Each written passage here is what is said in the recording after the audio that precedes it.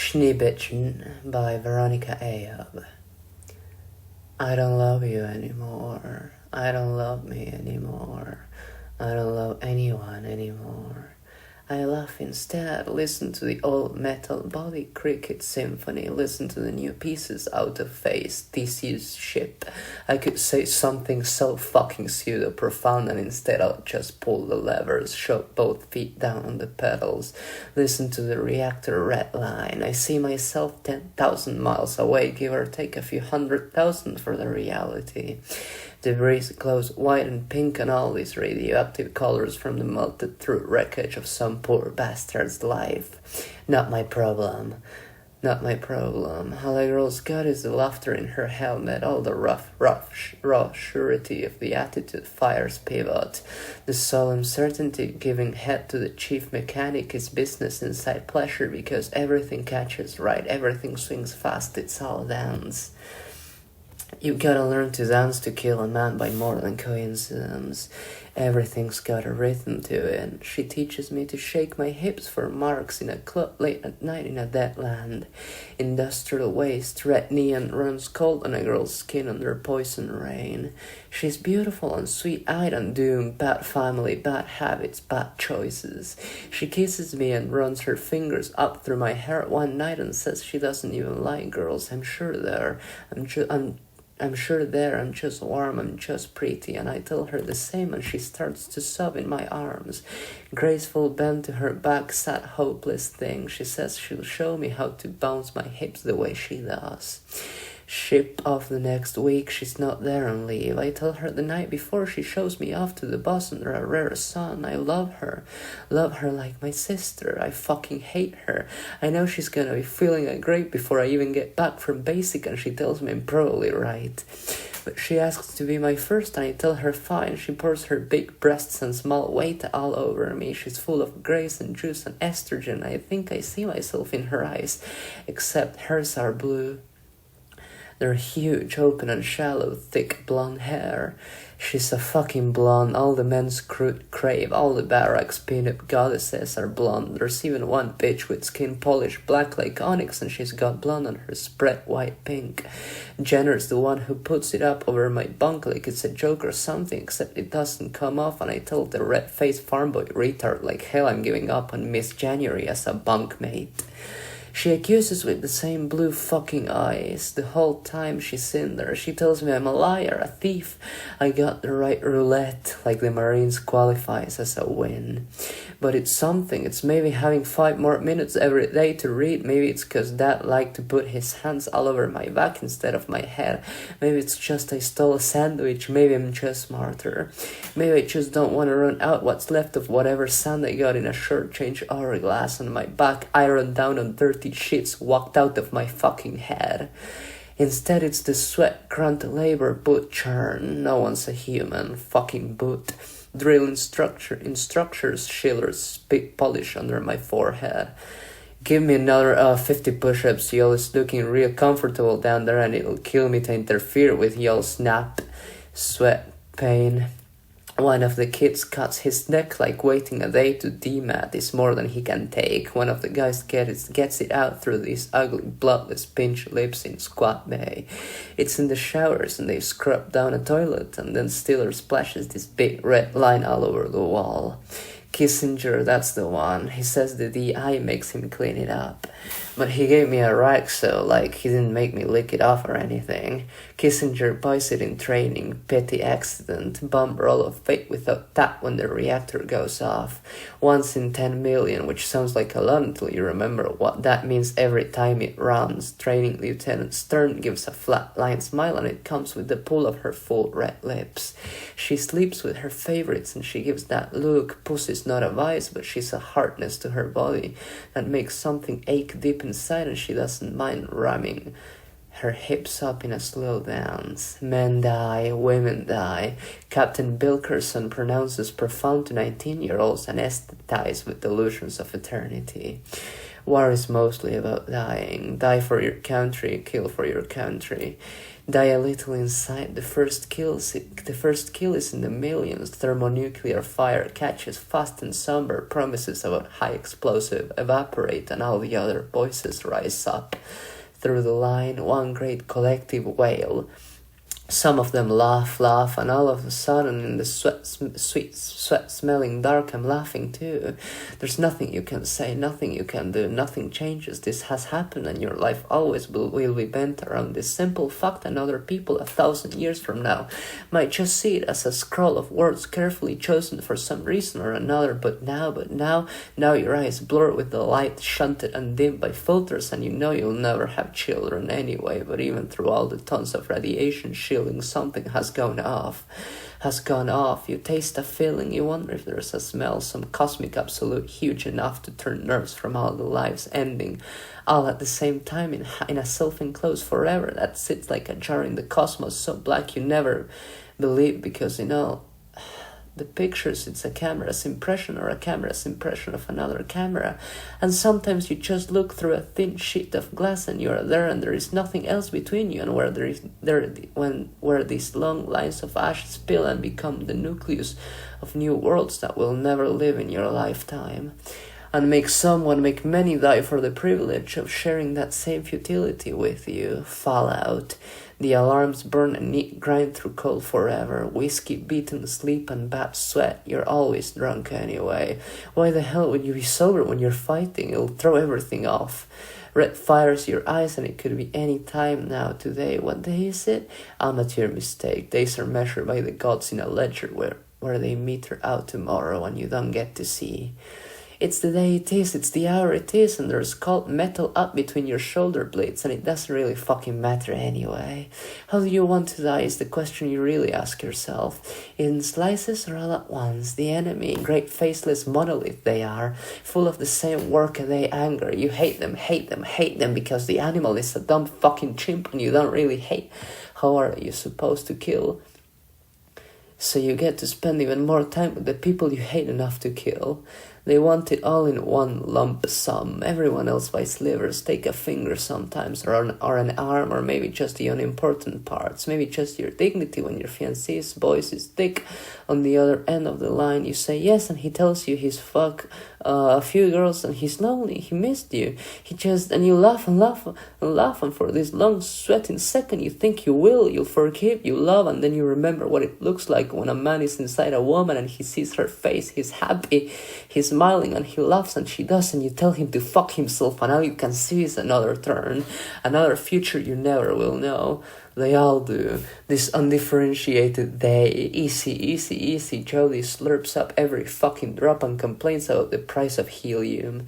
His voice is thick and not even guilty through the lines underwater dull, and it's a cold day off, and you sit there wrapped in white sheets, and outside the day is too bright and warm, and no ice water drips off the tender of your ribs, and you want to cry except you scream instead. He sounds comfortable. You tell him you're going to fuck every guy you can find and keep the ring on. The only piece of your body that's yours that stays for all the solemn promises from training Lieutenant Hernandez. It's stupid, you're too young. Size, you know he's pounding pussy while you're doing laps. Rough boy, 7 packs a day turns any boys, man or woman, to Scatman Crothers. Her skin's the same, 50 miles of bad pavement. Meme turned to the cold lips. The eyes are sharp and black, and she holds court in a black training master jumpsuit. All the boots are whites. They get the splashes, stains, all the bullshit no one worth the worry's gotta deal with. Bulk combat boots. On the pad, a sacco is what it is, 70 feet of steel. The arms show iron steroids, and they give off a hot stink of grease, and field motors whine, and you can look a little under the armor and see the lurid braid of fake muscle, copper-coated bloody. Light elements burn starlight in its guts. In the hangar they gain proportion, but against the open green they're the whole universe, and you can fit 1,000 under the endless sky. Call to order, the naming of the parts. You can't break down and reassemble a suit, but you can learn every last piece and be tested to the point of numbness, because that's the point. You don't learn to master them, you learn you're just another piece. You're the most replaceable part in the whole machine.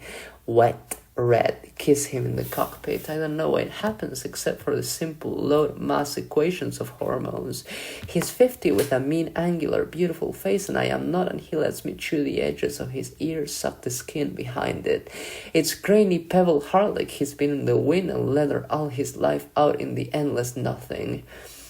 His big, beef-fed cotton hard. His hands crush my hips, and when he pushes me up against the pilot couch, he says, by all means, I cut my way to first ranker in this shock chair. I should get the privilege.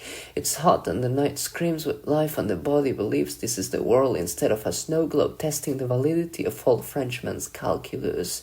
His hands, his wedding ring on my side, and this violent lurch of a feeling under my ribs. This will be the least terrible sin I ever commit, and maybe it's the one I'll regret the most. Still don't know. And he pushes inside, and I stop caring because his undershirt is moss green and plastered dark with sweat all over his broad chest, and his cock is big and bulgy and scalds its way inside, and there's no foreplay past learning how his mouth tastes tinny from cigarettes and a breath mint he chews with obnoxious obviousness. Like it's not clear when I'm still fidgeting with the controls late in the outdoor assembly yard, and the pavement is cold and dank from fog, and there's a weird stillness for the scheduled wind and rain that should raise this bitter, dusty petrichor off the field. He calls up to me in the light, and I know he will. Captain Stark.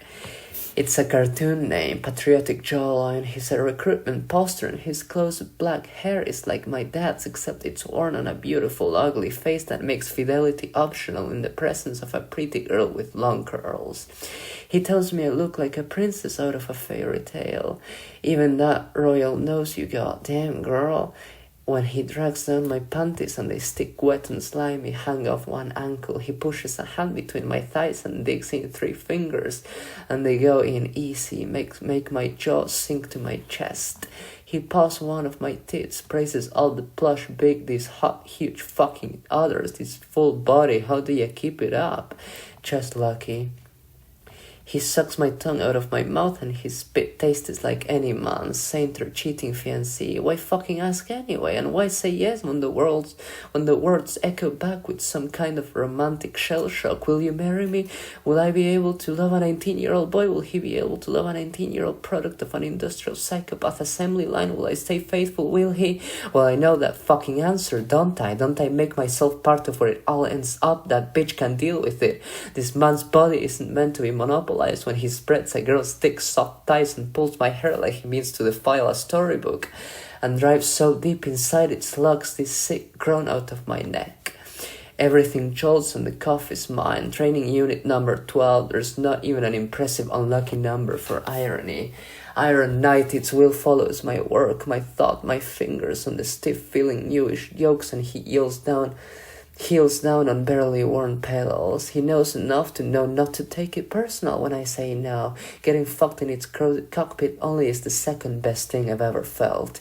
The best is the way the attitude burns snapsy balletic and the fast the first time out, and fuel gushes and takes blue fire, and for that one moment you fly, and he smiles this way that belongs behind bars in a zoo, and lets me palm the midnight rough of his jaw, and he tells me he's not surprised I got that fuck-through look in me. Like it's some welcome to the club, and I know it before he finishes me off with head and neck bent up against the couch's back and hips braced on his knees. Everything sears too cold all over my back and too hot across my face and down my belly, and he gives this sneer that tells me he knows it's the best I'll ever get. Keeps up this perfect rhythm that makes me believe it. More, past this sobbing idiotic place that drips a work-strong arm all over my eyes and smudges the barest liner and eyeshadow and gloss in some desperate hope to look human or close enough with ruffled hair and bare adequate skincare. 5 minutes I don't get to sleep. It's probably worth it to die pretty. Legs out on his huge body, a shadow that climbs sure over me. Damnation. Hunger is a sin. Pull the edges of his shirt with shaking fingertips and feel out the boundaries between his sweat and mine. He smells like a man. Anger, strength, arrogance. He teaches gunnery and maneuver, and it's not hard to see the way he preens. He's fast at the controls. Sure, he blackens the air with practiced violence, and every girl and some of the boys feel that weight. breathing instinct. He shoves all the way inside and pins me down and goads me to fight. I do, press back, kick, fight, bite, snap, blood and perspiration on the fast twitch, squeeze of glance inside and a strangled screech from a massive hand on my neck. That's a good girl, come on, show me that pretty face. Proud, shouted. Miller isn't there out of a lack of better options. He says he always wanted it. Family tradition, plagues and medals, marine is a word that trumps all the masculine adventure his body promises. He disappoints by predictability and his cock is thick, it plugs a girl all the way down, the boy is eager to please like a Labrador. He gets stuck in strange places in my head, touches the edge of my ribs while we dance together. He's the only one who can. School functions. He calls them functions. Compulsory school 1507 never had functions past bare adequacy. He tells me I'm beautiful and means it. Feels like a school dance, ballroom darkness, some club and short leave and a fast sweat-misted rhythm. He tells me he never meets a girl who dances like I do. It's gotta be why I'm top killer, always on beat. So is he. He's tall and I know I'll go to bed with him with the second he leans close on the edge of his jawline, snarls the light perfect and sometimes... So is he, he's tall, and I know I'll go to bed with him the second he leans close on the edge of his jawline, snarls the light perfect, and something swoons inside, and I think I'm almost happy. I'll never trust a man. No, this never would happen without guilt and grief if he hadn't broken innocence's last. He tells me my hips are beautiful, eyes, tits, why not? I admire his strong body and listen to him cut the legends of something that belongs to last names instead of first. Legacy, gallantry. He says he comes when he drops the first time. The world is gone and he closes his eyes even when he knows he's not supposed to. Nanosecond uncertainties. But the moment is too rich, too ripe. It steams in the suit and the reactor whines and he feels my touch instead of things and I know I'll want to kiss him again. Push my fingers up through his stubbly blonde hair and tell him it's sad. All his romance will die probably. Memento mori. He says it's best, isn't it? The hotel room echoes with a fan's dull drone. I ask for it, not the AC, even when the night steams. He tells me I look like the moon in the dark silhouetted against blue street lights. Sick feeling of sobriety in a cheap room on the ninth floor of some impersonal chain. Clerks roll eyes. Young hormones, dull clank of dog tags and beaded metal chains and strong bodies that stumble and bark and snap at each other like street animals in the grey hallways. Before he climbs the heat between my knees and tells me he's lucky he's never fucked a girl pretty like me before. I ask him about all the thoroughbred beauties, all the long legs and small hearts, and he says it's a different kind of beauty and the same. Maybe I'm some lost princess out of a fairy tale. The ceiling spills coal in ink pulled patches and the sheets are the kind of white that shows grey in the gloom. His hand is rough and big and warm and he says he's happy I don't mind holding hands. I tell him about my fiancée and he says nothing at all, no emphatic condolence, no formulaic pretense at anything. He just lets the words drip slow, this patient, slimy way all the entrails fall. You don't think it will feel that way until you touch something that isn't supposed to live in your world, and you never can say you never knew that moment. With fingers on the cold black plastic, getting tepid and angry, and all you love doesn't even have the decency to shrivel. When you pull away, it stays stubborn and something tears it. It tears if you have the self-respect and it's left there with bleeding on the floor. If you look, you might see a chalk outline to solemnize where you used to be able to think, maybe after all the shit and the way you learned to negotiate the outlines of just enoughs. Liquor money, luck over time. The word love comes without forgiveness, presume. I want to cry, I think. It's when everything mists hot in the corner of the eyes, and if you really push, I think you can, and it will ache the right way, and you will message all flesh alive for just long enough for some kind of catharsis to pretend, and I don't. It comes as a laugh. This laugh so ugly. I think he says something about not ever meeting a girl that cynical at this age, and I tell him every girl is. They just want boys like him and hide it. Climb on his lap and feel everything thick and urgent and obedient, and know the right bend of a soft, white shoulder and the set of a flat, smooth belly and thick ass can negotiate anything. Pull a trigger, kill a man, I don't love you. The first time it touches me, he does too. The way he pushes me down and it's aggressive and ravenous and eats and chews and he says it's a surprise. Me being all submissive like this. Hip and hip, wet sound of sweat, lurid splatters, slick drips off my ass and the sheets are raw against my skin. They're stiff from us. He sucks my tongue, shoves me back down, lets my head drape over the bed and show the underside of my jaw. Moats my throat, my chest squeezes and rots and scribbles, yellow red under my navel, up into my hips. He outlines my body. He's nowhere near as good as a 50-year-old man, bigger, stronger, meaner, rougher, older, experienced. He still finds it and seesaws and shows cold-hearted depths might not be as pretty, but they're satisfied the same. Makes me claw at his shoulders, rip into his body. I know I don't love anymore, and I know I will be able to pull the trigger when he gasps out these sweet words and they settle in my chest like rain on dust. Feel them in passing, not too fast like a man's orgasm, raw and hot and slippery. It drips and he breathes the scent of my neck, and all I tell him is I like to submit. Love how it feels. How obedient is it really when it's what boils my bones translucent and melts my head out of my ears. I don't love you, I don't love you. Scream it the first time I fight. When they meet us and we meet them and they're blind with anger and pain and it's so easy to think they're right. Of course they're right. And who cares? They're wrong, and so we fight and kill their women and children in thermonuclear fire that bubbles and eats the breath from places the gas doesn't choke red and slimy under our ideals, I think. Somewhere in the empty roulette there are ideals. Pronouncements are read to us. We are ordered to form up in lines, and I think some of us see the phantom after images of things that are supposed to be. If my voice isn't the one that shakes on the line, if there is not the dull, cold drop of a boulder into my guts, if I don't laugh instead. I wonder if I'll be one of those stupid slack jaws with mouths open, eager to receive the Eucharist of lies the political morale officer bloviates down our guts. Some of them believe, capital B. Miller doesn't believe anymore, he tells me. It doesn't sound like confession. He and I lie together under the stars on the open cockpit panel, wrapped in a rough blanket that always smells musty like stale yeast no matter how fucking many times you wash it. It comes from the factory this way, rumors of dubious conception. He sucks the perfume off my throat and he smells like clean skin and deodorant and fresh sweat, crisp like rain on hot pavement. Like a man, lean, hard, almost no body fat, and he praises the way there's still so fucking much to dent under his thumbs, mouth, fingers, how much I suck the cheap wheat smoke out of his mouth a little too fast, and he coughs because he only feels it then.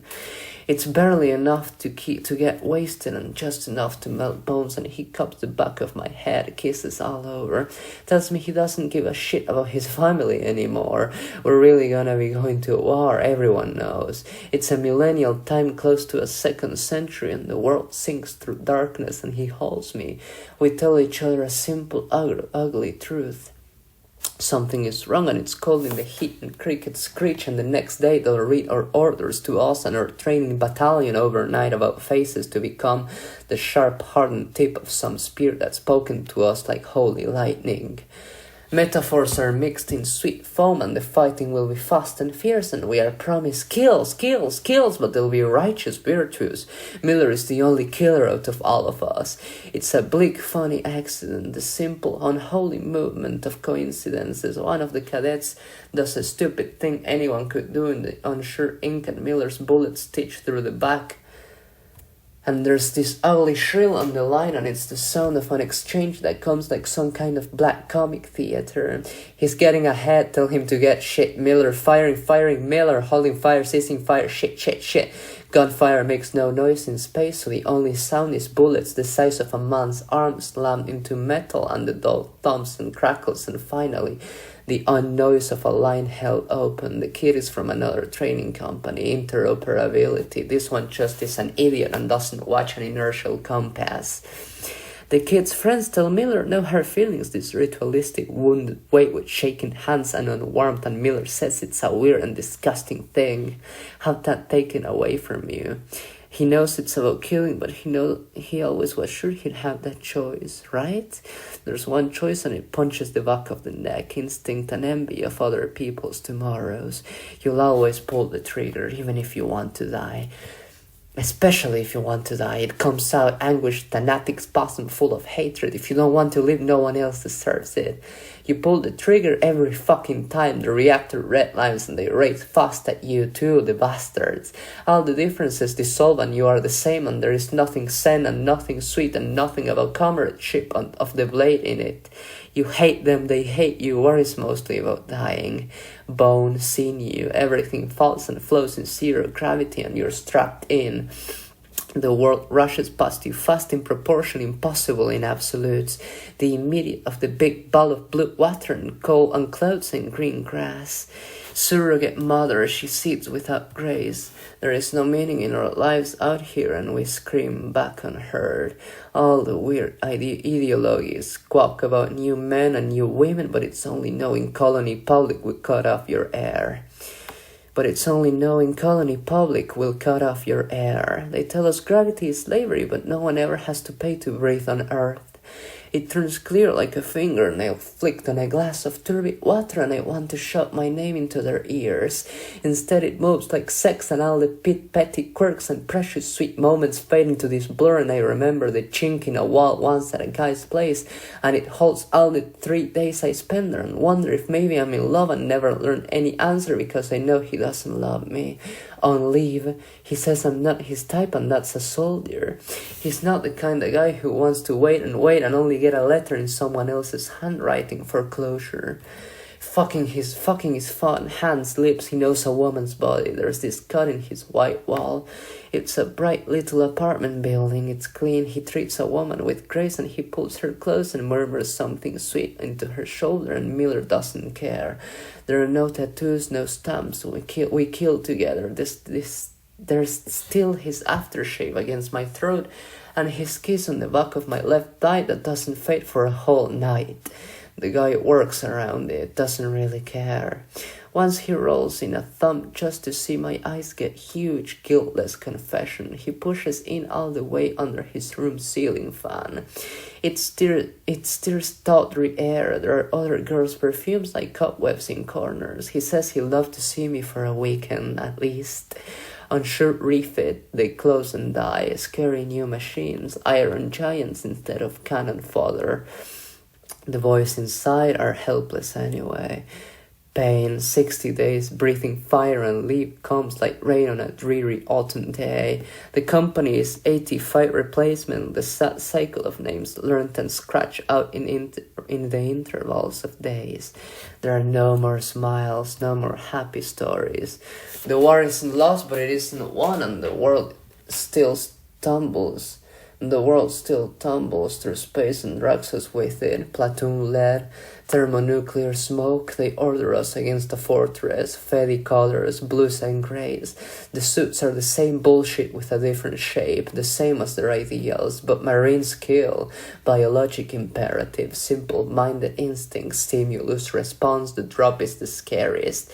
Trapped in a steel eggshell, you wait and wait. Vacuum purge brings no relief because you're 2 minutes out, and that's 120 seconds. Can I get a double check on my chronometer? A firm black 6 sending hydraulic pulls. Telepathic paranoia in electron spin. Gravity flows downhill. Bullets slap the hole and you never know except the way dust comes away. Perfluorocarbon hyperoxygenation. Breathe 10 times your body weight. You huff and suck it out through your helmet and gain too much intimacy with your own pulse. 101 seconds. Particle beam bolt. There's come tune this rich Ayoob. Slag metal flashes one last defiant red edge before it comes to rest orange and stays inchoate fire in the abyss. There is no heat and there is no cold. There is nothing. Touch it and you learn what they mean about contact radiation in a vacuum setting. Outgoing is tangerine, puke color really. Sometimes it's vomit, bile, chicken shit. Our EMF poets call it golden nobility, and it's like piss when you stand behind it. They're too fucking slow. Machine guns burp murder fast. It's all a dance and you don't weight yourself down when you grind your hips. Ready, ready, red, check, check, screaming. Someone goes down. It's not always fast. Sometimes they panic and the line stays open and you get to hear memento mori of the microsecond. War is mostly about dying. Raised glasses in a gloomy cavernous warehouse under lights so far away they burn like lightning bugs. The stink of grease and oil and machinery and metal and rust like blood sliced off maintenance gantries. Routine business, another true lifers, another 8 short timers with shy eyes not yet ready for the elephant. The beer tastes like urine froth and it's still better than the water and I'm drunk I think.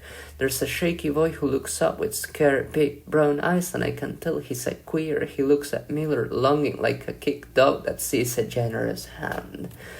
Instead, it's my boot planted on the low metal picnic bench where he rolls a half-tepid stein between his palms and studies the slope and his own disturbed reflection. He looks, he sees a pretty girl. He sees the woman who kills his future and burns the ugly moment in nuclear combustion gone awry all over the inside of his helmet. He tells me I look like his sister and there's this scared praise in it. It's not a homely sister for a boy with a beautiful face. His jaw is gentle and the eyes are open and expressive and wet. Wilhelm sits with me. His voice wastes the testosterone prayed for in the name.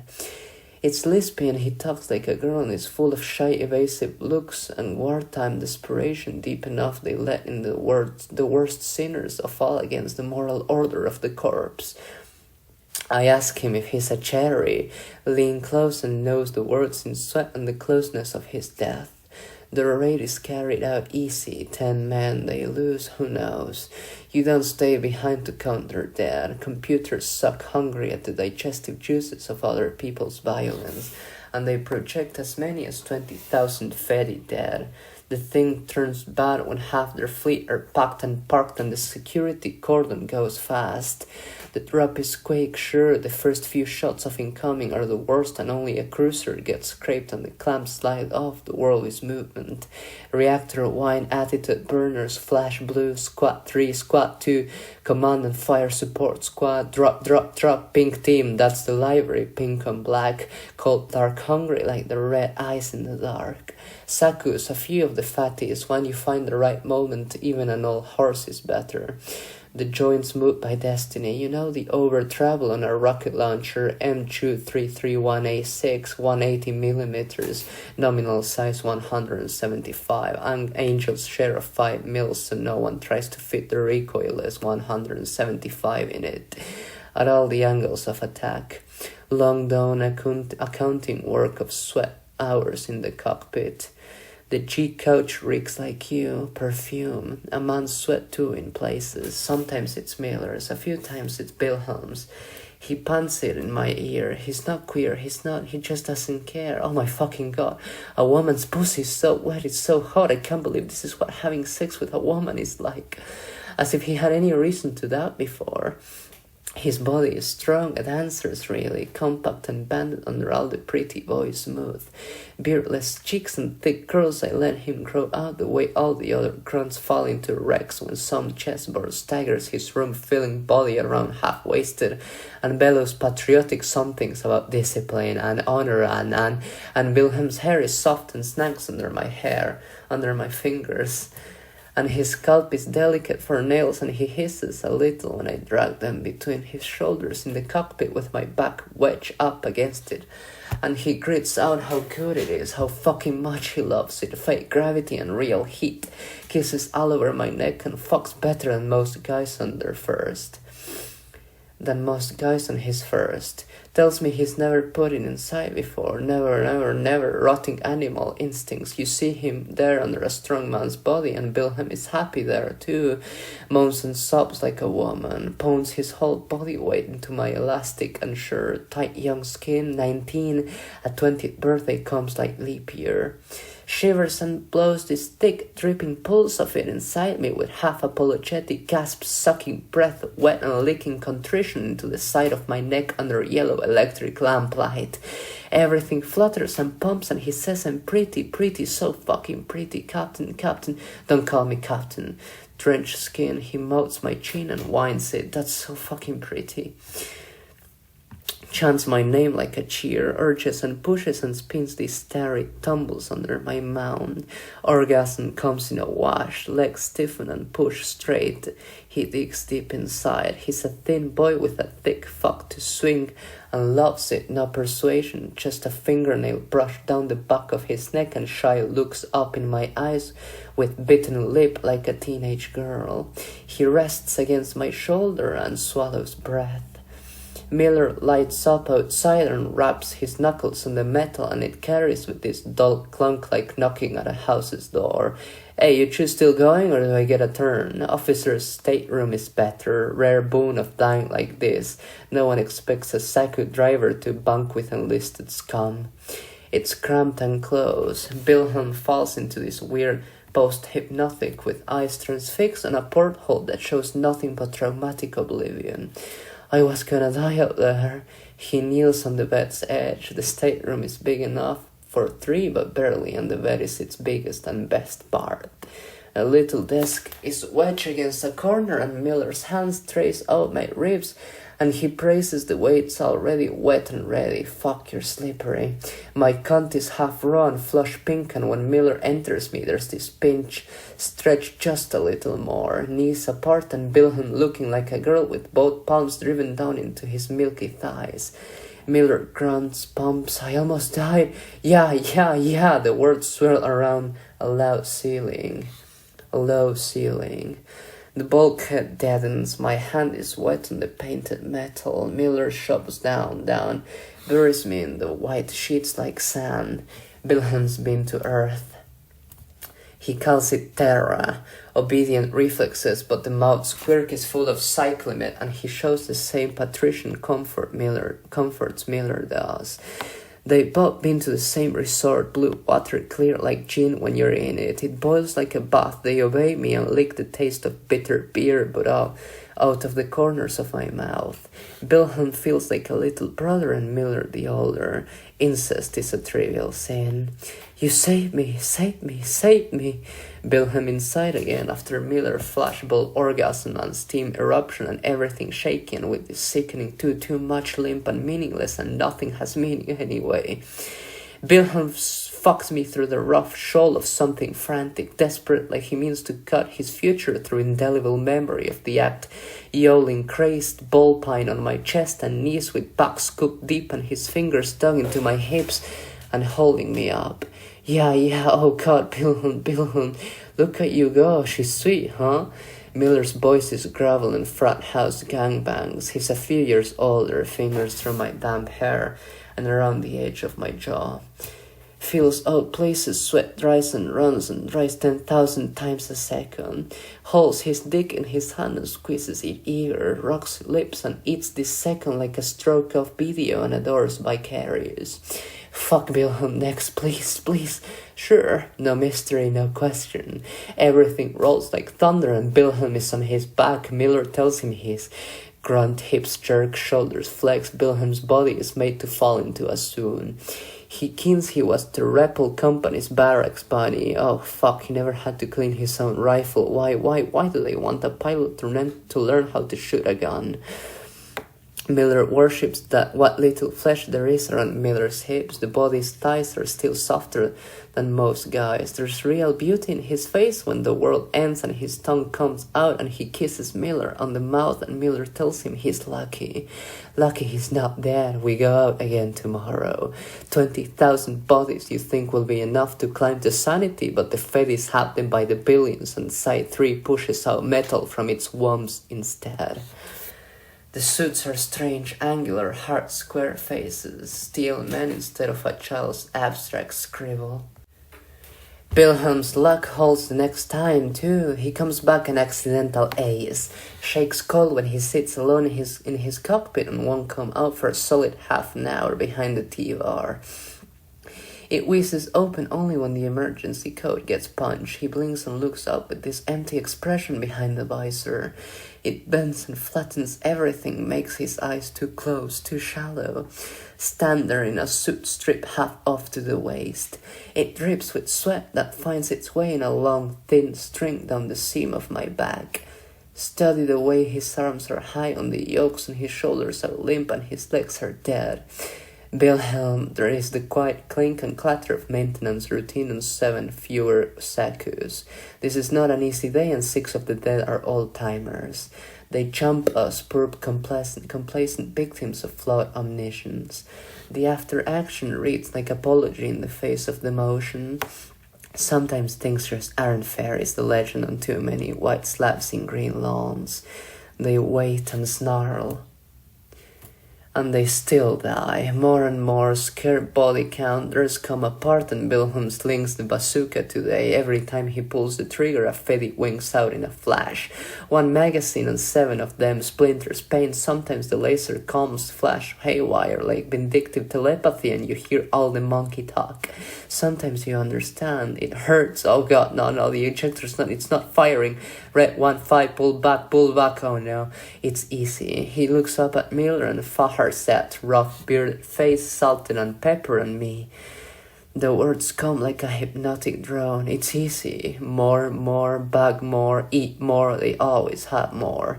The earth reaps its own and it is bounty. I don't love you, I don't love me, I don't love anything. I don't even love the feeling for more than a second before they're wrung out and tired. The trite adrenaline thrill of death.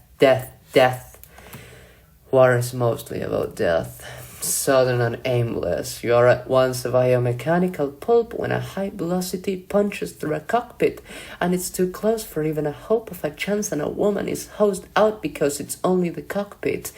Spal redecorates in red, but all they have to do is swap out some pieces and haunted metal takes on a casual change of ownership. It's a bad lucky mount. Not for the office of the quartermaster. This will be its 5th owner and Wilhelm says he'll take it. He doesn't mind. Every new fight Wilhelm is a killer. He backs double digits already. They appear in front of him like a death dream and Wilhelm shapes it out of clouds glowing innards, one night half wrapped around my side almost like a sun. He's taller but only barely. Nurses on a slow kiss. We're both naked but we don't fuck. It's a contact Jones, flesh against flesh. He giggles like a girl and it doesn't sound affected and he calls it skinship. Touch, his thumb on a soft pink nipple. He says he knows he's going to die and I don't say something stupid about how we're all gonna die and it's sluggish but sure like stepping through wet sand. He doesn't know when, but he will. He won't ever have a peaceful death and no, he thinks he doesn't want one. He killed so many already and there's no feeling at all. I hate that, not feeling anything. I feel like I want to die because I don't feel anything. He says he tries, keeps trying. They're men, women, they have families, it's probably all true. And what do I say except we're not surgeons? He laughs, kisses up my cheek and murmurs he had sex with his sister. It was weird. Not, sex, but they kissed and touched each other and she's beautiful. She makes him feel strange even now. Just think about her. She's 3 years older and she's that chick who, the propaganda posters with the gun loader? Yeah, I know. Of course you know your own fuck fantasy, self-plaster 1,000 feet high, big tits and heavy curls all black like yours. The face even looks like family except the nose is upturned and cutesy and the lips are a little plumped up and the body never knows hardship. I tell him it has to be a privilege, go down on the gun loader goddessan, and he kind of pulls my fingers into his mouth, sucks them slow and down into sweet pillowy pink heat, lets me taste a shred of what Miller gorges on, pretty boy on his back, come on, fidgety, fuck my mouth, wanna feel your pulse on my chin, shadow all over that open gentle face, wide eyes, wet gagging coughs and the spread of greasy spit all down his jaw. He says it's a surprise, a stateroom and nothing that makes it look like it belongs to a person. So I don't have a boyfriend? Fiancé, husband, his eyes flicker shy, and there's this superstitious pull of his soft lips. He's never had anyone who doesn't hurt him. No girl doesn't cheat, no boy, either on or with him. I tell him I'm not surprised. He's too beautiful to find anyone fair and just.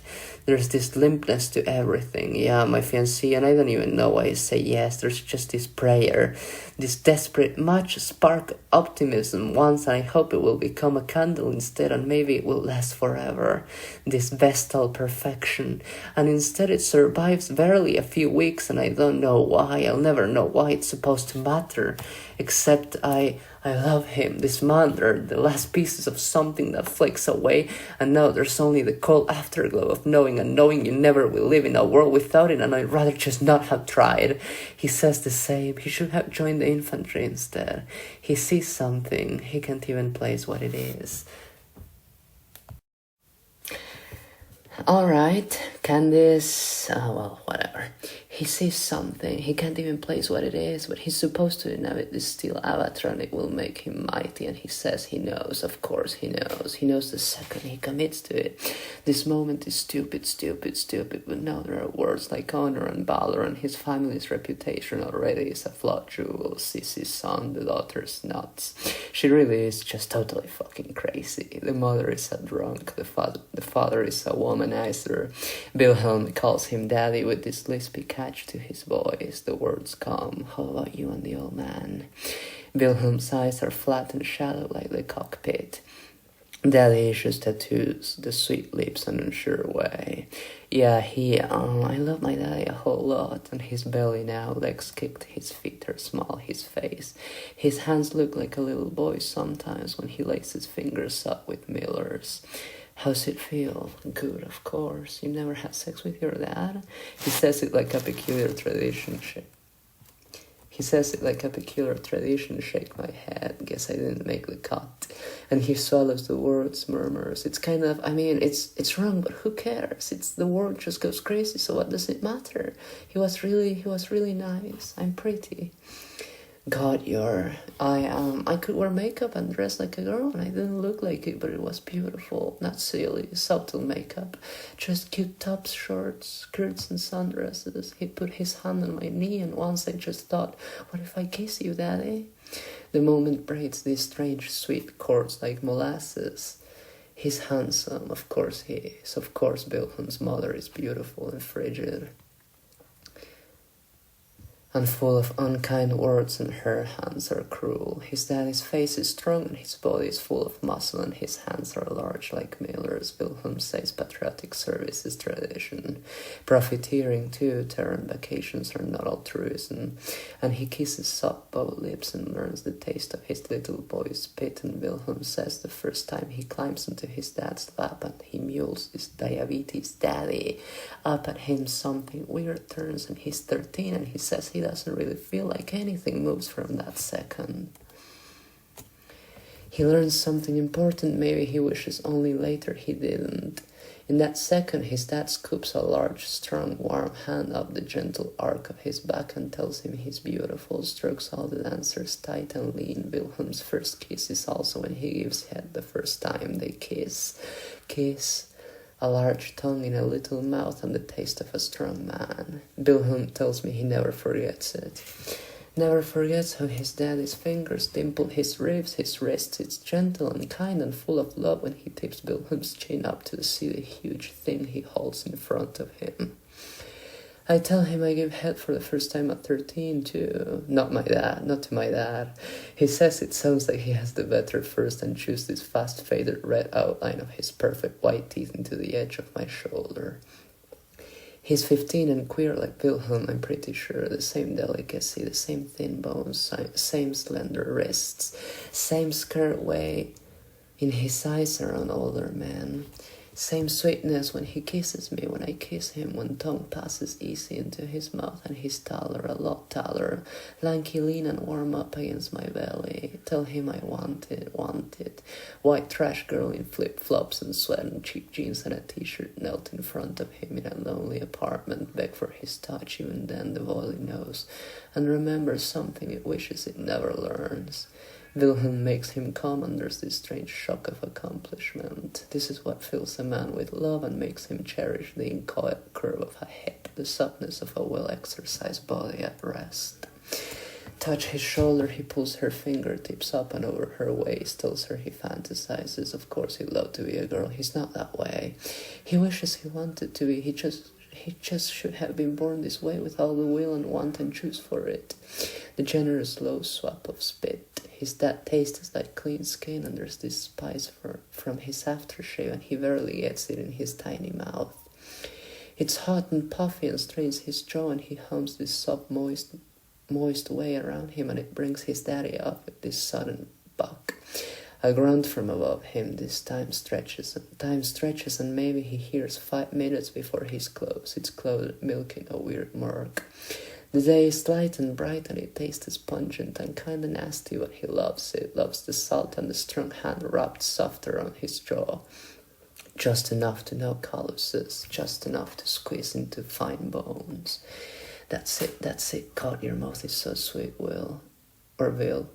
It's what hangs in the air. I tell Wilhelm he can keep growing his hair. It's soft poodle luxury under my fingers in the stagnant chemical air.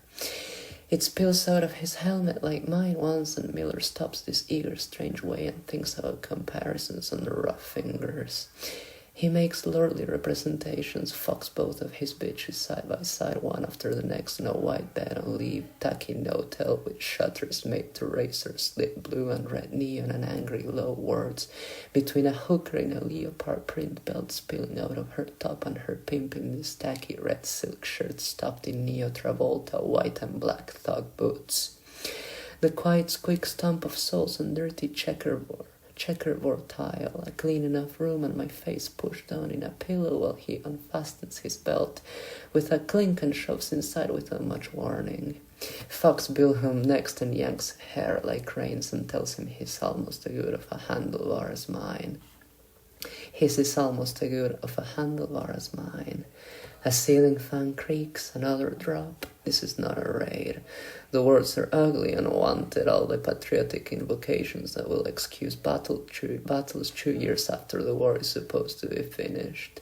Last pushes that sound like last year. The red laugh is silent and some of the chessboards are different, but the royalty are untouched.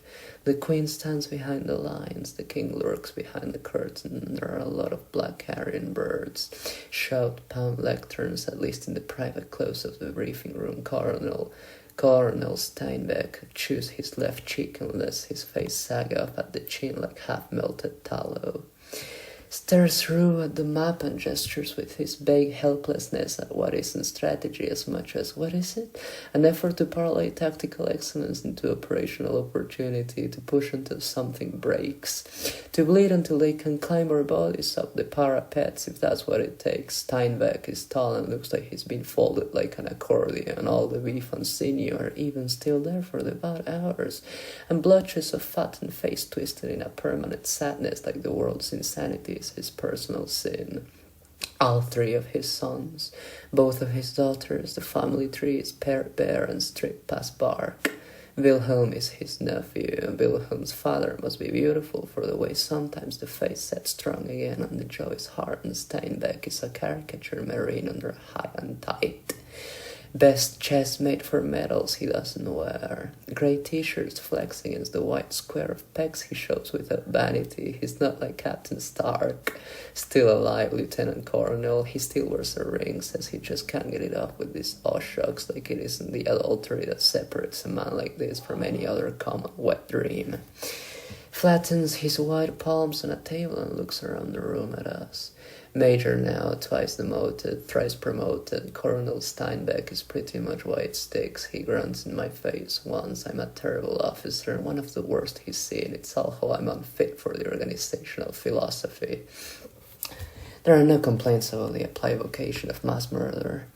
Breathe stale warship air, listen to the sound of space outside the big porthole, while stars blur and helium chews through darkness. Bad food. Skinker is proof against sallow atmosphere, cold blue light and bleak powder, dry oxygen. Colonel Steinbeck praises my makeup and personal deportment, at least. Even if the cut of my uniform is a fucking disgrace to the Marine Corps, even they have standards, Major, my god. There's a smiles Paul. He asks for me, after all, cruelly dragged from wanted obscurity is how I phrase it for Steinbeck, and he says that's ludicrous, Major. After all, you have enough frontline time and kills, you could request a transfer to a training company at any time and languish in comfortable mediocrity. He pronounces I am unsavable, and that is why he wants me, and I don't bother to lie. It is all I recall. It is all I recall. It is all I really know how to do. And you're good at it, even better at motivating other people to do it for you. That Willie, he's just like his mother. Steinbeck does not explain. None needed. Wilhelm bounces the words tight up the bulkhead. His mom sweats gin and sometimes stumbles whiskey, beaten out of sleep, and screams the arc of battles under the grim homilies of blood and pain. And once he sees her reenact the whole thing on the sofa, condensed into this animal cataplexy. Wilhelm says she isn't weak, she just fell in love and stopped, and that's what did it. He'll just never love anyone who doesn't share this black god with him. I ask everyone I meet what lets them do it, and there aren't a lot of Fury and fatherland types. Wilhelm says he just remembers he's next, and Miller tells me he stops remembering how sweet life really is supposed to be. And Gerard tells me it's kind of simple, isn't it? They're there, they agree to do it. Maybe it's not a game, but it really is, isn't it? Like love, like dating, like sex, isn't it all by consent? Except isn't love just mutual infatuation? Isn't it just reciprocal obsession? Isn't it the sheer monopoly of fascination with only one person? Isn't it rape? Isn't it imposed, inflicted? Isn't it a 13-year-old boy, a child? Isn't that man a fucking dead man? And maybe he signed on the killing, but probably not to the dying part, not really. And aren't we moving through a different place in the huge, ever-stretching infinite that never will give up edges? And isn't the address different now anyway? And isn't it all just bullshit? You could fit our populations in a continent, the sky glows in the dark on Terra. The colonies are junk and shoals and gardens of thorns, and the world still burns the sunrise every day over the moon's black bend. It's about flags, about names, it's about never having to go home with more than vague promises never to do this again, about looking the widows in the empty windows and minting more to comfort them in their desolation. Hubris is a word too obvious. Childhood is hungry nights sometimes, and they never have a problem shoveling nourishing slop down our chutes, massive calorie loads, constant G-strain, hypergravity tears, the muscles scream, bones break, bend, breaking, prickly microfractures like fiberglass under the skin. The auto-injectors are salvation and real wakefulness. Call CO2, kisses Pavlov, glance love to attention before the drug can hit them. Down payments even on seconds, minutes, something works, over revs, nothing matters, and you fly when you slam your thumb down on me, on one. Apathy can, you don't care, better than black pills, better than iron chocolate, better than anything but Wilhelm's cheeks between my thighs and Miller's hands on my hips and balls all over my cunt, wet and slapping. Wilhelm eats, kisses, sucks the head between his soft lips and lets Miller tease when everything stretches wide and it bends close and the world runs with sweat. Now everyone is immured in metal. Eventually monsters shot from underneath. Even my Saku goes thunderclap shot at his routine. Shot is not unprecedented. The bullets always scrape crucial pieces. Once the balancer shudders and the world leans for a week, and arms are routine victims of magenta ripe beams destined to split hair-fine myomere and slag actuators and slap sinister omen into the back of your head. You know the path they trace, the how close it means when the only bodies at rest are permanent in their commitment. Sneezes, lapses of concentration, a grain of dust in circuits. Anything, and you no longer care, but this is different. This is red strobe and urgent klaxon like the world's dying and the controls freezing and the world turned to hyperventilation, the total silence. Wilhelm says he sees it helpless. There's no warning when a missile follows this weird unholy arc, and it's the strangest thing.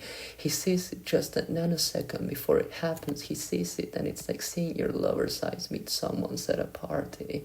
The explosion isn't sound, it isn't even for me. It's just to form a lance of metal out of its own snout, to ram screaming from birth through the sack whose guts and sharpen itself the whole way, in sparkly after images of itself in fire from elements that burn in the presence of enough glow.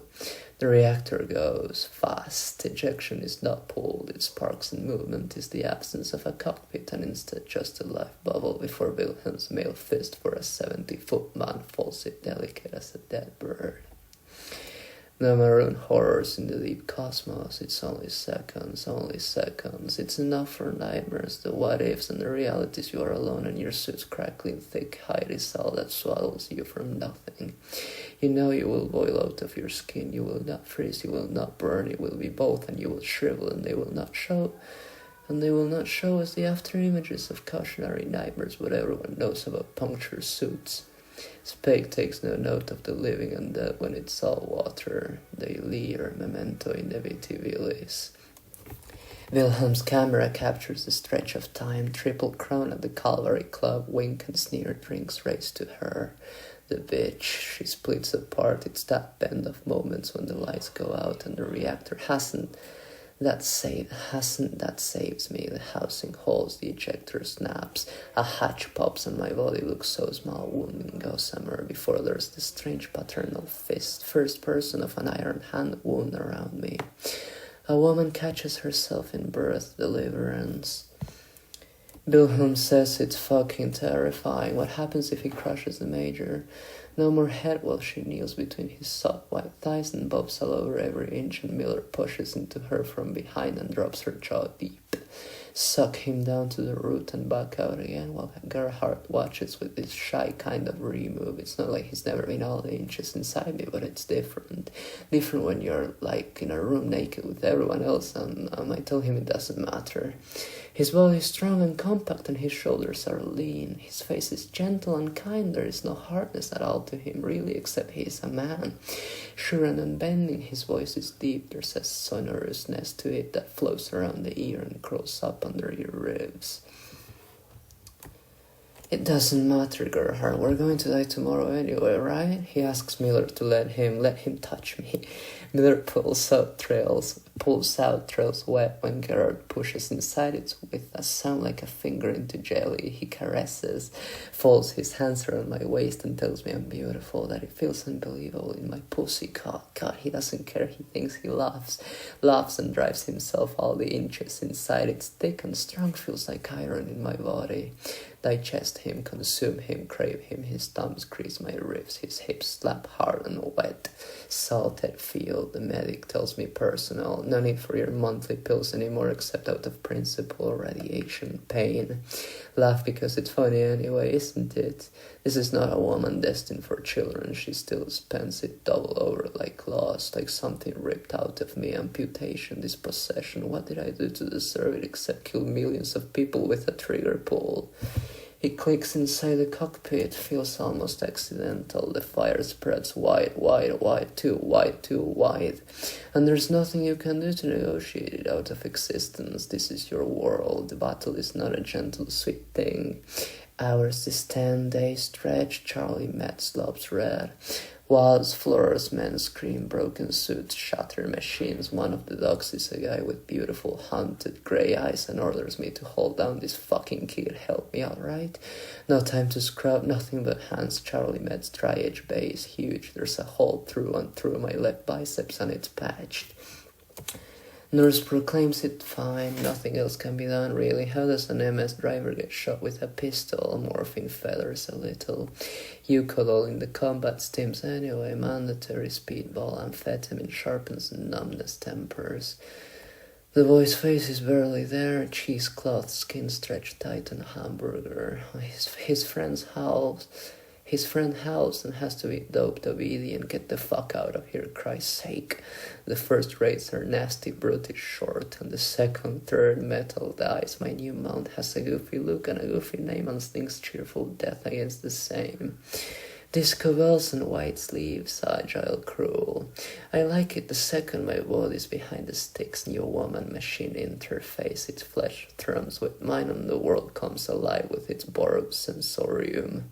Impossibilities reconcile in language of phantom limbs bestow, they ache and echo for an hour sometimes. Wilhelm balances unreal with the faded memory of aim-back system. Gerard tells me he's sure he has a tail somewhere, animal and mineral. Me a vegetable on the bed, naked they sit there and contemplate the unreal spirit of durable possession. Hot hands for my skin, whiny child sense-seeking attention, eager, rank isn't near as fun to pull. They kiss, cup, stroke round my hips, let me float in touch, and palms feel out my spine's arc, murmur these quiet bits of praise all over the shell of my ear. God, you're pretty, Major, don't call me that. Whimper, simper, they don't enter me today, just grow like needy mothers for me to nurse on them, fingers, hands, tongue, eyes upturned and alluring. I pretend to love, rain gets even pavement wet while it lasts. I don't love you, don't love me, don't love, to kill is to tear the love out of yourself. If he does not take my heart with him, just this last petty insult, maybe I will not survive the quiet click in the cockpit's calm, that second when war is naive praxis, muscle memory of caution violence, sleeping gas anesthetizes in the sacred glass dome of a colony. All the 100 million souls bundle into fantasy, hemisphere, atmosphere, farmland and city and gravity and microcosm and all this sweet package air to catch when the warhead takes, and I see it from every angle like dissecting his hand's movement over an hollow girl's skin. What does it look like when the fuse connects, when a son is birthed and the pretty housewives catch fire like beeswax? The sound is not a real sound. Sounds are not meant to be heard. A shockwave. I survive. He takes the last of this innocence, and it is real. I spend nights wrapped in his arms, my lips beg for his. I cannot feel the memory of what it is, but only the memory of the memory when I reach for it, while it starts to fray away after I am shot out of this paradise of different futures. Through the shielding there is multicolored neon pulse in the eyes. And now on the 10th day of the fight, a flank gives and there is movement, there is aggression, men scream, breach, we have a breach, we have a breach. There is only more pain. The walls are notional, interlocking meteor clumps that spit pointless death for 19-year-olds barely qualified on geriatric sacos. The fight rips fast, faces disappear in the blur, gunshots are imagined, the rifle coughs a beam that spits a warship wrapped in blue-white electricity. The first time one of their grunts cracks in half, top divorce from bottom, they follow the minuscule twitch of the last second. The pilot doesn't get out before the world is fire, fists and fast and the sword strapped to its hip even faster. Archaism. Thermonuclear weapons aren't sporting enough for real soldiers without need of air. Tournament in the forever night, pinprick flashes of anger and nameless hatred, a battleship with 2,000 lives is a glimmer. In the face of the infinite you are everything and nothing. Wilhelm wheezes his exhaustion in the hangar. He sits there strapped into his mount, crested head like a centurion and an angry cyclopean face. Bulky body full of power. Wilhelm looks like a child in the dim-lit dark while he pulls down some kind of calorie-rich juice, the same in my bottles, Tim's, pills, vitamin gel, surrogate meal for people without the luxury of more than a diaper. Sweat, powers and techs, burps, incantations, machine spirits must be venerated. We have another sortie in 20 minutes. Scream my own name into the comms, you forget who you are, step outside yourself when the stars reel fast. You're scared, of course you're scared. The faster and nimbler you move, the faster the bullets too. The mendacious slowness of incoming you intersect will chew you in half. Instead, it's this idiot waltz with an extra step in it, stumbling, scare and shrill. They don't stop, the fetish come by numbers. They throw themselves into every breach and every one of their ugly fucking red and whites is made to die, but they come anyway, all the same. Titanium, uranium, plutonium pits, sometimes they bunch up enough for nukes in the atmosphere, plasma balls without the Ur sound that throws a tumble into the axis of my life. Scream when metal flakes, when men and women die. All we are is lucky, good is God, good is teleology. No one can grade you on anything but a roll call. A squadron is half empty, the command squad is full.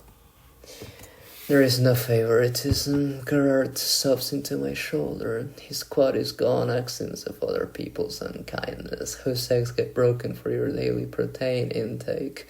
Gerard is soft, I know he is. Soft this way you can't anneal out of him. Soft in a way that isn't cowardice, isn't dereliction, it's just this place inside that won't fall into order. It's tender and pathetic, and his eyes are kind of a way that only comes to sweet in Wilhelm's.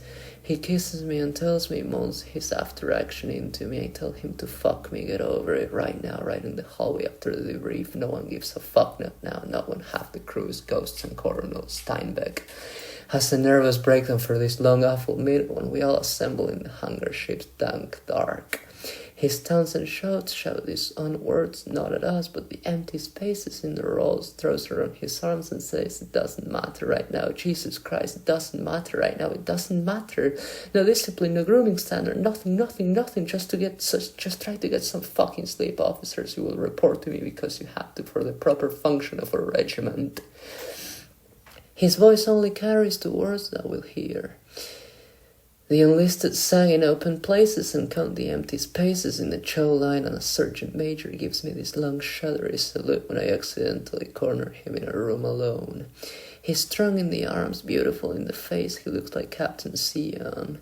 The room is full of other men's and women's pennants, stacked box he breathes, and I'm bottomless and still wear the top half of the suit Gerard strips off me. The room is lit in a way that expects 12 bodies, and instead it's one man, and the ceilings are tiled acoustic in elaborate waffle patterns, and he sucks in the smell of cum that rolls down my right thigh. Soft white skin, stagnant air, and the chemical approximation of tropical fruit in lotion. Barefoot in the clean room corridors, there is no dirt in space. He looks naked, cunt, puffy, pink and smeared with Gerard and thrumming to the ship's engine. It flatters, I think, all the muscle, all the eager. Gerard pushes my ass up against the bulkhead, palms my cheeks with his glove still on. There's the trapped smell of him.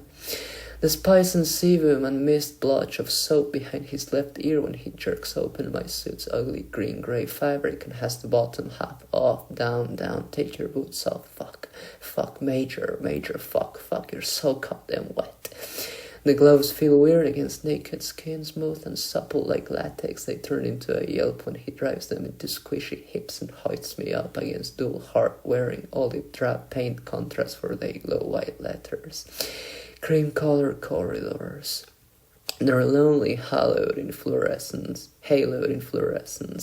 Everything looks sick and grainy and gritty, and Gerard is a young man and looks middle-aged right now.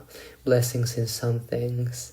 Wrung dry everywhere except where it counts. Tears and sweat 10 times refresh. Fuck me, Gert. They all die right in front of me. One fucking ambush. His balls deep with a wet clap in one stroke. He's not nice, crying and full of self-pity. Begs for my absolution. Tell him to make me come, just make me come, then make me think right now, Gert. Stubble and his damp lips all over the edge of my chin. I still wear makeup in the cockpit. It's light and subtle, and the liner is smudged, and the lip stain is faded and still soaked through pink and against bleached skin. The comb down from the stems is shock. There's no grace. A woman's body spins it up faster. He still soars and it pumps faster, and knocks these squeezy cold orgasms all around in my guts before he goes up and throws his load hotter than blood over my insides. Do you want to talk, Sergeant Major? He's probably 40, Sergeant Major Wagner. He tells me he has a daughter my age and looks at me with huge haunted blue eyes under cartoon blonde hair and swept low and speckled in grey. Stubble softens his hard jaw and his hands look warm but drained right now. Sits next to me in one of the empty bunks and says it's his fault. It has to be. He's still alive, and sure most of them were replacement. They were Marines. How does a whole squad, a whole fucking quarter of my platoon just disappear? Just these guys, these girls, they were here, they were alive. He knew their names, and the way he says it's just kinda roll call remote for a lot of them. Step 4 used to be nervous and picked his nose. Kali, he knew Kali by name, Surgeon First Class Candace Schneider. They call her Kali, except there was another Kali with a Y, Catalina Hernandez, Corporal. This squad's leader. She was smart. She pissed me off all the time. Wagner's voice is pinching his chest. It's not the people. No, I know how it sounds. I could take losing all of them, just not at the same time. Wagner studies his rough fingernails. He chews them. There's the empty space where a wedding ring used to be. He needs the digit between thumb and forefinger. Says he'd do anything right now to be able to talk to Maria. Not Mary, Maria. She was really pretty, really nice. He talks about her like a malediction. Just like the kids who belong in this room full of nothing but nameplates waiting to be changed. Big butt, kinda chubby, but she wore it pretty. She dead? To me, spits it. Fucking divorces me while I'm out here. And now my daughter, what's she gonna do? Live with her by default. Why? 'Cause it sucks, and if I were home alone I'd be lonely too. But I'm out here, so back home I'm a fucking saint, and I just wanna see my goddamn daughter. And there are 12 fucking kids whose parents I gotta write letters home to. Not 'cause I got it, but 'cause there are 12 fucking kids. 'Cause it sucks, and if I were home alone I'd be lonely too. But I'm out here, so back home I'm a fucking saint, and I just want to see my goddamn daughter. And there are 12 fucking kids whose parents I gotta write letters to home to, not 'cause I gotta, but 'cause there are 12 fucking kids. And I just, Jesus, you're half naked. Important half. You got big breasts. That's how he says it. Lifts his eyes up my knees and makes me feel like a woman, kind of. When he just gives me this longing stare and says he will if I want to. He just doesn't want to look like an idiot, and fuck me, take my suit off if you want. He wears dirty blue utilities, a tight shirt turned cellophane around bulgy hot places. He peels off the rest of the spacesuit, tits out, undershirt loose, no bra, heavy breathing up close. Against him on some anonymous prive's bunk. Pour one out for him. Pretty girl, peanut major with spread thighs, knees wide. He leans over me, dangles his dog tags, and lets them clink up against mine with these slow, deliberate pumps that tell me he hasn't been inside a woman since yesterday at least. Squeezes the outline of my shoulder and braces most of his weight on his knees and shoves inside again. It spreads hungry, half-cool heat and bellows it all again. He says my name, my rank once, and then it's just my name. It's my fingers in his hair, my nose on his scalp, its tail sweat warmed over again, and it's the thump of her body weight on one of the bunks, and a book knocked over with this raspy clatter and displacement of wind, and his ragged staggered breathing on the stumbly cadence in my chest. All the jerky sharp pulse of feeling under my mound. Fuck me, God. Chew, kiss, it just comes. He's beautiful and almost twice my age, or maybe more, and daddy, fuck me, daddy, watch me come, please. Wilhelm is there, and every girl who sees her dad in an older man's face and doesn't feel queasy the way she's supposed to. And Wagner's face twists, things get tight, his daughter doesn't look like me, she's probably 13 at most. Daddy, Jesus, you're a nasty fucking girl. Like he minds when he's titanium inside and flexes hot and hisses from sweat and red under my fingernails dug deep in his abs. They're rough shawls, not underfed but no extravagant calories either. A little parched and drinking spit out of my mouth with tongue between us. Mean face, he knows how to look mean with his jaw just a little open and a pitying leer in eyes the color of overcast lakes under sunlight. The one time they take even us out of the grimy industrial yards where grease and rust hulk in unhappy silhouette against the night's permanent dull glow. He knows the same places, sucks the saliva off my lips and sneers in my face, calls me a slut. Glad my daughter's not like you, baby. How do you know? Grin up at him, he bites, snarls, cute and half serious. Fucks something loose in my head and lets the world jar and jerk off its axis for a while the combat steams leave me a ball-jointed doll under him. That's it, fuck baby, yeah. Daddy, more harder. They flow away with hallucination, glow in the dark horror. After images blur, I want him to be my father for some weird tumble of a second. When he comes, it pumps thick and mechanical, and my whole body falls. I think I can't stand it for this gravity well second where it all tumbles back and doesn't settle quite in the right order. But a kiss is enough, blinks are enough, just break it up. What else are you supposed to do but build your life around these things? Kill me. It sounds like love to me. His face contorts, he's still throwing inside on the words sit wrong, and he clasps his palm down on my mouth. There's real weight, real aggression, everything tightens up for him, and he greets out my name. Shh, it's okay, but it isn't how his eyes mean it at all. A single bead of sweat is calcium icicle. It spikes between my eyes and burns into the left, and he tells me I'm so pretty, so fucking pretty. He thinks about it sometimes. It tells a woman he plans for it, craves it, makes his hands and inhibitions move. He already fucks her in his head. The violation excites, it does, knowing. A woman always tells a man too, always tells him he's wanted a special way. Tells him the throb in her hips is for him, it's more than just nature. He overflows and pelts irony, thick and reeking of bleach all over stiff white sheets. Another sergeant, I don't know his name, his shoulders are broad and he kisses me like someone else's daughter, sucks on my tongue and pulls my hair on a sacrilegious bed.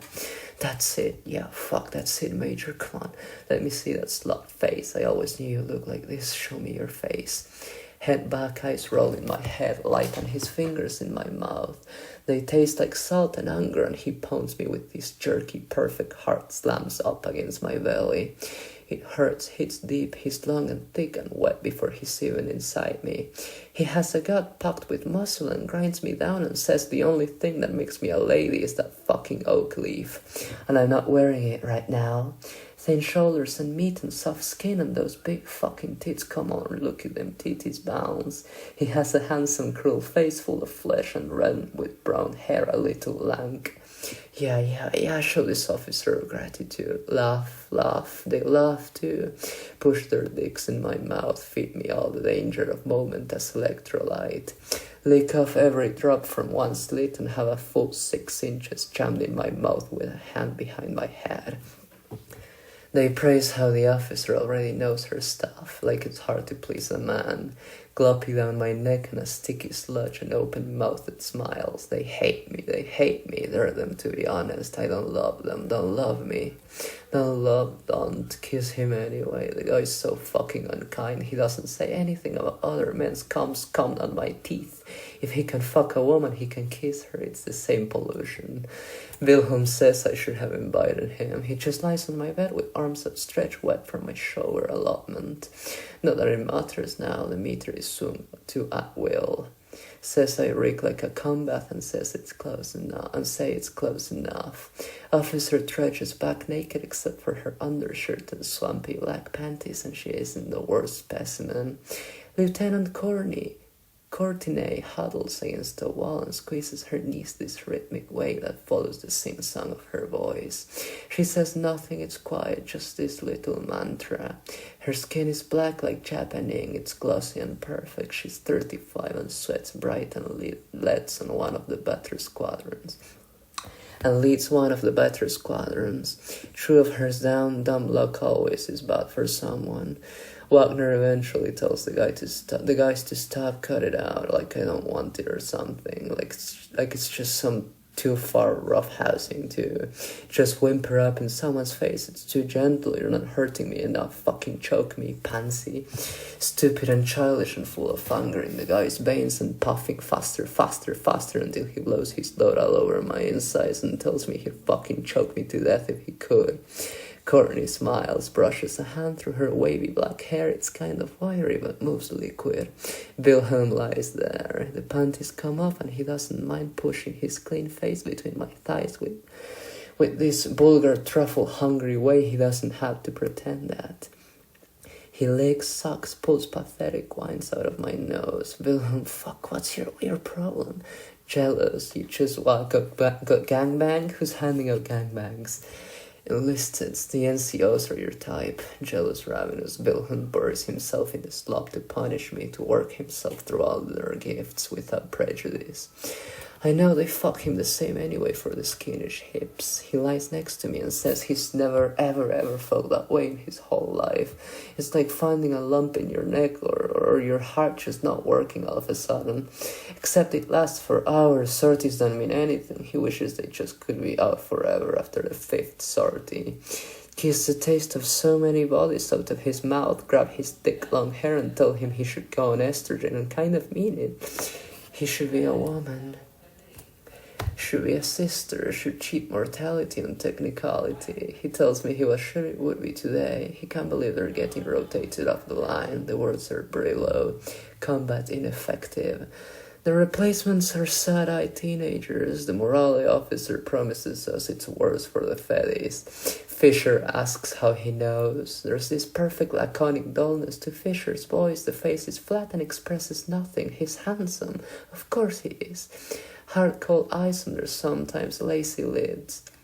He looks like a cartoon, animated only when it counts, tall, strong. I want to kiss him when we meet, and it's mostly because he exists, because there's warmth the way he turns his grey water eyes on me. Gertz has this episode, pours this incoherent sobs into a pillow and pounds his fist into the bed and blames me, blames Wilhelm, blames Miller, blames everything, everyone, his fucking parents, and can't even form words. The psych denies the theme of order with this sad movement of her hands. She says she's sorry, she's mostly pretty and ruffles long fingers through her neat honey hair and smiles this graceful way with full bow lips and says she signed it. And Battalion countermanded it. Stop loss must be enforced. She kisses him like some kind of fairy tale magic, like it matters. There's a generous sweet sadness in her face. She's clean in a neat olive drab jacket and pencil skirt and black pantyhose and tasteful heels. Catwalk elegance. She kisses him in perfect blown out eyes. She kisses him in red lipstick. I want her to do more than kiss him, I think. Bully, encourage. Free her hair in these long pin straight silk strings all over her shoulders and push her up against him. Gerard's still soft somewhere, but maybe it's more soft cell carcinoma. It infests and eats. He's an ear-hungry man now and chews her on the edge of her throat. She whimpers these weird protests about its being, inappropriate, the worst crime. Her office is cramped. CSP leadership is dubious privilege when the options are die on the front or die in front of a firing squad of your peers who won't remember for longer than the time it takes to police the shell casings and mourn and curse you in the same breath for making them do it, death from honesty. Gerard finger fucks her to this panting furious sob with the door closed and my eyes all over them. I stay because he's fragile, because she's a pretty piece of meat and spreads her thighs reflexive for a strong, beautiful, awful, broken action doll like Gerard. She takes his cock all the inches with her skirt up and glossy black panties down. She wears stockings, not pantyhose, I guess, pushes on her tongue stupid because she whines she never takes a cock this big. She must never minister to the NCOs. That's a good girl, and make you feel it. Yeah. Gerard's steam engine chuff takes hot and wet in the air. He licks the sweat off her fine chin and leaves a gooey white centre to drip all over a cheap fake leather seat when he pulls out like he's just done her a favor, leaving a pointless offering to Aphrodite. She tells me she wants more, submits to me, to my hand between her thighs. The pinch close and she runs wetter and greasier and sloppier with him when my voice gets hard like she's not 15 years older than I am. Still give her praise, the worst kind. Tell her how beautiful she is, like this, fucked open, fucked out, fucked stupid like that. Open your mouth, slut. Come on, be just like one of those bar girls on Luna. Eat it out of your own hole. Here it comes. Sticky thick, she tries to snap my fingers at the knuckle with nails dug into her chair's armrests and Gerard's dick in her mouth. It reeks of him everywhere, messy hair, stunning, lovely. There's really no one to guard the door, not like it matters right now. And Fisher steps in the room. He says he almost never sees me in my uniform. Wow, that's a nice fit for the skirt. And laughs like it's the wittiest thing ever uttered in the history of the human race. It does cling nice. Pornographic slut doll fantasy. Girls look nice as boys in sharp-cut service grays. Hair up but not penned in a bun. High bitchy tail. Fisher pulls like ownership. Kisses the side of my neck and slides down my panties. And the same second he hikes the skirt with a soft silky whisper all the way up the curve of my hips and the arc of my back. Everything swells, spreads. Sticky wet noise when he shops inside, like it's totally natural for a fellow officer to mount the other in a shrink's office. The woman's beautiful, the officers are beautiful. The movements are all the right kind of ugly. Her face twists, shows hideous things. She's scared with another man in the room. She barely knows Fisher. The graying hair is enough for me, I think. The broad shoulders and the pathetic eyes, the heavy way the nose sits. The church boys and balls deep ease inside a woman. He fits fingers around me, thumbs open my pussy just to dig in another quarter-inch with his eye bulge stretch. Flesh, time. Who cares anymore? Who cares about anything except the easy tumble of orgasm when there's not going to be a tomorrow, when there's not even going to be a next hour most days. The enlisted stay away from us most of the time now. See the death march away, the suits aren't such a luxury post now, like those stupid fucking footmobiles struggle under the sheltering shadow of a machine gun that spits tank shells. The war is metal and the violence is impersonal. Personal murder is intimate no matter how far away it is. Sword and pistol, fist, scream. I want to tell her all about what it means to be in a death machine's cockpit and watch the world change from possibility to tactical necessity. How the stars are blotches of uncertain geometry that will confuse sensors and make ghosts blurring over twitchy air on caution alarms. How you never will see the sorcery again from the vent of fire across a world that should welcome us and instead greets its children only with jealousy, brethren, and sistren. How you will hate and hate and hate and they tell you to eat healthy, eat your fucking spinach. Just make sure you get the fortifying venom too. We hate them and she'll never understand it. Never understand the dick inside her again. Harden up a second time, inexhaustible like a perpetual mid-fight adrenaline spasm. Wilhelm asks me if I get wet and the answer is a smile. Why do you think I'm always ready? Jeez. Sore on it, combat stims are just adjuvant to the body's natural drones. The human animal is against all evidence made to fight. There's no difference between the healthy hunt and the spiritual abortion of murder except how the eyes see, and that has nothing to do with ramming fire hardwood into the unwilling flesh. They die, oh they fucking die, and we fucking kill them. Daily bread and other bad cliches. I want a dick too. I want to push her down and reassure her there really are sides and she's on the wrong one. She's just meat that won't stop bleeding if I bite. I want to have her down and stuffed in all the holes. Want to make her howl lamentation. Want her to be wearing a ring too for once. Want there to be hurt everywhere through her body, because even if she's divorced or she cheats, this is different. This is so fucking much cock pushing to her parental shame should be involved. Pushed into her parental shame should be involved. Just want her to cry. Instead, Fisher and Gerard have us side by side on our backs. Finally, the deep grey sofa's good for something. Two bitches with spread thighs and closed shoulders and the subtle tinge of her sweet, soft lotion through the floralish perfume. She wears sparing and her conditioner. She reaches for my hand and I give it and call her a slutty little sister. Look at you, they cream us together. It reeks in the office. Bleach. Cop her. She kind of corners me close to the mess hall after another sortie and wears pretty much the same uniform. The girl reeks of sex and her perfume is a little heavier and she leans close, murmurs how much she liked it. She's never enjoyed sex before. It makes her happy finally. The next sortie, Gerd takes a shell through the heart and nothing survives of the thing. His mouth is gone, his body is gone, there's nothing but pieces, and Wilhelm sits next to me at the service. Colonel Steinbeck insists. Insists has to be held. We must remember all of ours. With the way this is going, there's going to be nothing left of us. We'll just be... Colonel Steinbeck's face is harder, voice is rougher, his fingers grip the edges of his pulpit in front of the assembled under the dim grease light of a hangar ship ceiling. And he reads the slow, pointless pause of a man who wants his words to have meaning instead of just sound. We'll just be dead. War is mostly about dying, after all. I know it feels like it makes no difference. Maybe it doesn't. Maybe you all just want to sleep after something like this. But I just feel... He makes this soft, grumbly appeal. There's no hollow, cheap theatrics, no standing ovation. No one really says anything, because he isn't her father, even if he's Wilhelm's uncle. I feel like this will just be a great empty dead machine without even trying to acknowledge the humanity we have left inside us. Without that, maybe we'll all just forget there's a life outside this. How we wanted to do things, wanted to see places, wanted to know people we don't bury in some way. I want to be able to take for granted the sky.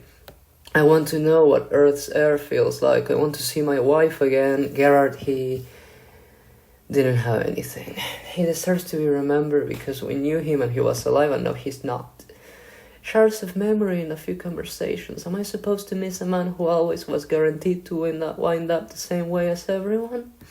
It's better to laugh instead. Wilhelm pours himself inside me and cries a little against my back, bites in these little kisses, says he didn't love Gerd or anything, but he felt like life was easier. Maybe. I don't love you anymore, I don't love me anymore.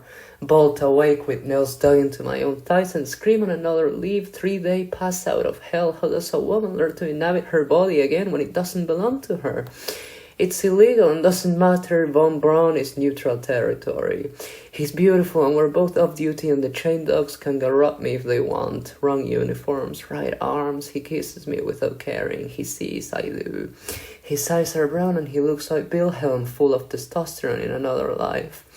The place is dirty, enlisted son officers, only the grunts really eye each other with any kind of simple-minded peasant suspicion, filthy animals. Silly, stupid, paranoid, the officers don't see gentlemen, they just see each other. The worst. We have been in the same wardrooms and watched the same majesties shit themselves incoherent and hopeless and helpless, and only the simple coherent orders of business and self-preservation keep the plebs from knowing instead of only suspecting. He's hard and looks peeled from nightmares that leave a girl's sheets dripping oil. That leave a girl's sheets dripping oil. Strong bones, thick muscle. He lets me use his big hands as stirrups when he pushes me back down on the bed in some hot sheet. White room, no windows, electron fantasy of some rain/city, have noticed. The ceilings are low, hungry, hype sound isolated, the management's impersonal terminals, not even the dignity of individuated sleaze. It smells like by-the-hour perfume and stale nicotine and disinfectant specials for nightly raids. He tells me it's been 6 weeks on the front. He's not gonna be finished in an hour, so I can stay the night or tell some other broad if the ride's good. And sneers it in my face and squeezes feet he calls pretty, soft, fuck, cute toes, sucks 3 between his ugly, pretty, cruel lips and drops my jaw to my collarbone. Makes me sob out these pathetic sounds to see everything so small against a man. The effigy is colossal, the avatar is adamantine. He shoves me down into crisp new white and I am no bride, and he grunts out how he wonders if we've ever tried to kill each other. He can tell an MS driver at a glance. It's the freaked out look in my eyes, same as his, he knows it, I do. You read entrails for any future paranoid to telepathy, you reach out and grasp at any micronanopico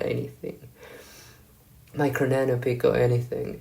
Sliver time with a sushi knife, slice it finer, femto nuance of the dance. He dances, it's obvious, he keeps up this pitiless rhythm with all the pulsing huge. He says he's been saving the biggest fucking load, it's gonna be nice. He either was gonna pop in 5 seconds or it'll be an hour. Looks at time splatter on a battered wood bedstand full of peeled water rings and spilled lube, careless, half clean and dry rubbers. We keep our dog tags, canter, never seen a fatty tat without cold skin or prisoner horror. So close it's something to touch. There's our square off and rubber rubs his and mine is a cheap sync disc and the same beaded chains clang together. I remember the girl I love like a sister. She wears a cross, cheap and silver, but it's pretty and it scrapes in the sweat between my tits when she rides on top of me and she shoves my knees aside and tells me I'm beautiful. She wishes she could play the husband. She wishes she could be Jesus and I could be Mary Magdalene and start to cry and bolts her hips and makes me whine her name and reach out to shut her the fuck up. Please let me come, please. Jack doesn't cry. Murmurs he likes the pretty German name I have. Fuck, getting to put it to some goose-stepping slut. I tell him I didn't think a fairy would be hung like this. Fuck. He tells me I'm too good to share unless I wanna try on his bodies too. They fuck my hips loose enough I'll never walk again. Just snarls in my face, drips sweat all over my cheeks and chin and down his hard nose. He's mean, slams my cervix. Beats at my guts until the right orgasm washes cold all over me. Nerves freeze, skin splits. Nails rip at his shoulders and he takes it, ace that inset in the 4 in 4th. Hashes mark the kills. Want to tell him to be a fucking sleep tattoo for me, fucking pogey, fucking candy ass, but he knows how to use his hips, Pamela girl's pelvis, limp, everything broken, stupid, drooling. Leans close and says he's gonna cream me. Come on, where do you want it? I wanna fucking feel you inside. Turbulence, the smell of his cologne and Stelvir. He doesn't smoke, but someone close to him does. He's still soft in the cheeks, and I think he's probably 30 or 40 at most when his face relaxes before he kisses me. He knows how to kiss, knows how to fuck. He wears a wedding ring this dead unfeeling way that has heat without warmth. And no taboo in it. When he squeezes my hips tight enough, I don't recognize the sound that comes out of my rough throat. That's it, take it. You want it? I don't mind begging. No, when it's that fucked up barking bitch plea, please, oh god, fucking pay me, why, give me your cum right now. Porno whore, eyes crossed, only lousy lovers think women don't love to fuck. Stiffens, jolts, slams all the way inside and milks himself off white, these slow, selfish throats that never seem to end one after the next. Tail to nose, he kisses me like a rape, sucks and groans and half closes his eyes and I can see Wilhelm so close up. Brothers, cousins, Jack is salt, testosterone and grass-fed beef and Wilhelm is scrawny and pretty, but it's the eyes, it's the hair. When he pulls out, sweat glows on his crushed down hair and he tells me it's to look at that pink naked pussy. Spread on all that white coming out of me. Slimes the wet spot like the Atlantic. He's gallant and pulls me on top like a toy with his back center in it. Rigs like a school pool. He's still hard, says he just needs it, fucking needs it. I'll have to take it unless I really want to tap out. He's not gonna be rude and make me, like any woman can refuse when he pinches fingers down to the bones and squeezes every last inch inside in one long bend. But he wants it, needs it, here it comes, baby, it's gonna be rough. Don't call me baby. He laughs and grumbles it, little girl. Knows what he sees, knows all he needs is to gather my hands down on his strong belly and hold me with another on my shoulders or behind my hips and he can fuck the hollow with the word he wants to hear. And he can fuck me hollow with the words he wants to hear. Daddy, oh my god, you get a cute voice when your brain comes out of your ears, slut. Fuck me harder, please. All you gotta do, huh, baby girl? Darkness for a punch, half second behind my eyes, another thunderclap orgasm. Oh my god, I'm gonna die. I'm gonna cream you, baby. Come on, take it, don't move unless you're gonna work that pussy on me. Daddy. Pinch lip, gooey, cooing, stupid. He kisses me after, lets me curl up on top of him, lets me feel out the hard bunches of muscle around his ribs.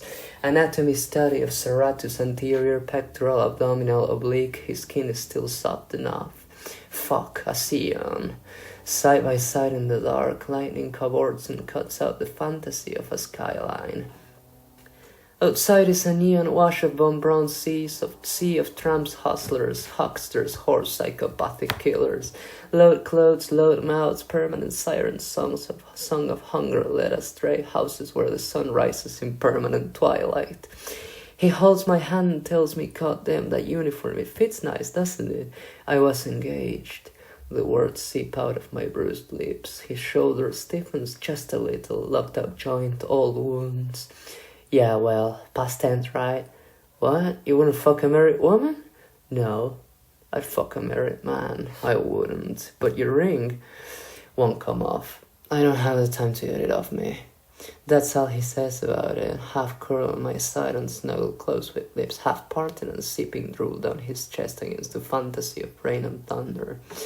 His hand is heavy on my shoulder, nails in my thighs. Jack's voice is deep, sure. You haven't been on leave a lot, have you? Laughter, bitter, there's no meaning in relief anyway. What's the point? What's the fucking point? We're all going back to the front anyway, aren't we? What are you gonna do after the war? It sounds almost childish. What I did on my summer vacation. My dad used to get wasted and try to bounce bottles off my cranium. This after? His eyes are a slow twist down at me, dark and shaded in hard, strong bows. The war's gonna end eventually. You think it will. My voice doesn't have the broken glass brittleness I think it's supposed to. Girls cracked, paranoid. Instead it just kind of floats. You don't? How does something like this just end? You should probably kill me here or something.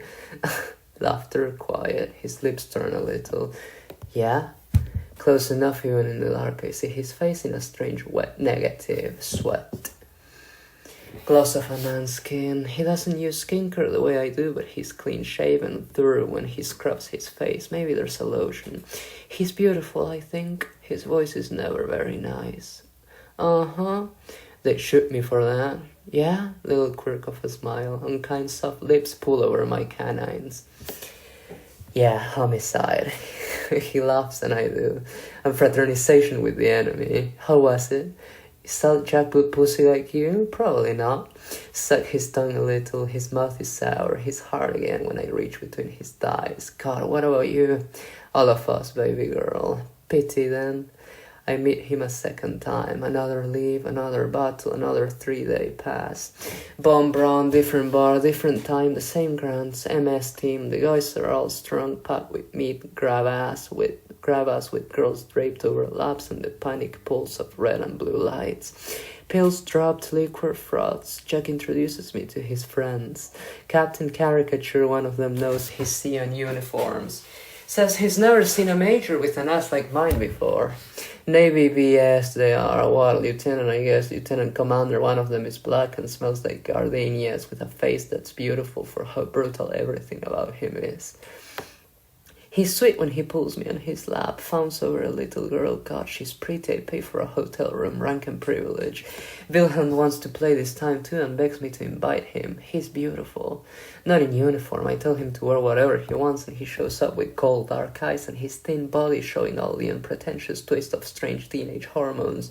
Given velocity by a trampy tight white skirt and top, no tits, softer hips. He says he likes it, doesn't take the inhibitors of whatever they dump in other guys' food. He blows 2 of the meds and they give him an exemption.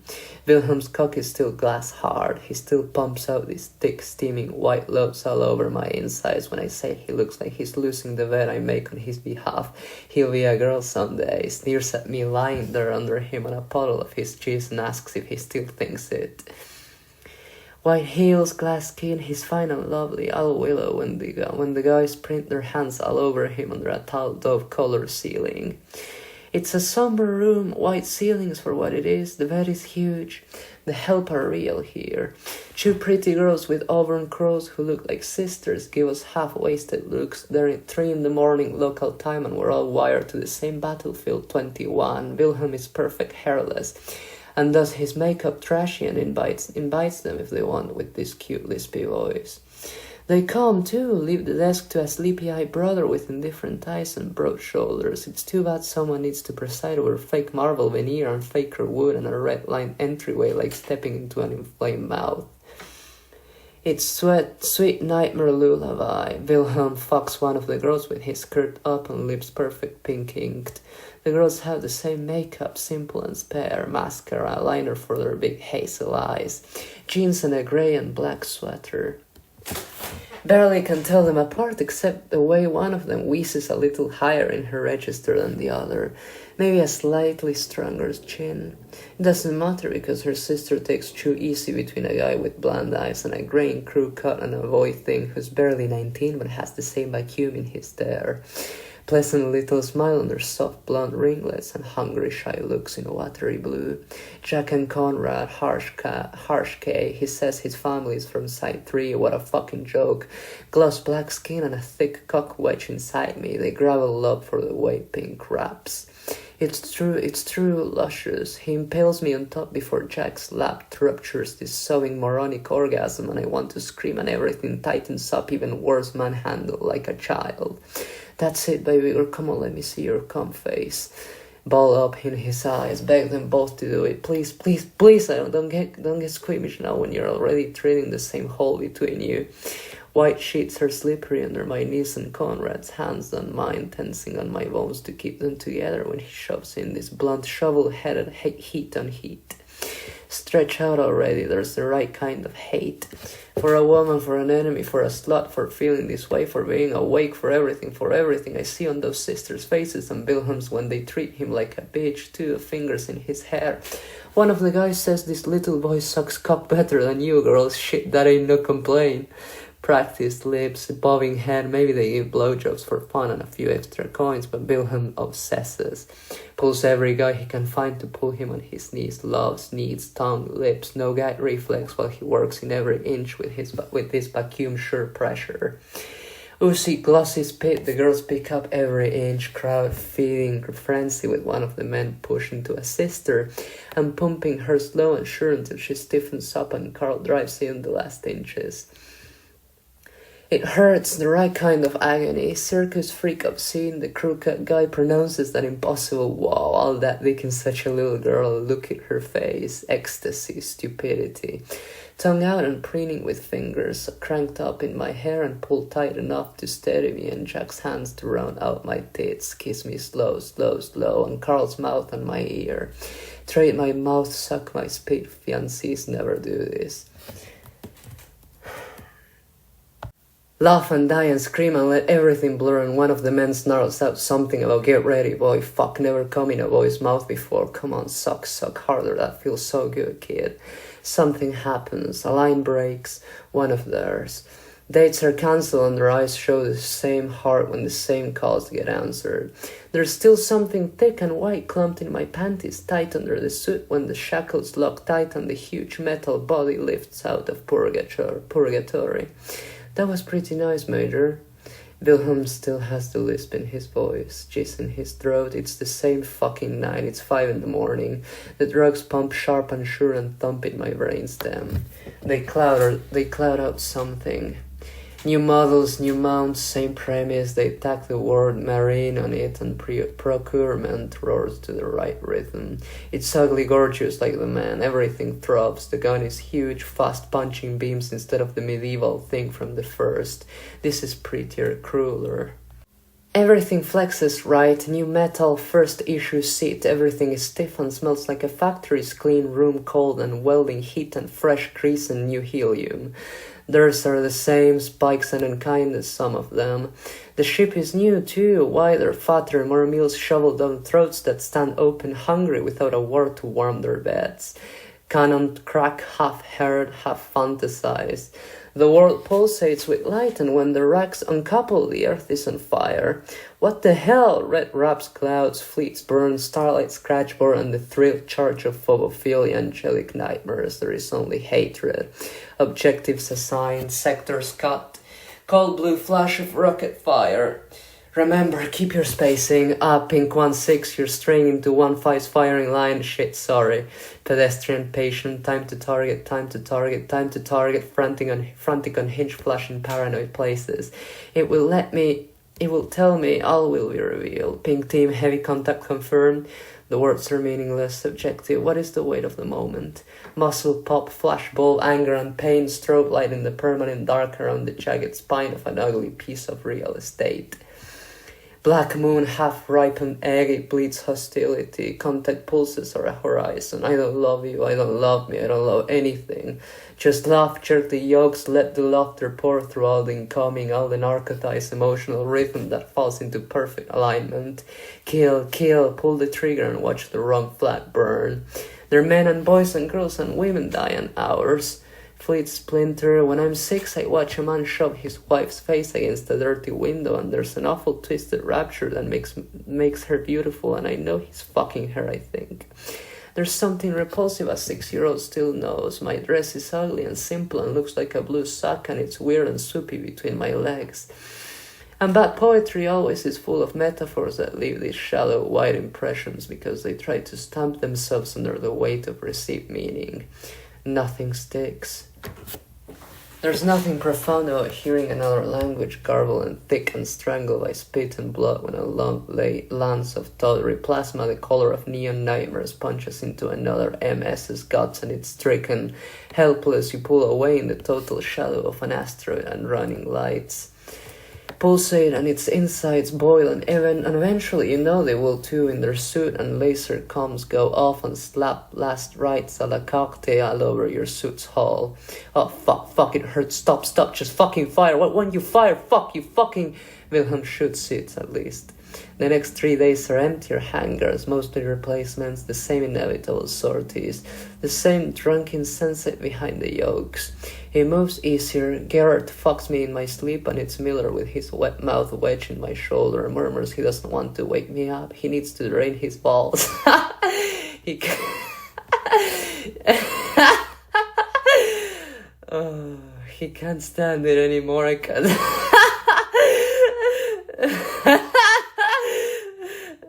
I can sleep if I want.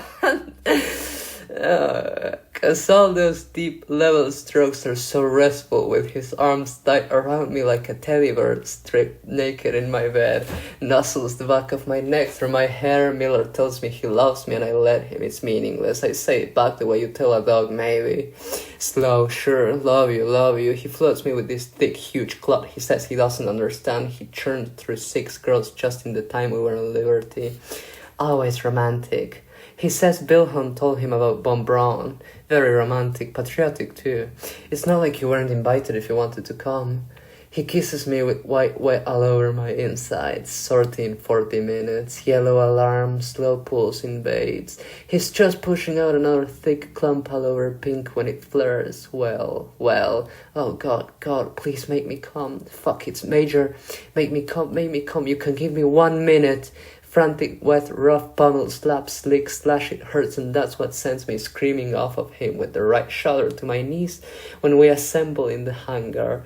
Not even the time for a ready room, bar cap, fast intercept, hair mussed, body reeks, tail sweat, the smell of eggs dried on a skillet, trapped in the helmet. Fast boot scuffle, wait for the lift in a hurry. There's no breathing, no pause. Ground crew are a faceless blur. Scary, pat down, pressure check. Shit, Major, you believe that? We barely had the time to charge up the rifle. We got it to use special fast. Don't worry, sir, don't you worry. She's fuel up. Number 6 attitude Vernier is gonna be a little slow. Gimbal got debris or something in it. She's okay, she's still fast, just be mindful. No more sea whiz rounds after this one unless they get us some supply. It's a man's voice. It hits you too late. It's a man's voice because you call him Hillary. You've been listening to your friend from the 3rd grade because the combat steam is hit fast. Ice ball in a boiling teacup, that's the crack of your brain. Your smile going wide feels good and pink. Orgasm prowls all around the inside of your head and drags claws deep and makes things scream. The body red lines. The reactor when you goose it through the first test. Wait for the countdown. Wait more. You're on an emergency expedited launch and it means controls twitchy orders. Too many suits. Too few men. Too many rebels who fuck up the smooth oil cycle. Pink team. You're second on the line. Can we get them up first? Shit, no? Who? Prepare for launch in 60 seconds. That's practically a lifetime. Test fire, align. The catapult is different from an assault drop. That's a smash and grab through the front door. You kick off and you're there like a paratrooper. This is a lounge, fighter jet. You breathe, steady your hands, dancer's poise. Dance for those men in the hotel first. Show the hotel girls with the big river water eyes just what I showed Wilhelm more than once. Face down, ass up, shake it for bills, right, bend, steady, fuck, chat-booted stripper. No, that is something I've never seen. FCS, ACS, AMS, INS, IFF, RCR, 10 trillion initials, flare, major, clear for launch. Catapult carousel, it's a V-hive. You sit in a chamber and you are aligned with a barrel and push onto a long ramp. Nothing holds meaning. Lights, pulse, wait, 3, 2, 1. The body is not made for it. Shock dampers are meaningless under the force of an electromagnetic launcher that works blue coruscation through the dark. And you're off before you can register what happens. Off like an act of violation. Off like the way some dates turn. His body's too heavy, you're too weak, your words die in your neck. Instead, you're there too fast. You get the dignity of a second on a drop. Instead, you already hit the attitude burn. Break, there they are. I see him. 045 on Stambor. Oh shit, that's big group. Getting heavy Minovsky interference, whatever. I think that's my voice. Sick of it, really. Pink elements, true. I'm sick of it too. But of mine. Sick of it, really. Pink elements, true. 3. Break off and target as appropriate. Engage at will. Do not let them pass their defensive cordon. There are no warnings, no threats. We will kill for the flag and for a place to sleep in its name. For the total of all the meat and bone and blood still warehouse in the hangar ships, and for Colonel Steinbeck and his haunted eyes, and for Jody who never shuts the fuck up about the price of his lifestyle. We draw blood on contact, beams, pulse, silence, always silence. They die in the quiet, we reap them to the sound of our breathing. Ping choo choo, Rog, engage with me. Ping choo 3, solid copy from left flank, full afterburn, rhythm, pull. Rise and fall, there's no kind of order. Next movement threads to 10 from now. Strategy is what distinguishes higher order reasoning, and no plan survives contact with the enemy. And you must gain the high ground, don't let them see you silhouetted on tall terrain. Die for your country. Make the other bastard die for his.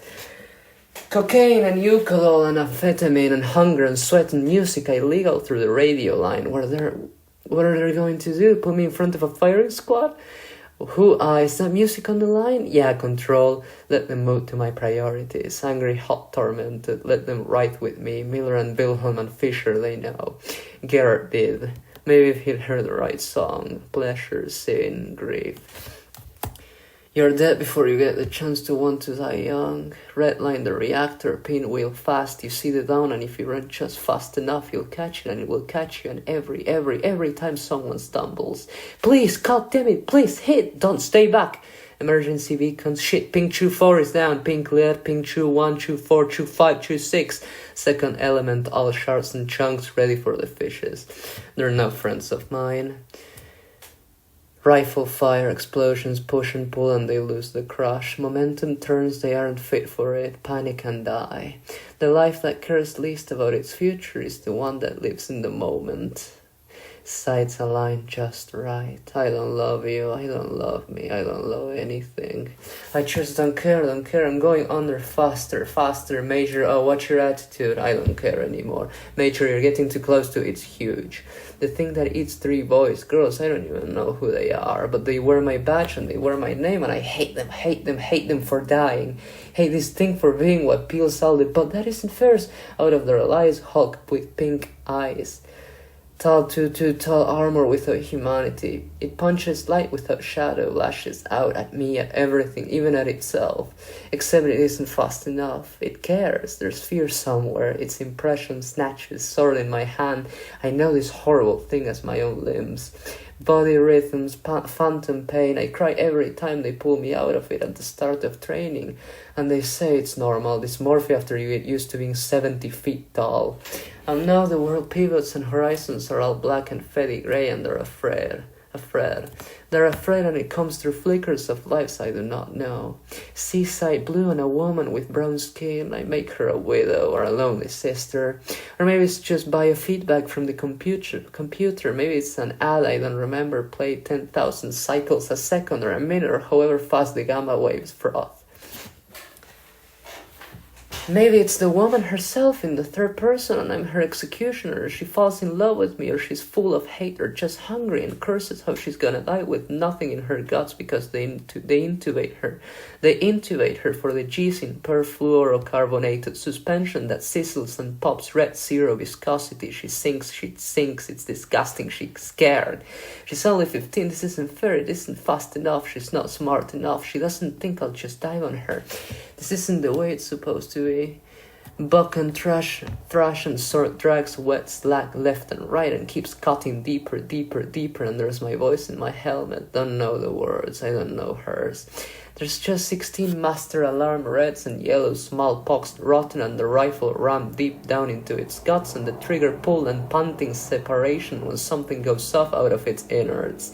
Smile and laugh. Another day I don't want, and the only price is to surf some dreamtime half out of my body.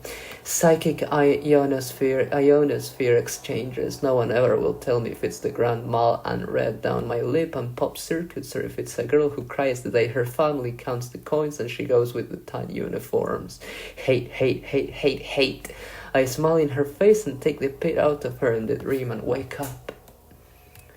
Wilhelm watches me dance. We should sleep, restless body, half aware, half afraid. She's there, I think.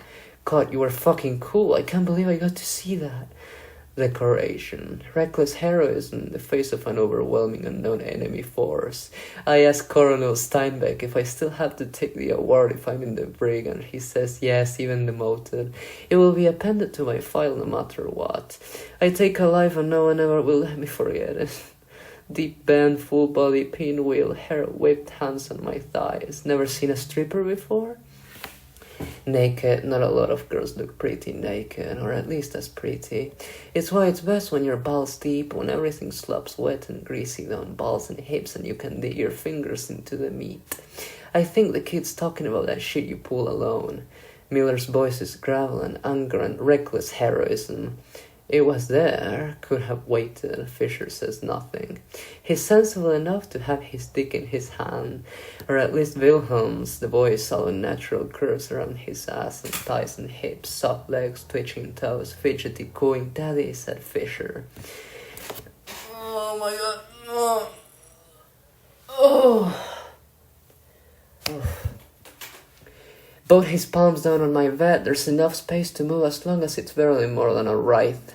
Face lifted, ass out. Miller's is strong and sad, and his jaw is heavy, and right now he looks like an old man with a 20-something face and gets a little soft, I think. Miller, come on, is this as your major right now? No, then I don't want to hear. It goes in his hand, hard and angry. His face is all grief. He tells me to get my fucking mouth on it then if I don't want to talk. Eyes closed, fucked out. Miller's load is pasty and a little dehydrated against my teeth. No time to brush them. Fisher says he'll show Wilhelm he can handle a pretty boy well as any bitch, and gives me this onlook over lean shoulders and the slender dolphin bee of his back muscles. Wilhelm's hair spills like mine and cradles his cheeks with gentleness. The curls are matted and messy and glued together by permanent alert, and probably a load thick all over his cheek, just daubed away with water and still pungent smelling for a few hours. After Miller takes him on his knees and says he can help himself, there's something about the angle of his jaw, his sweet big eyes, squeezes this lurid white pop of needful things inside in pearls all across soft black and sleeping beauty skin. Oh my god. A voice like mine, bitch bright, at least it isn't the same cum-begging facial every girl carries into every new porn movie, and they all blur together. It's a surprise, and Wilhelm is cute and shivers there, and with knees plowed into the mattress and Miller's shoulders hunched to stand there and curl over a beautiful young boy-girl who's a one-rank subordinate. First Lieutenant Wilhelm Steinbeck, Captain Miller, Major Fisher, Captain Courtney is still alive, still squeezes her knees after every engagement. She scoops her ass up against a bulkhead and pretends she'll find life there. I don't love you, I don't love me, I don't love anyone or anything. They come more and more, our troops die and they don't come back, and the fetish never stop and they are immortal. Life is meaningless for the undying, they march into breaches won by bodies. Gunnery is the solution to overpopulation, but nothing saves. Courtney leads a sortie and comes back with only her wingman, and they break apart in each other's arms on the wardroom floor, step back on the tiles, and her little body in his huge arms, his talon full of meat, red-faced hick. She's gloss black and her lips are the same rubber folded laborious around the curve of mouths, and they run hands across each other's faces, still radioactive in suits.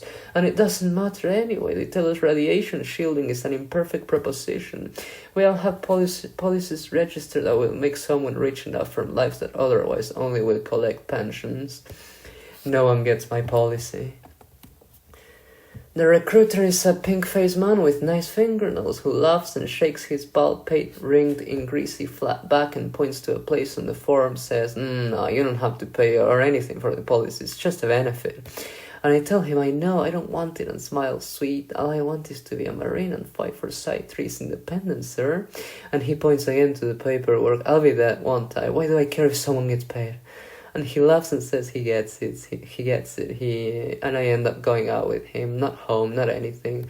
He's just nice and raises a glass with me in some cheap-ass bar. He tells me I'm going to love the Marines, probably. It'll be nothing like home. I tell him there is no home. And he turns and shrugs and says, well, that's what I mean. I think I want to kiss him and can't really say why, but nothing happens, and he's gallant or close enough, pudgy in his grace with an 18-year-old girl who still wears the puppy fat on her cheeks and knows how to make her smile look shy and probably mean it in some way. And he finishes his tie in pace. He tells me if we see each other again it'll be pretty awesome, enjoy OCS. And there's this smoky curl of movement when the door swings. He's probably back home to a wife, silver impacted in meat. Husband, lifer, NCO, out of shape. Of course I won't see him. Stand, Janet, it's how. Like they've lost their hatchlings, sweet-eyed creatures. A replacement is a ghost, insubstantial thing. They only take shape, gain sure solidity on anything more than roll after true sorties. Darwin is pitiless. Some of them have handsome faces and it's always tragic to lose them. Ensigns and second lieutenants evaporate like fog. There's always a sunrise somewhere. Some of them stick, stubborn and sure, and there's guile and not just training. Wilhelm is a nothing when he steps into the company. Red alert, another penetration, sudden awful shock of movement, fantasy, gravity dies. Momentum, chemical extinguishant, reeks like an open aspirin bottle. What do you say? Do you scream or just dress with the same tire ritual? Do you bother to ask who the fuck can't read a simple scope, or is it just some new fetish sorcery where there's just too many, eventually they will drown you in blood? Was that in a fortune cookie or maybe a horoscope? Major, move it up! They hit us from the extreme angle. From the fucking hell, no. They hit us from extreme range. Steinbeck's in his spacesuit, no helmet. The hangar is a cavern, and the replacement suits come with the replacements, and they're spooling up slow. Everything is still too cold. The techs look like angry chimps. Some of them are still in jumpsuits. It's not going to matter much. The hangar floor is cold anyway. Sweat glows in malevolent red light that makes crab shadows. Okay. There's nothing else to say. Push a gloved hand up through my hair. It's stiff and disgusting. Hollow eyes, empty guts. Major, yes sir. Terrace, maybe. I'm only 22. Be extremely careful. Nuts up the ladder. With less gravity, it's easier. Swing quick on the rungs. Wilhelm Miller, familiar reactor, shrill. The mysteries of creation supply quantifiable horsepower. Megawatts measure in kilowatt hours. Flight times, there are boxes to tick for fidgety accountants. Be careful, the colonel said. Be careful, the colonel said. Vague murmurs catapult. The ship leaks fire and spooky silent ripples from a stricken compartment. Lost forever, you see them dead there at a glance. Ready, 3, 2, 1. Radio voices are subliminal messaging, strange, unreal. I think I hear them like murmurs through a thin wall in a juvie office where some woman with unimpressed eyes tilts her head and says, do I really think this bullshit is acceptable? Do I want to end up in the military or something? And I laugh. Pull the yokes, punch the pedals, hypersonic. How fast is it when velocities are relative to a planet that whips 67,000 miles every hour and welded to a screaming ball of gas that will never know our names? Our anger is real and has no shape. We cannot place these things. They're full of aggression and new iron. Technology is scarce comfort, and now they move like all the promises of machine paradise have made a black Eden. They are real, pink beam bolts, their sluggish, this computerized way feels like at the turn some of their better pilots fight instead of lean. But the rebels are hideous, sure, they move like veterans, shoot with this sure deft accuracy. You can't cheat evolution, but you can give it a tat because that's the sum total history of idiots as majority. Kill them anyway, we lose 2, they lose 6, but it's not a good swap, the replacements were about to win their names. The monster at the story's end isn't named poverty of anything except imagination. One generic big gun, it's a scary thing that struggles like prodding an elephant. It looks up with this plangent human fear. Prisoners are scarce things, but he comes aboard all the same. It's Jack, he gives this weary salute and asks that the relevant treaties concerning the treatment of prisoners' officers be respected. The face is tired and he sees me all the same form up, shoved into a brick cell while the weary thing taken hostage is prodded and diagnosed for all of the horrible victory diseases that will infect us. God willing, the Lord is on our side now. The self-worshipping have taken to vowing to lambs instead. Wilhelm and I share looks with Fisher and Miller when Jack's prodded by 2 barely shaped MPs into metal walls and dodgy meals. So that's the guy, huh?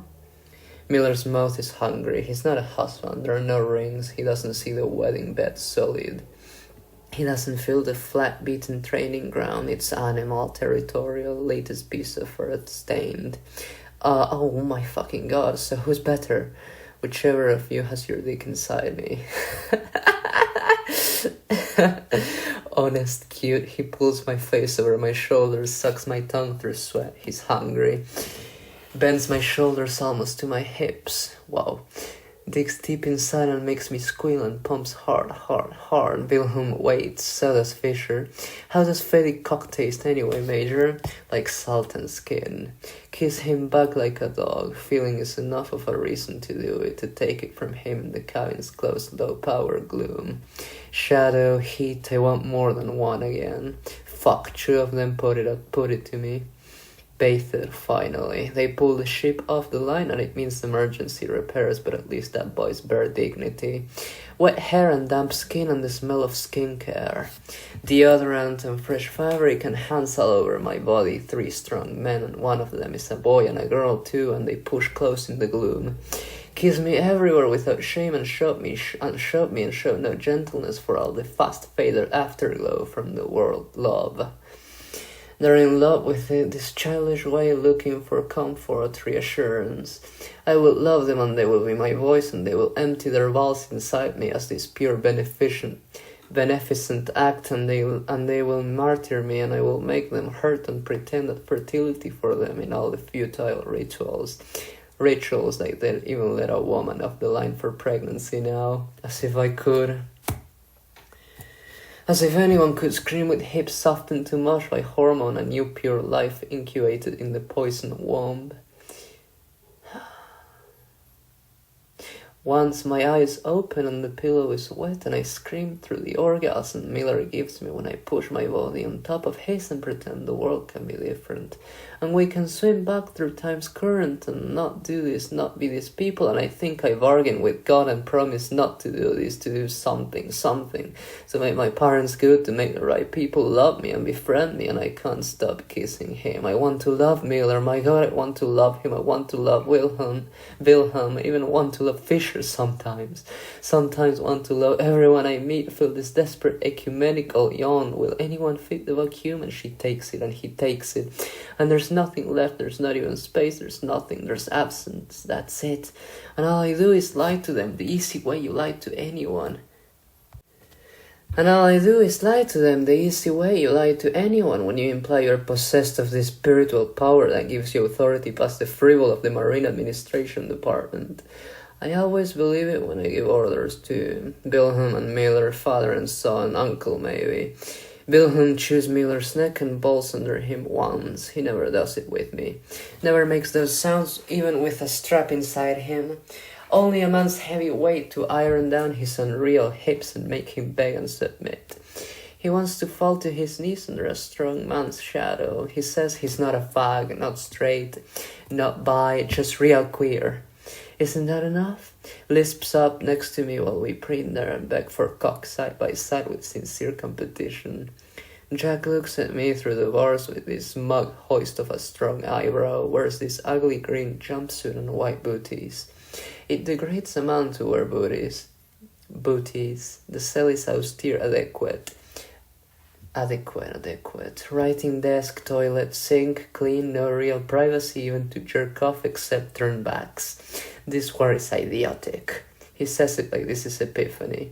Yeah, and I answer back like the idea has any real meaning in the fluorescent light here of our worship in the permanent black. Do you think it'll ever end? He asks this conversational way, the way you probably do about rain when no one can supply an answer that comes from anything but an understanding of inevitability. I don't know, they can end it any time. There's no sedition in a statement of fact. I wish they would. It doesn't matter. He looks at me. The face is hard, I think. Maybe he really is in his 40s. Maybe lips soft is what gave him the youngish tinge. Everything still sets sharp. He looks at me like a woman who really does wear jackboots with her uniform. Of course it matters. Why? What are you going to do after the war, Jack?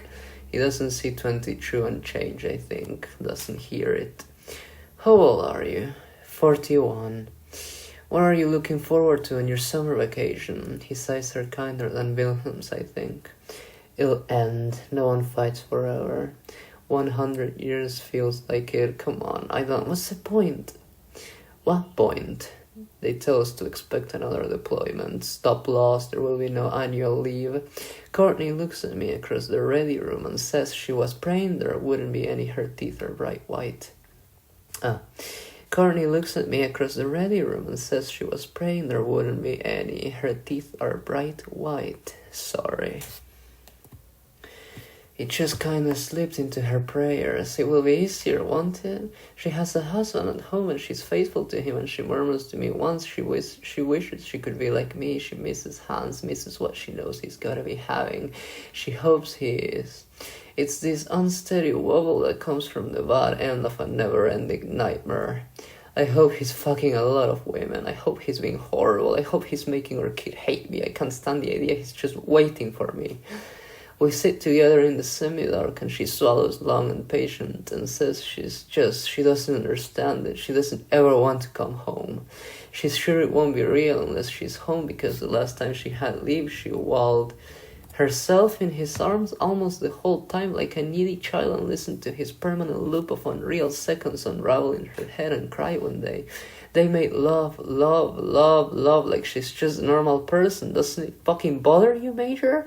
And I tell her I can't love, so it doesn't matter. It's a flawed question. A woman took my power to love women, and a man took my power to love men, and neither of them deserved it, and neither of them was worth it. And I think about it every fucking time I pull the cockpit lever and drop the monitor. How if either of them care about me, love me even a tenth as much as they just thought about themselves, would be happy.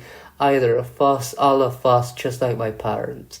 I could have been like Courtney, honors kid. Instead, it's an accident of standardized testing and dockyard ferality and ungenerous hands. I could have loved him. I loved them. I could love Wilhelm, Or Miller or anyone. I could give you a reason to cheat on your husband. Corny laughs. The water tastes like blood. The uniforms are clean pressed and cool in the dry scrub air sterilized of pathogen's personality. Shopping mall enormous. She says it need to be a man. She's pretty sure. And I'm beautiful, but I look too, I don't know, you have a mean face, I guess, Major. And I laugh and I know why. It translates as sex to men. Slut, fickle. Easy open thighs and the flat contempt for an innocent heart and no shame either. Gangbang, queen, cheerleader, whore. Men write their lives on definitions. A woman who will hurt is a woman who chooses thick, cruel things. Good girls don't cheat. It's just sex without morality instead of sex with immorality. Want to kiss her anyway, want to show her I can be the slut that makes her feel mean. Instead she drains the bitter weak tea and tells me it's a surprise, learning I was engaged, and nothing else. The next drop comes after 2 days. Refits are haphazard, frantic sound and warnings to stay the fuck out of the hallways, no obstructions. Crew are granted limited short leave aboard the tender ship. Hotel cabins lonely and lifeless. The food is decent, the tables are clean enough. Miller gives me these long, sad looks like I spurn him and fucks me hollow under him without one word. Doesn't do more than breathe me, kiss me, strain and pull and push and fold me into the sheets before he holds me so tight everything crumples. An orgasm is strange and swaddled and breathless and weightless and warm, and he tells me I'm beautiful. At last I'm beautiful. Lounge. G-snap, steady your broken neck, swaddle flaring tinnitus. Oh my god, I hate that thing so much, Helena. Fucking hell. G-snap, steady your broken neck, swaddle flaring tinnitus, it doesn't matter. Laugh when then angles of attack steady out. All pink, dive. Hungry, tearing, their lives are votive to self-esteem. Scream, peel the meat from the bone. They're helpless in the face of superior indifference in the fast plummeting fall of titanium predation. Supply base are EMFs. They're afraid and we show no compassion. I think I want to care. I think I want to find some kind of fairness in all of this, and instead they take fire in hyper-oxygenated passages, artificial pressure when doors give. The passages are huge, like they were made for these unreal bodies. Little gravity, corridors cut in rock and finished by steel. Death traps, fatal funnels, they are helpless and this is how it is supposed to be.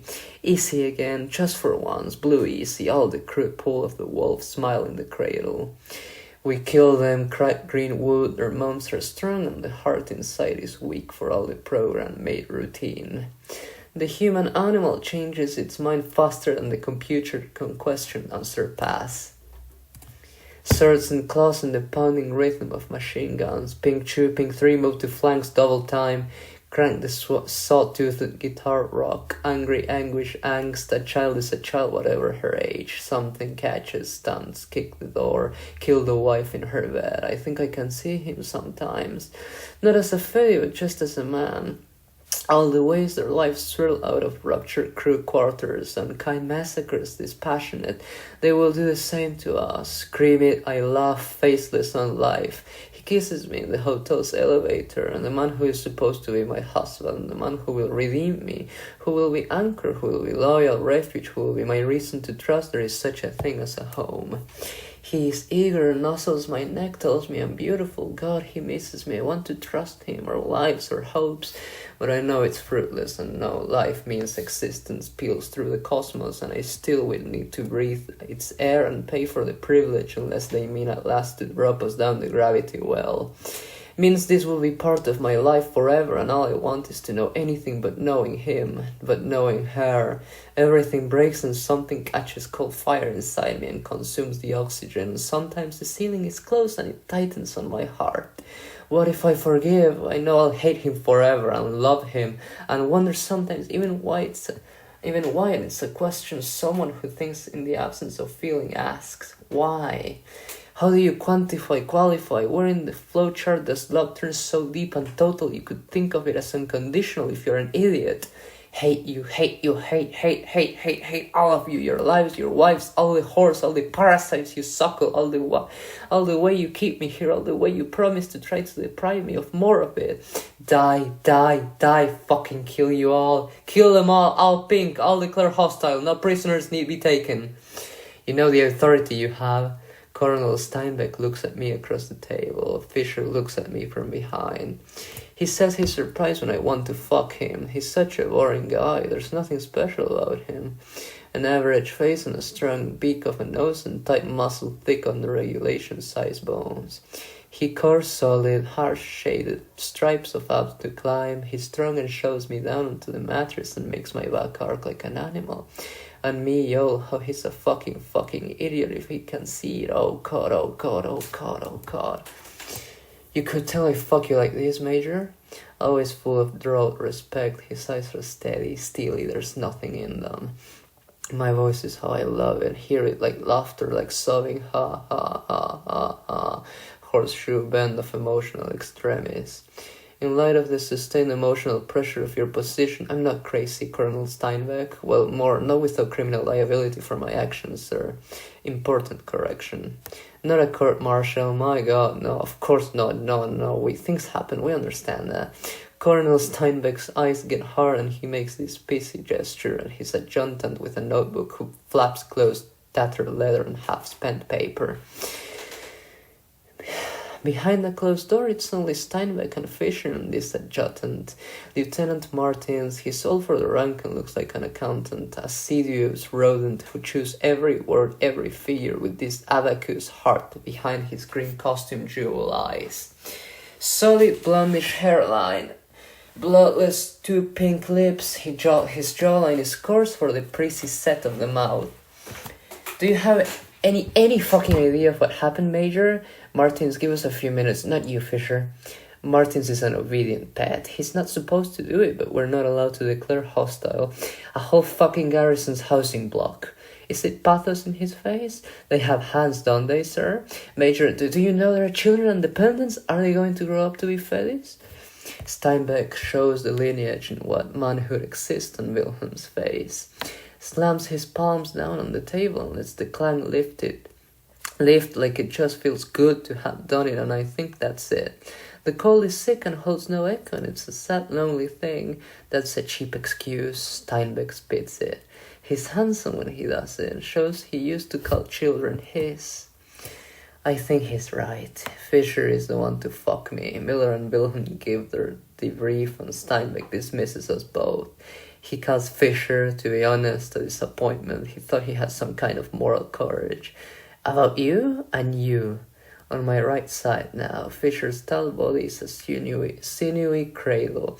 His hands fold tight on my stomach, big fingers dent the soft skin. He makes me feel like a little girl and shake under the shadow of a man's judgment. No weary haze, no rough rasp of stubble and stretched white gut, but it's still a man. Oh yeah, I think you're a fucking psycho, Major. He says it with this sweetish laughing quality. Bad girl, geez, how did you get so naughty?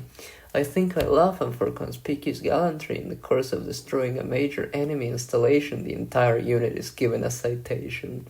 He asks me my name and I tell him a rank. He's beautiful, strong, middle-aged. Types run sure. He says he'd never fight. No, he gives me massages and looks at me with large dark eyes, range in rough crow's feet, and gives a pull of sensual lips. Dusky skin, blue, black stubble. I ask him to dinner because if I wait until after he gives me a massage, it'll be awkward. His name is Heinrich. Fuck, how do you pronounce that? Heinrich. You're gonna have to give me a minute for that one. Okay, it has now been 10 days, and I think it's Heinrich, right? Heinrich. I think so. Strong, middle-aged, types run sure. He says he'd never fight, no. He gives massages and looks at me with large dark eyes, ringed in rough crow's feet, and gives a pull of sensual lips. Dusky skin, blue-black stubble. I ask him to dinner because if I wait until after he gives me a massage, it'll be awkward. His name is Heinrich, Bauer name, paternal strong. He tells me he's not married, no, never been. He has no children. He guesses I wouldn't be surprised how many women think otherwise. He's tall, 6'5", he's perfect. His hair is thick and black and swept smooth in beachy waves with hairspray that gives off an unprepossessing smell of male vanity and beach sand. 6 days pass. Almost a week to wear a woman's costume, Miller says he just needs time to think. Wilhelm's smiles are dreamy and untroubled. He says he wonder if maybe if something like this, if he'd start to feel anything, but wasn't everyone a child once? And besides, he remembers how shitty little boys were with him before they were big enough to want something sweeter from all the marshmallow in his body. And he laughs. Heinrich gardens. He lifts heavy metal, shows me a tranquil place in a covered park where you can look up and see the earth through a cut in an impossible ceiling that shows a place never known. The benches are cool pebble black iron painted thick against elements they never will know and artistically marked with flakes scabbed off the heavy body. He tells me to wear civilian clothes if I have any. He'd love to see how I look in a sundress. White and graceful and soft pale skin, freckles in places. He kisses me and there is no secret he wants to kiss me.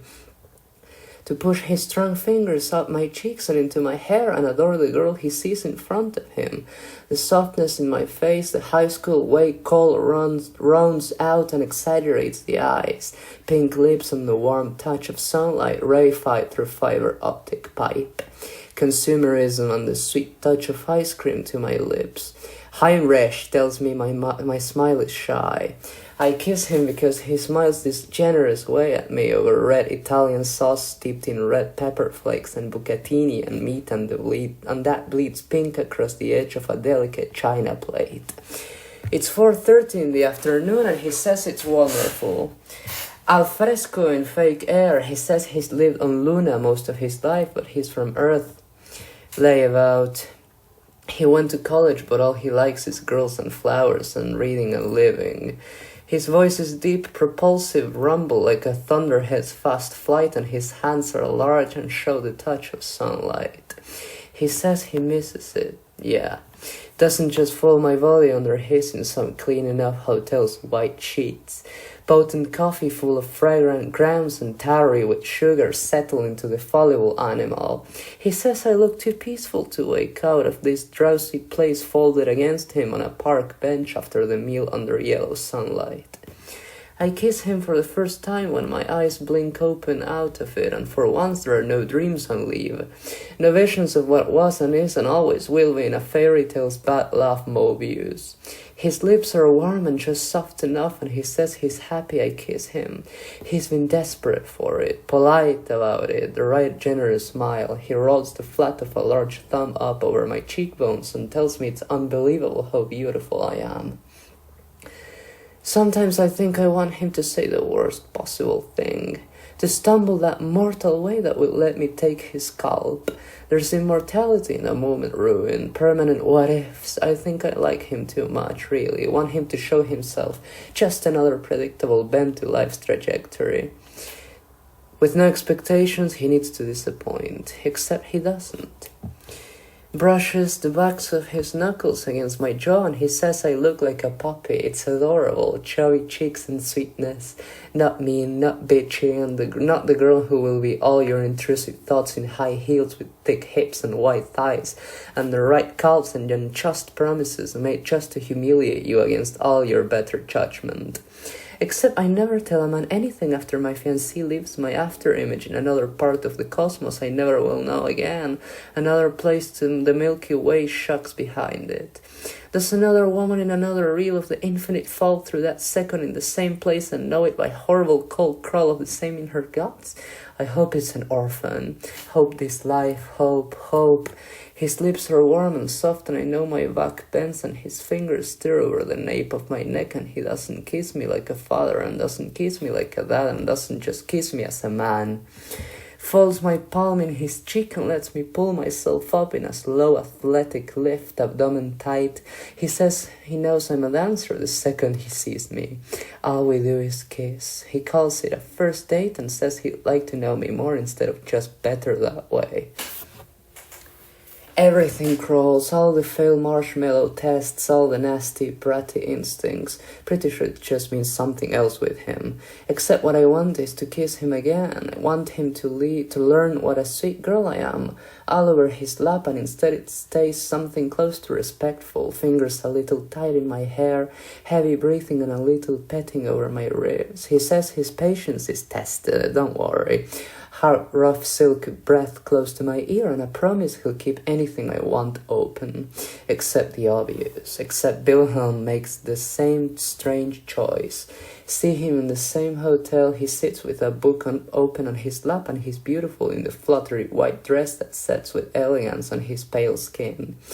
It's a fake tropical aesthetic, all processed balm and hot platinum wind. He luxuriates there with a sweating drink and looks up with nice lined eyes, says it's weird. Feels like they gave him saltpeter or something when they shot him out the door and leave.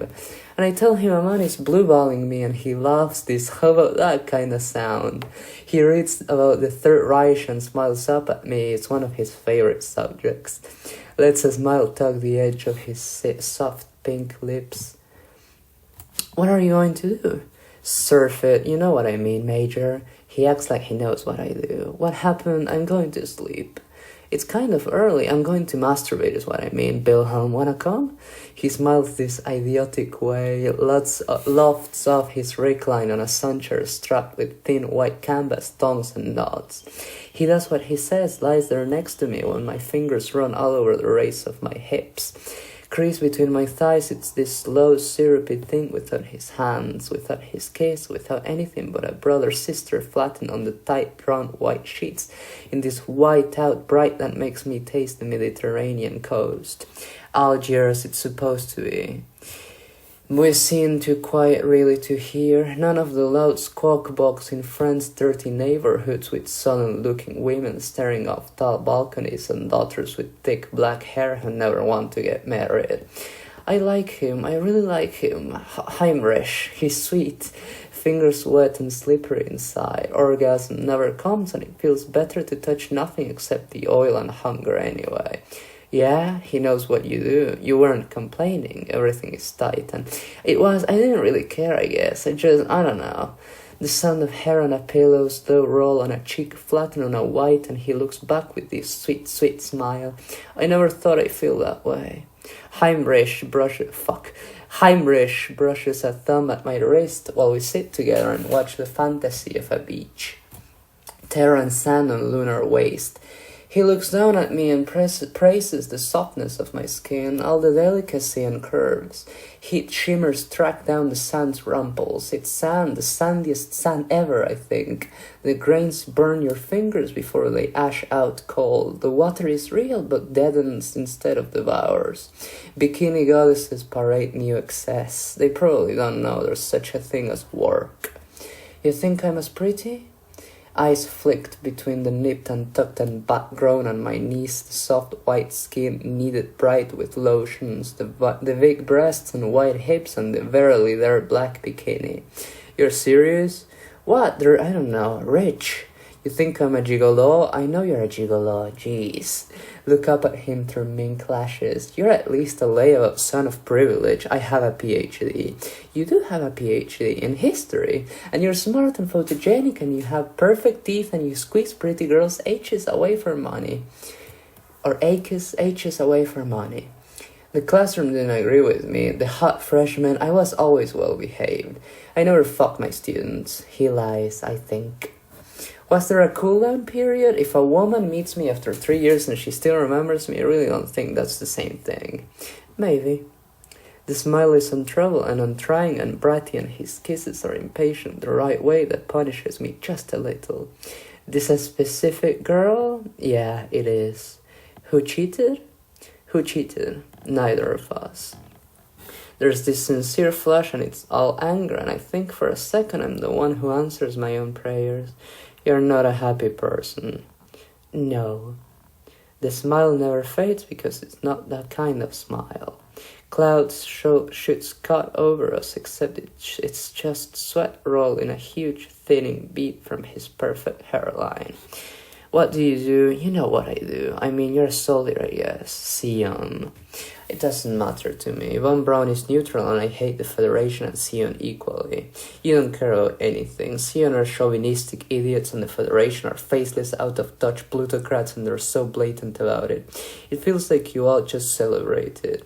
So what is it here? Honest. I want to berate him about how easy it is for a rich boy to say, except of course it is. He never tells me it isn't. Never says honesty isn't a right people don't always deserve. Never says honesty isn't a right people don't always deserve. That's it? That's it. It's just honest. I'm sick of being lied to by people who cheat me. I kiss him. Lift my body in a smooth bend up like a girl to her father, and he kisses me like a man who cannot possibly be. I ask him to dance with me. Elastic, sure, he dances his own aggressive, muscular way that tells me he's happy he doesn't have to seethe. He doesn't have to seethe.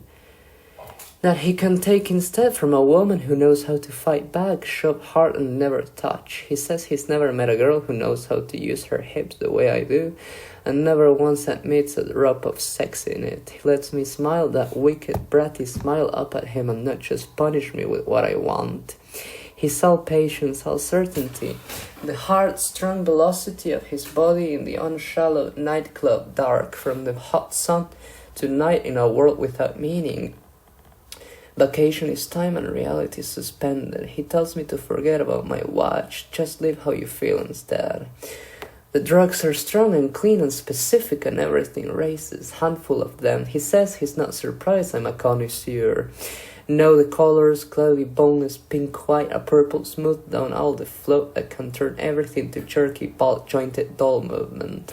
But this is the turn of a body made without bones. The effortless way the back flattens and arc deepens and everything lifts. He takes a red and purple, says he likes the sharpness a little better. I have excellent taste. Reds are some kind of Nova Coke, I think. I tell him it's for boring people and he noses up the side of my neck and says he never pretended he wasn't. Laughs. Everything rolls together easy and I don't think he's acting. Not when we fall together through space controlled. We end up together in my hotel room with Wilhelm there and reading on the bed still. Everything is dreamy and teenage, and I think maybe it's because I was 16 only 7 years ago. Wilhelm lies there in his dress. I tell Heinrich I want him to meet my little sister, Willie, and Wilhelm gives this shy, wicked quirk of a look up at him, and that says everything about how if Heinrich wants it, we'll both be on our knees learning the lay of his and what swings between them. Heinrich kisses me. It's low and a little obscene and gentle after Fisher or Miller, who just will reach between my thighs like a greeting. Love it that way, this agony, this normalcy, humanity filled by the grain instead of sand painted with sweat. I call her Sir. Wilhelm gives a languid little salute, cute and bouncy. His voice is all lisp and delicacy. Yeah, among other things. Kiss Heinrich more. God, you're a weird little girl. Do you want me normal? Don't girls pay you for that? Make him feel normal? Hear his voice, Colonel Steinbeck, cheap excuse, lazy, easy way. If you were halfway honest, sometimes I thought maybe you wanted it. I do, I think. Except honesty means many things and nothing in the world is 6 days and the same nights and there is no coda to stamp it permanent. And it all suspends on rotten phrase and isn't the sweetness of ice cream and over sugar coffee for first dates. Did I ever even celebrate a birthday? Except I don't. Except all I want is to suck you off in front of Wilhelm. He'd do it too, right next to me. Wilhelm's smile has no mystery in it. I know from the voice, and I don't know why I do why I take hold of all the pretty things and mash them on the wall. He says he wants to take me out somewhere tomorrow. He has something to do tonight. Smiles the contrite way like he means for me to learn my lesson from it, and it hurts him more than me, and all the time I want to kiss him, want to beg him to stay, want to fuck 𝘚𝘠𝘯 right there, and instead there's this spun-dry nothing. My ass on the bed's edge and the door closed, and 𝘚𝘠𝘯's voice saying something with more sympathy than I deserve and less than I want. There's nothing but cotton in my mouth. It's only his hand between my shoulders that reminds me I have a body. All the warmth and soft. Tells me I'm crying in the shadow of a moment, drowned in the cold beat of rain on a grey blue afternoon, and I think I go crazy because nothing makes sense and there's a large body on top of mine, and I want to kiss him, want to love him, except it's all fear and arrogance and this strict mind humiliation and first pain's shock. 𝘚𝘠𝘯's cheek is hot on my naked back. The tears have this salty tang like my skincare on the fake ocean air, and he smells like an open liquor bottle and something sugary and wavers a little. Okay, I've been wondering if I've been pronouncing 𝘚𝘠𝘯's name right or wrong, and apparently he has been many things. He was a German philologist, a German gynecologist, a German lawyer and politician. He was a German Schutzstaffel officer, German Nazi concentration camp commandant, German author, German Nazi official, and alleged 20 July plotter. I think he was a Protestant too. German Nazi SA general, a railway engineer, a German writer. Look at that. Very nuanced, this 𝘚𝘠𝘯 character. Okay, it is 𝘚𝘠𝘯. My shoulders jerk and something crumples my ribs together so tight there's no room for all the organs, and I still need to breathe if I'm going to scream. You don't like me as much, do you, Major? 𝘚𝘠𝘯's voice is a little whine that opens up into nothing under a tall ceiling. I like you a lot more, my body. No, you're too much of a girl. I've only ever loved girls. They don't really excite me. It's too bad. I like it. The men like it a lot, I think. All those unusual curves on a boy. I keep thinking about it. I'm not a woman. It looks lousy to be a woman. It is. I can't imagine what it's like to be a guy. Likewise, it's why I don't ever say yes. I mean, having a pussy might be nice, but I don't want to lose this. I don't want to be a woman. I don't want breasts. The words are so trite. You're a weird boy. Statements of fact. Are you saying you want to fuck me, 𝘚𝘠𝘯? I mean, saving yourself for Captain Sion? Darkness, midnight, ink wash, the world is almost the same, with eyes open as closed for a while against the seashore crash. He's beautiful, isn't he? He looks like he wants to be your dad.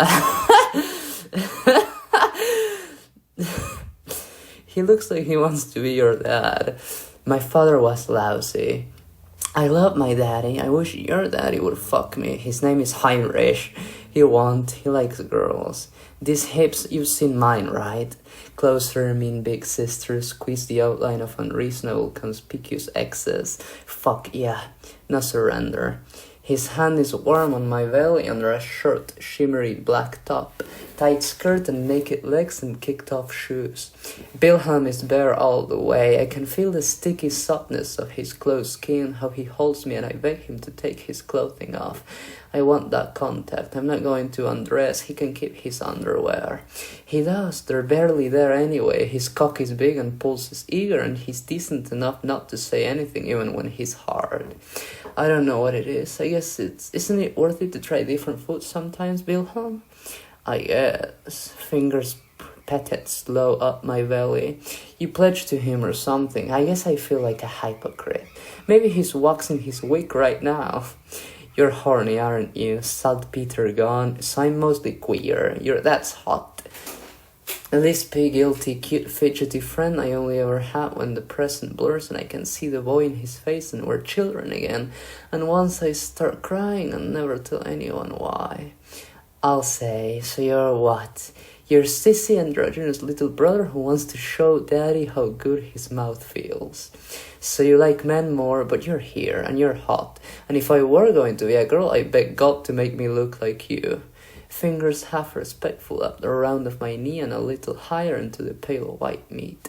Soft murmur, squishy caress. God, 𝘚𝘠𝘯, you never fucked a girl before me? Uh-huh. Boys always really have liked me. smiles this smug way that makes me think of a self-satisfied fox. Daddy wasn't jealous? He didn't have to know. I love my daddy. I didn't love those boys. Daddy was the strongest, biggest. He made me feel good the way they didn't. Wilhelm's voice has a pouty quality that's only sorry his daddy's not here right now. How did they make you feel? Dirty. Wilhelm nuzzles close, kisses this gentle, warm, wet way up my arm and lets me see the glow of his eyes in the dark. I love it, don't you? When it feels like your body's about to come apart because it's so disgusting. Yeah, I kiss him, kiss me, my voice curls long and floats, and I think I believe it and wonder if I even care as long as there's the right heat and everything curves strange inside. Fisher makes me feel that way. Yeah. Kiss him, kiss Wilhelm's lips, taste his tongue in my mouth and bite it deeper, palm the back of his head through his hair's heavy hot pile. Fingers, thumb, he makes sounds like a child. I'll be your big sister, Wilhelm. You know my big sister, Miss Gunloader, little hungry hot pussy like this. There's nothing to betray when Wilhelm digs his fingers between my thighs and raises these sloppy, obscene noises and scrapes bright white all over my stomach. God, you're saving it. I think I am. Don't make me come. Self-denial, self-hatred, maybe I just want to know if he can behave himself. He just sulks, teases, fingers out and just one delicate pat stroked close to my clit until breath hitches and he backs off again and again. Pink mouth and his peachy puffy nipples and dreamy smiles. Heinrich says my dress is beautiful. It's white, weightless, bright liner, tight and mascara, big and shadow, subtle and sparkly and fake natural, lips big and glossy. Hair loose, longer than Wilhelm's white maid lines. His hair is perfect, jeans and a nice fitted black t-shirt, excellent shoes. He looks like he didn't sleep. I kept thinking about you. A bathroom on some little lakelet, barely enough for a woman's poodle to trash in like a moron. She's pretty and her skin is bronze and she looks like she never thinks of anything at all. And she's happy and doesn't care about her ash white hair is perfect and her boyfriend is the same except he's tall and his hair is brown. My voice floats and the poodle barks this yap that doesn't carry in the over-soaked white light. Did you? His is strong and placid and the eyes are unsure when they turn down at me. He holds my hand, I'm not his daughter. There's the diamond print of a barbel on his palm, a sharpness to his cologne. He uses a bit of makeup and it's tasteful and subtle and maybe he's tireder than yesterday. Yeah, and I like it. I want to break everything and I really wish I could say, I don't know why, but you're nice, Heinrich. Eyes turn up at him, the world is a dream. The pills go down easy and everything levitates silly, stupid, the ice cream is still sweet and the coffee also. And his lips when he takes me to bed, when it feels right, when he shows me a nice home he calls a bungalow.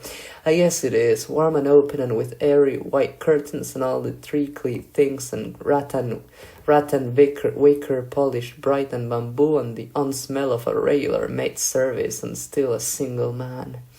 He touches me this gentle way full of caution and reverence and gives me the chance to beg, to sob like a little girl and paw at him and plead and tell him I need it. Everything opens for him. He makes me the one to do it, to welcome him, to spread myself for all the heart-swollen inches he pushes inside and juices with these slippery, tormented twists of my spine. It hurts, shakes, tighten up after only 2 days too many. Heinrich pushes, lets me kiss him everywhere as long as it's full of these softly little sounds that spill all over his bedroom like the perfume of women he will forget after only a few days. But for right this second he fucks me the way a father would his daughter if there were no fear and no pain, and the only reason he pulls her hair is because she begs for it. She has to plead, Heinrich, please pull my hair. Like this, honey? Sweet without asking if I earn it, sweet without any depth at all from the sugar. Kisses the edge of my hair and lets me float in a puddle of my curls. He doesn't mirror his ceiling or walls, but there's the incidental spark of a painting under glass. His body is a large, strong shape and mine is small. Little girl barely there, his arms sweep wide and fold me up against his chest. It's for no one else except me, except the eyes barely in my head, except for the moment and all the candy floss gossamer from the pills I swallow because I want them. Because all there can be here is the pure flight of cocaine and eucalyptus, and for once the body is suspended in the warmth of another person's love instead of anger. And he is a man and I am a woman, and he pushes himself all the inches inside with a wet, sloppy sound, and it doesn't matter, nothing matters except my arms drawn around the wide of his rib cage. All I want is to tell him I love him for no reason at all. I don't. I'm glad I don't. I'm glad there's no one to wait for me, no one like Courtney's husband, who probably never fucks another woman his whole life, and her daughter who just cries every night. Courtney squeezes her knees and looks up at me after the sortie, and she tells me she hates me, she'll never forgive me. She'll see them every last fucking time she looks at her kid now. She'll wonder, no, she won't have to wonder. Every time before, she just fucking wonders. There are people who do the things she's afraid people will do. She knows because she's one of them. There's nothing special about it at all. And I ask her what the difference is supposed to be. All the petty little laws we've made. One kind of wrong is right, another kind of wrong is too wrong. Shoot a pregnant woman through the guts and it's infanticide, but blow her body into space and you're just another war hero, huh? Courtney leans her whole weight up against the bulkhead and blurs into flat grey and studies me with her cold eyes and lets out the words like she means to read the braille every second filigrees under the last rib she owns. She reads the words, I hate you, I hate you, I hate you, Major, like she means to divorce me from reality and her from living in a world where things like this happen because it means that any bad day can happen. You are your reflection at last. I ask her if she's going to make it a problem and she just laughs and shakes her head. God, no, you're the best battalion lead we've got.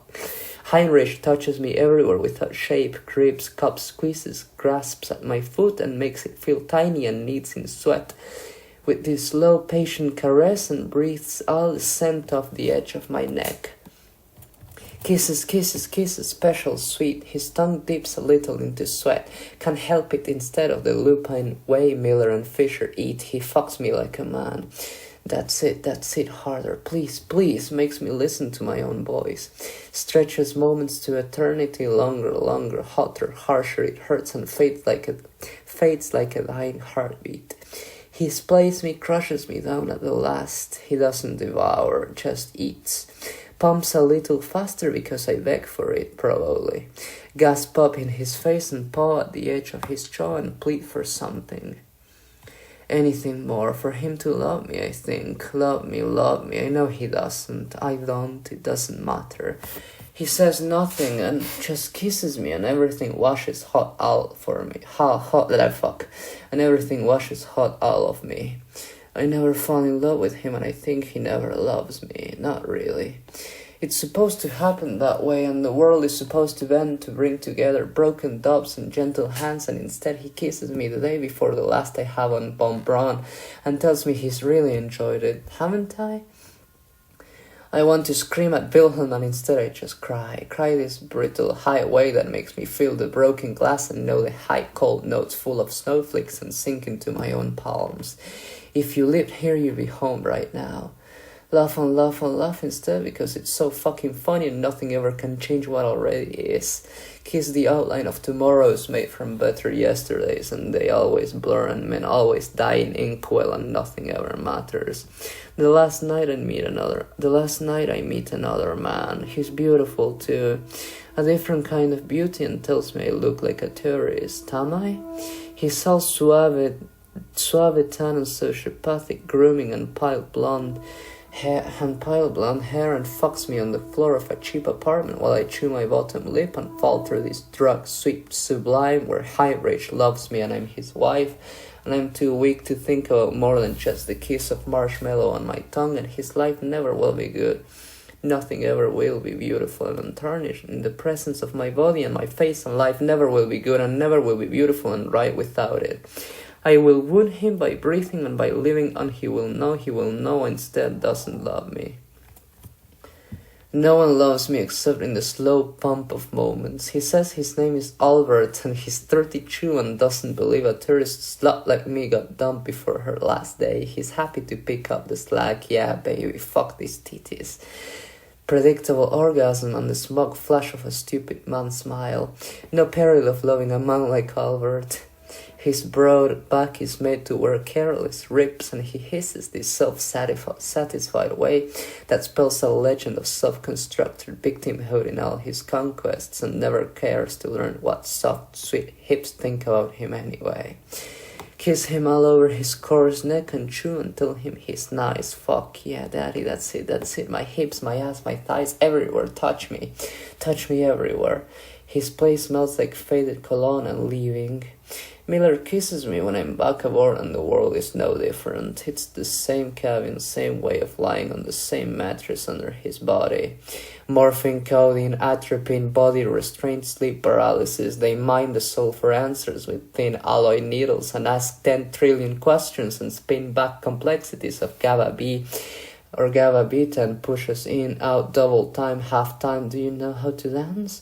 All the questions are asked now, all the mugging altercations with revolutionary curiosities, nothing too evil in a victorious pursuit. Open minds even. The man looks at me with this smug expression behind his sunglasses in the on-glare of a white-lit conference room and tells me he's curious. His body is large and his face is fine, blonde and real and with forlorn grey eyes like shy glances when snow pelts the windows. Weather is a fiction too. He kisses me when I have him back to my cabin, says he's read about me, curious, this body's sweet, isn't it? Did I dance? I look like a dancer, lap pole. Laugh and let him scoop his palms up the center seam of a uniform blouse and kiss all over the edge of my jaw.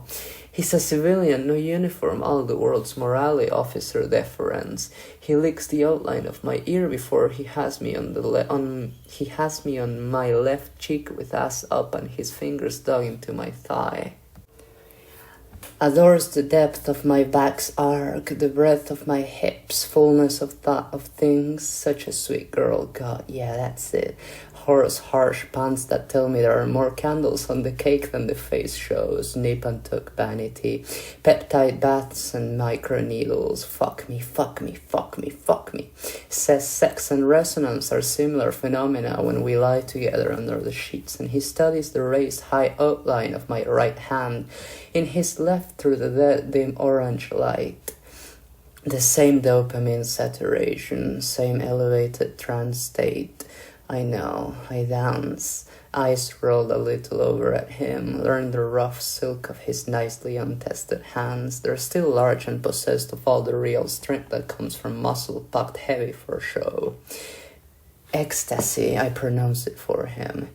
I can't think, I can't feel really, I don't feel anything. I just float and the world turns. Like when I dance, I always know where to step next. I always know what to do next.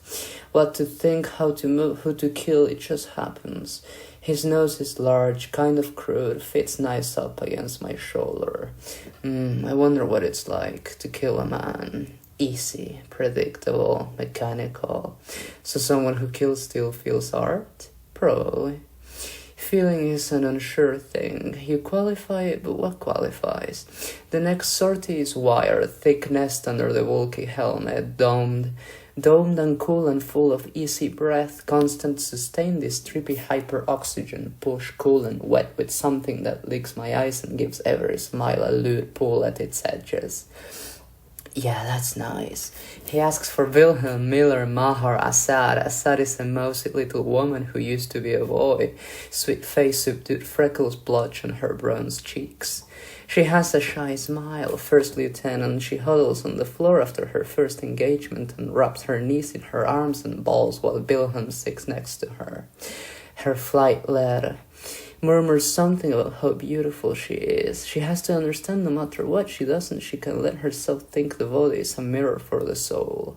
Smooths his thin fingers around the back of her head and over her bright gloss black hair. She says nothing, but she has killed 7 men in the interval of minutes, and I know she tries to balance mortal equations and sees nothing because they are empty cockpits and women who cannot yet know they are widows. Mahar cuts ideas into digestible words with this Prussian heel click and never sounds like he thinks much about much unless someone has given written permission 3 days in advance. This is why he moves the way he does. Mahar knows how to dance this heartless way that tracks the movement of stars and heavenly body. All strength and length and sinew, he's as tall as Assad probably, but all tight-packed brown where Assad is barely their wire. Except now they share the same brown eyes swallowed by 2 hungry pupils. Ecstasy. The natives rip meat and wear animal masks made in the image of their own faces. Tribal screams, missionaries shove bad-intentioned bones up against double-glazed panes and wonder at the devils they see half-realized in the glass. Gregor, that's the civilian spook's name. His voice is a paranoid drone in the back of my head, order as suggestion. Everything comes with an unsure stumble of causality. Bootstrap paradox, step finish at its inception. There is only certainty. I know. He knows, serves the thread soon into my head, sows the future, he says. He's got the same gleam as every other fanatic. He talks about the future and I know it glows in the dark. He watches without a machine's eyes, borrowed senses. It's bullshit, but I know it's true. No magic, but quantum teleportation. Nature in its throne room, things are as they are everywhere and nowhere, far enough, and the scientists are theologians caressing the mercurial oversoul of Machina Dei.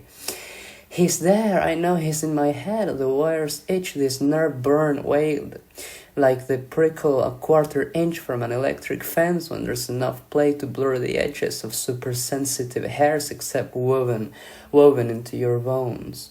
It crawls and climbs and all I want is a do-over at life and instead signal distortion, ping choo, can you raise the psychon gain? That's a Roger, it hurts a little shit. It's, Major, is this for real? Rasp whispers in the dark. The helmets are too huge, the air mix is off because it's amniotic liquid breathed, panic dies with the drugs. There's something impossible about it, giddy like laughing gas, like grass, colors like mushrooms, they push pills down our throats before the sortie and now the world stretches with tears and stars the same in the never-ending black.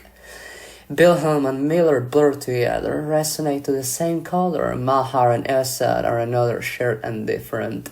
So different, I know them like children. My body never will nurture, my soul never will touch. With a man I never will love. The Fedis are another shade and they stand out impossible, spooky in the darkness that isn't. Space is alive, hippy-dippy bullshit like the lotus-eating types burble through comfortable, soft, slumming reclining dirty apartments, where some always will fuck me in a back bedroom with a weak old sheets and the faint must of transient bodies like a bad motel. Except this is the diffuse dye brush of chemistry that burns multicolor static, olfactory visions, scent-seeking. Is this how dogs feel the world? Reach out with mechanical reflex and it's sluggish, it's unfit for purpose. Jesus, Major, you're redlining the reactor. Wow, it's hard not to. Wilhelm, pink flight, you're clear, hot to engage. My voice in the model. Or was it Wilhelm's or does Miller speak my intentionality to life and death? See the earth on fire and the arc of eternity, creation, beginning, end, primordial black shores and solar death, and the universe will snuff itself. Even forever is not eternal. Hubris loses meaning in entropy. They're there, 60 of them, there are 6 of us, except they scatter, they're afraid. Perfluorocarbon, oxygen, push, faster. Confirm switch to push, the Major is, you're wonderful, Major. He touches me through the space of tens of thousands of miles, through all the Minovsky jamming that punctures at the fallible stitch of radio and infrared and the 10 billion needful anachronisms. And this is superstring bullshit, quantum sci-fi on the lot for sale sold. They weave metal fiber into our spines and Wilhelm whines about how this better not give him hair loss and no one laughs. It hurts, it all hurts. Even the suits are all monsters. Bulky bodies and too many limbs, all in their fast-firing superfluous twitch. 10 trillion points of nuance. Have you ever wanted to balance on fingernail? Eruption in tension, feet on the pedals and hands on the yokes, but the fishbowl helmet slush transparent with zero viscosity, juice full of perfect chemical breath and induction jacks red cybernetic traumas not yet made. Tumble dance at last, it's not just the fantasy, the metaphor, the fiction. Dance without gravity, marionette suspended in a viscous broth of your own will. Dive, snap, the rifle is not just an extension of the machine in your hand and not just an extension of your body. The gun is the body, instrument, hostile organ made long and sharp for the hunt. The meat will harden bone in the soul's fire, and everything will be tempered sharp and sure, and you will know because the Lord will speak the words. There will be no doubt, still bodies will be riven, the jawbone of an ass should be enough. Trail anguish, radioactive, and listen to the count. Sir, I'm 17, 26, sir, No, stay away from me, stay away from me. She's afraid and curls up against her seat with the same cold futility as her back up against a grimy concrete wall. And she is a small girl like me, and she sees herself with peachy skin and a ripe pear body bronzed by torrid summer, and her hands squeeze and she splashes apart. She howls in my head, gives testament, the machine is messenger and not mediator. She shrieks, it's so loud I hear it from the night I stand there in the bathroom and the tiles feel scum under my toes, and it gets deep and not just full, and wraps the whole world, and it's the pressure on the back of my neck, and it's knowing nothing I ever will say, will do, will think, will feel, will erase this simple truth, and it's nothing rational, the feelings are not rational. Stay away from me. Not rational, not rational. She jerks the sticks, she tries. I try. I love him. Love him and get nothing back except knowing the last sliver of something in myself I can love without a mirror is gone, and he takes it and chews it up and finds it pleasing, but not enough to sustain him during a long hunger of a few fucking weeks without regular poon, and that's enough. Starve of pink, it isn't his fault my love is worth less than a cheap lay, my future all the last shreds of the stardust in my heart. So why do you deserve to live? I'll fucking rip you in half. Riffles are impersonal things. See him, she's fucking him, isn't she? Hysterical heart rep shrieks strangle in PFO on bubble sounds that never happen. Not enough coherence, try to scream through sound. See him, she sees her, they're all together, all the same. Major shit, look at her go, that's not fucking possible. Move into support, oh no way Mahar, stay the fuck out of her way dude. Frantic, I drown. They're everywhere, I'm alone, the horizon never stays the same, and the earth glows infernal, so close to the gentle sea foam. Bend of water and sky and shimmers translucent in layers, and I know the full screaming ugly torment of souls shackled to this place, and a madman tells himself somewhere smug and stupid it's gravity and what it is, ha ha ha. That's my laughter, isn't it? Hear it echo and sprout in these sudden resonant shudders through 10,000 sparklers of metal and meat and reactor upset. Major, you're past just redlining it. Fuck, she's about to lose containment. This isn't possible. What about the failsafe? What's going on out there? We can't pull it now. They all have voices, all have the same voice, all look like the voice who pushed too far, who hold me down finally, and tattoo themselves all over me, infest my body, wash off the ink and see it caress the fraudulent Coriolis of colony gravity. Spill on my thigh in my womb and make me wish I never was born a woman and never be able to stop remembering. No, stay away, please don't kill me, please don't let me die. She has green eyes. They're big and bright, and she has a boyfriend who kisses her slow and sweet, and she's 23 and older than I am, and she sees herself in the bent glare of her helmet. And she sees me too, sees the black thing who reaches out through the night and brings condolence home to her family and certainty to long-distance love affairs. Her fatty Talos metal guts come open and the reactor is fired without warmth when it goes, and the next 3, 4, 5 the rifle isn't fast enough, the sword isn't even fast enough. It's all fists and the morbid flex of this broad-shouldered brute's instincts. Hunger for a being without a stomach. Everything shrills at me, they die, and scatter, and elbows and knees wobble and part are locked up, and Wilhelm's fingers reach through a gelatin transistor and brush the back of my elbow. Hey, Major, you're right, fucked up. I mean, totally fucked. Shit, you got 16. The text says it's radioactive and won't touch it.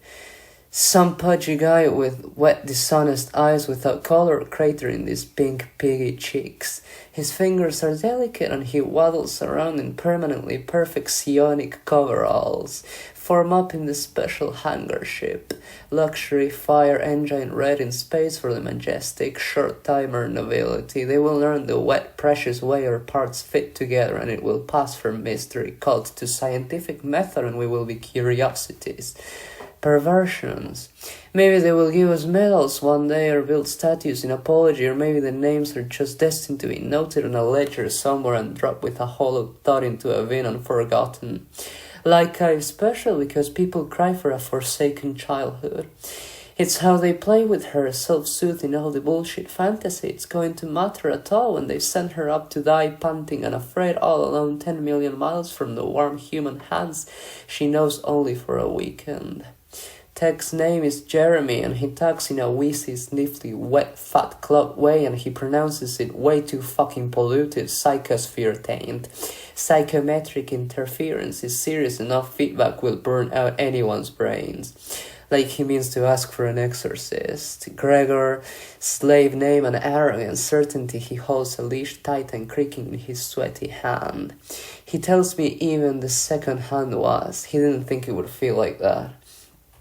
Stares at me naked across the gulf of a bigger bed and brighter, whiter lights in this holiday stateroom quality curdle in lemon edges. It's a stuffy, soft smell, sweet and fresh. He shows the vent in his muscle and how fat exists for all of it and lets the heel of a palm sink into the bed. Oh, smile. Teenage princess, Hellion horror show nightmare centerfold. Graceful odalisque, big tits, soft hips, full body, and slut naive face. Shower skincare, makeup, there is no hunger after all the push-pull metabolic histrionics in that cockpit, and flesh waits to settle back into place. Everything flies chemical honest, hormones are premoral things. Yeah, what, daddy? Do you call every man daddy? If they're older or look like it. The right smile smooths the sheet under my palm. Laugh, laugh, laugh. What's your problem? Never killed a man before? Never. You say it like it matters. Lean close, deep arc, hungry cow with heavy udders made to swing. Lean and look up into his eyes with mine big and pleading. Fuck me. You got a second-hand combat high, right? Feel sick. What kind of pansy are you anyway? I thought you were a spook or something, neurologist. Jesus. What biceps like that? I'm not surprised. With biceps like that, I'm not surprised. Laugh and kiss and pull his cheek close to mine and brush my lips all the way down the bend of his jaw. Lick the bitter water into his skin and scrape deep and kiss, kiss, kiss. Let him push me down on my back and spill it all into my eyes. How he kills through me and I'm his responsibility. He didn't think it would feel like that. He didn't think it would feel like nothing. It's not supposed to feel. You said it was like sex, right? Like dance? You're right. Kiss him, initiate him into hormonal balletics. I lash him with the floating numb. In space, you hear yourself. In space, you smell yourself. You'll never love yourself again, maybe. Laugh just a little, if you ever did. Jesus, you keep saying his name. I don't have a name. I'm a first person. I'm just me in that cockpit. Oh, that was a trip, daddy. Squeeze behind his ear and nuzzle and show my submission and promise him nothing except it will hurt coming out. The best excisions do. Fuck, daddy, put it in me, let me feel it, hurt me with it. Smile up at him and let him pin me by the solar plexus. make him choke the wind out of me and make me know the smallness of my body, the trivial shape I cut in the solar black. Hurt me, kill me, come on, kill me, he does. Hands scooped up around my throat just to kiss the pulse and his cock all the way inside once he finds this wet, eager edge that bends just right for him, for any man, for any piece of meat. There's no difference between any of us. I know it, all right, Major? Laugh up at him. He punishes, pushes. Pink and hot flesh in the same room. I'm always fucked in, no matter where, no matter who, no matter. It's all the same, every single time. The same twisted glow of the same screen, same too young porn, too early touch all over the side of my hip and these unsure shy looks. And the body is avid and even Jesus is a man. Fuck me harder, hurt me. Pull knees up over his square hips and show him the difference between a man's body and a woman's and scream the same scream as the cockpit and all the Edenic meaninglessness of the thing. In space, there's only the soul, aggression against aggression. They still try to kill us. Let it beat back through him. First hand, second hand, electric circuits close again when he kisses.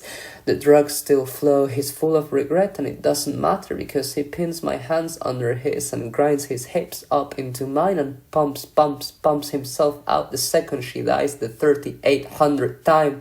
And laugh because her soul is mine.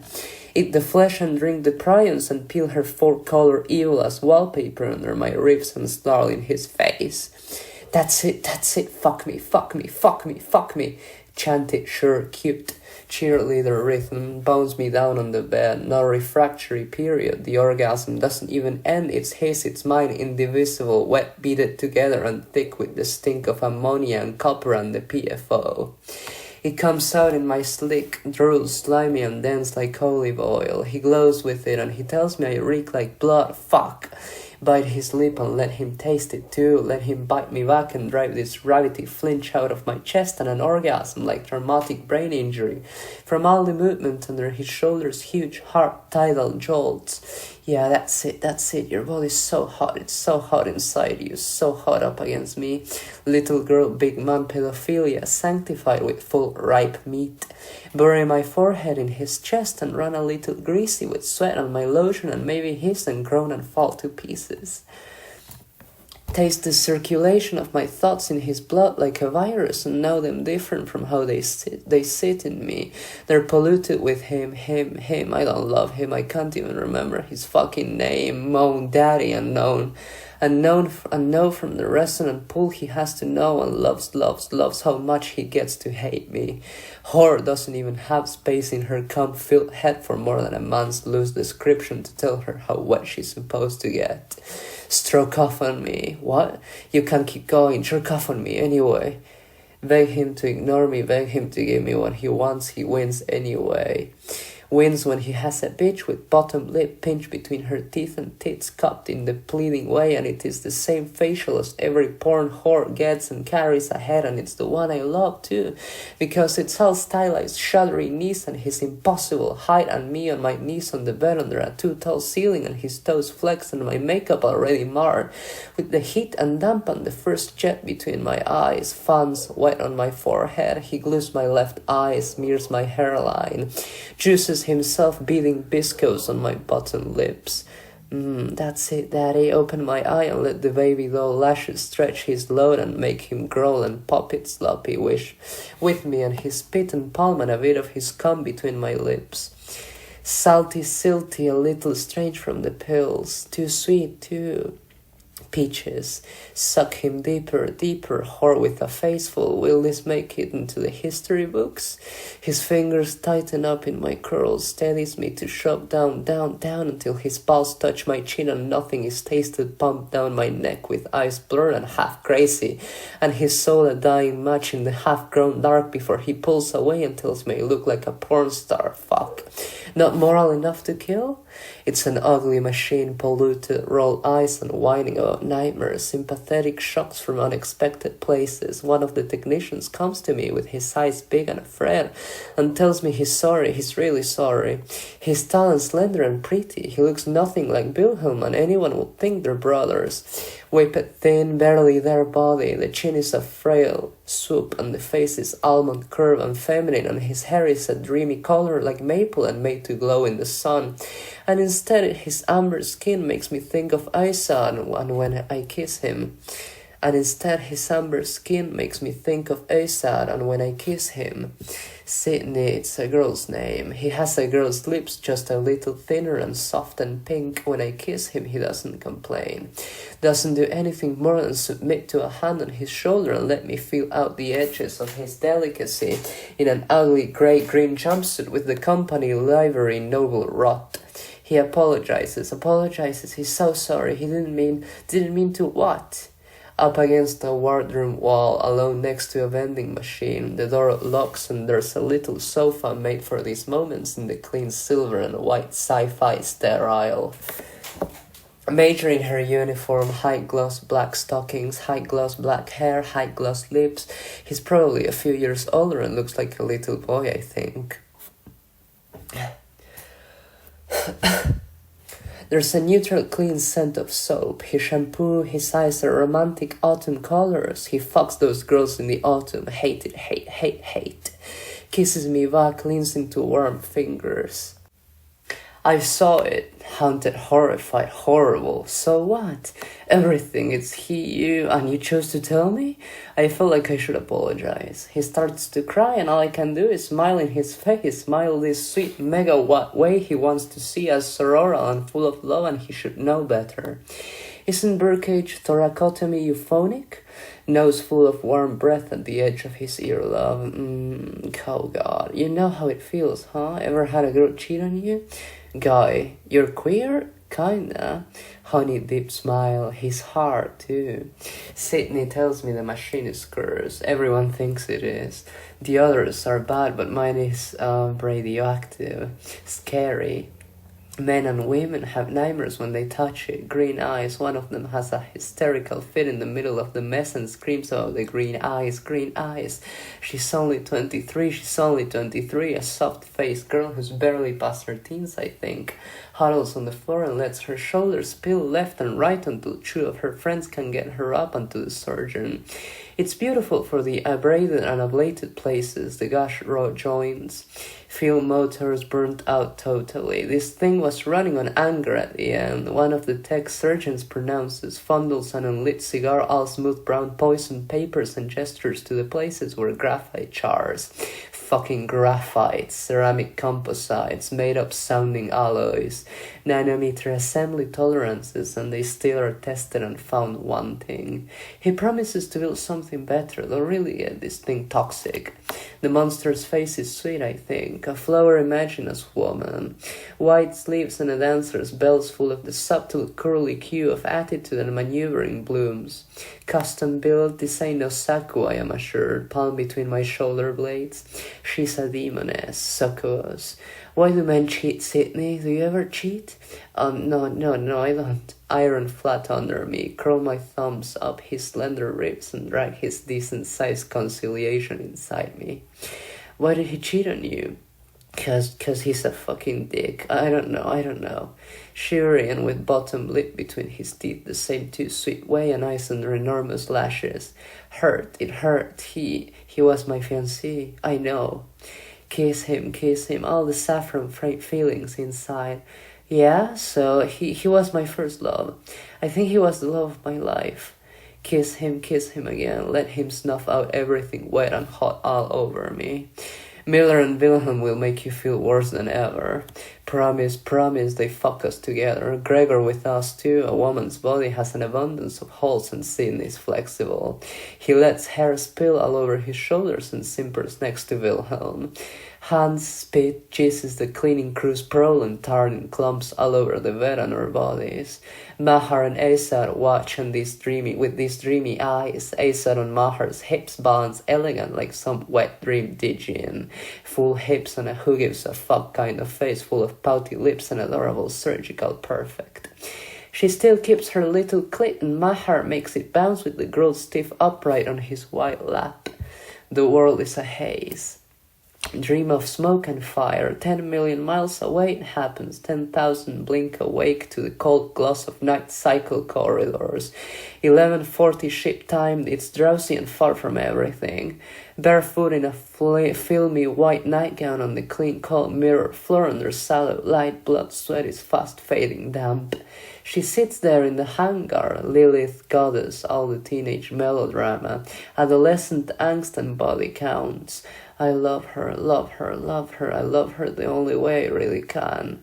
She's a shovel for a grave and my smile will be my epitaph, and on her seat my fingers pull deep and spread perfume all over the cheap grain fake leather. Urethane processes and stellar autarky and the imperatives of mass production for a demoness that eats a year's food from children's gaunt bellies. Giggle in their faces. I will be made glorious in the image of their patriotic sacrifice. The beauty is all sweet and snow white and full of rose red when my nails touch the inside of a wrist and the machine reaches with a shivery drone into the cradle of my jaw. Scene peels and proclaims itself, and knees shake and my sweat is pungent in the cockpit, all blood from the feelings that are not pain and are not without it, and all the quake and jerk and the backs of knees against the seat. The world bends and the gas generator hisses a sound like cards dealt noisy, sloppy, laminated paper ripples and waffles, subdued thunderclap. Drop, drop, dropping company move, more mice. Courtney says she'll do it. Fine, fine, fine. Anything to get back to her little girl, to her husband. The rest of the battalion are on leave. Fisher babysits the others. Courtney sees her husband, her child. She sits in the presence of all the idols of fetishized masculinity and sobs with her face on red-faced Hick's knee. On the red-faced Hick's knee, he brushes fingers through the coils and she wails, it isn't fair, it isn't fair. She needs to be back, she can't stand it anymore. It's been 3 years, you can't fight for 3 years. You can't be pulled apart in Bakwa for 3 years and then shown paradise for these stuttery, stumbling moments, all purgatory while you wait for other shoes. And leaves are nothing, never enough kisses to fill an empty heart, never enough moments to squeeze a child's warm, soft body, delicate in days that stand further than the breadth of a room. Space stretches and time bends. Courtney says she hopes it never ends. She hopes it never ends. But she hopes she just gets to go home all the same. She can't stand it, one or the other, one or the other. None of the petty hopes when you're just barely there and there is a crack of breaking news and the heart is helium and the world is mostly hydrogen and you wonder if you'll survive the end, the war. For a few weeks we were just going to war. Then we were at war and it was this going wrong present tense, but just barely, just moments into it. Proud soldiers of the fatherland, we are at war, and then just the war, then the war. Every day you open your eyes and you are tired, and your only purpose is just to push some minuscule counter somewhere in someone's ledger, and you will have moved one number from one column to the next, and this will matter in the great cumulative way every raindrop tells on the old mountains where black magic flowers in lodges down the gravity well. The invasion of Earth is now a reality. Soldiers of Sion, valiant heroes of the fatherland, we have returned. Humanity kicks down the ancestral home's door with steel and Courtney just sobs on the Hick's knee. He looks at me with these mushy sad eyes and looks like he tells me he loves her in a way full of tragic things that do not look with jealousy on rings and kids. She says, yes, of course you will, of course. Even a day in surgery, even a few coins more maintenance, better equipment. She will slice herself thin and bargain over every sliver if it will keep something afloat she touches only you. She tells me she falls to her knees in her husband's presence and blows him like prayer. He goes so fast he gives a queasy little sound and tastes backed up and full of frustration. He touches her like spiritual resurrection. puts his hands everywhere, all over her face, and she says she thinks she's been punished before the reward. Maybe all her horrors are just benevolence, getting the drama out of the way.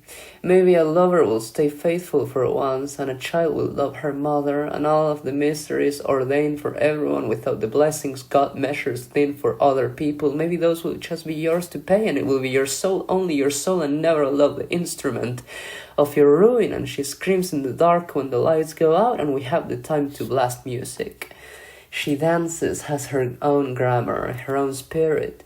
She bends close to me and says I'm the one woman who's still standing when we're both barefoot, and Wilhelm pants quiet on the cold clear-off floor in a bigger room, and Miller leans against the wall and downs water, and the song never stops. Courtney says she wishes she never met me when we get tattooed together. All the pink battalion officers, Colonel Steinbeck says he'll watch.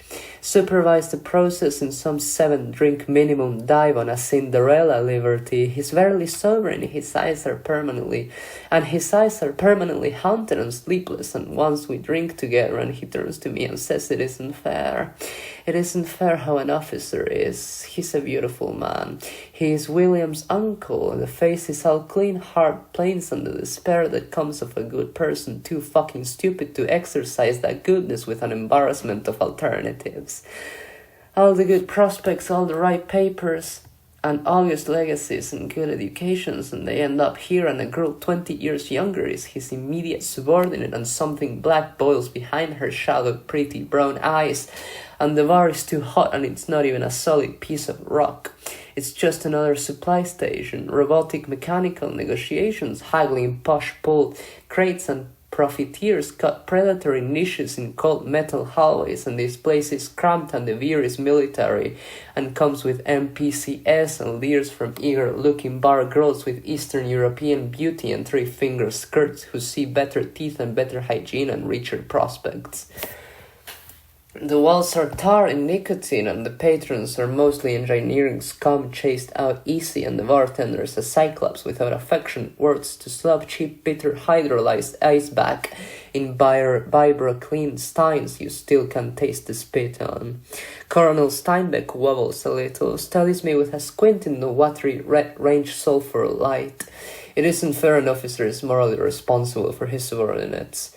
I want to laugh, to tell him this is the Marine Corps that pushes power over another being's violent destruction into a 19-year-old's hands and calls her an officer and a woman. And now I am not even 23, and our lives are the war, and tomorrow is the war, and the foreseeable week and month and year, probably. Pink's library is simple. Girly heart Foxian without childish irony, because it is all the irony it needs. Nothing broken, nothing weeping red, it is a teenage girl's mark on a black square. The guy is a smooth-scalped, grody biker, bearded pageant of beads and chains and gauges, and looks at Marines without a single patch of ink, and then the eyes and swallows whatever smart-ass burp he has for the untested. One after the next, skin poxed, we already know what we carry inside us.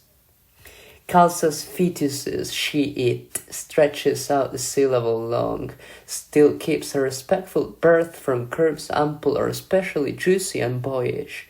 Wilhelm asks for it in the right place, Venus dimple tramp stamp, the battalion owns this unnatural body. It's a peachy heart and his thighs are thick. The guy calls him a little hermaphrodite, and Wilhelm laughs. Wiggles and settles down on a scuffed green vinyl seat wrapped in antiseptic and lets the guy drag his skirt down. Colonel Steinbeck always stirs this vague disapproval, surrogate father deeply disappointed by the lispy pretty boy whore. On his back, on his belly holds Phil, panting slut second only to his major. Come on, you could make it hurt a little, man.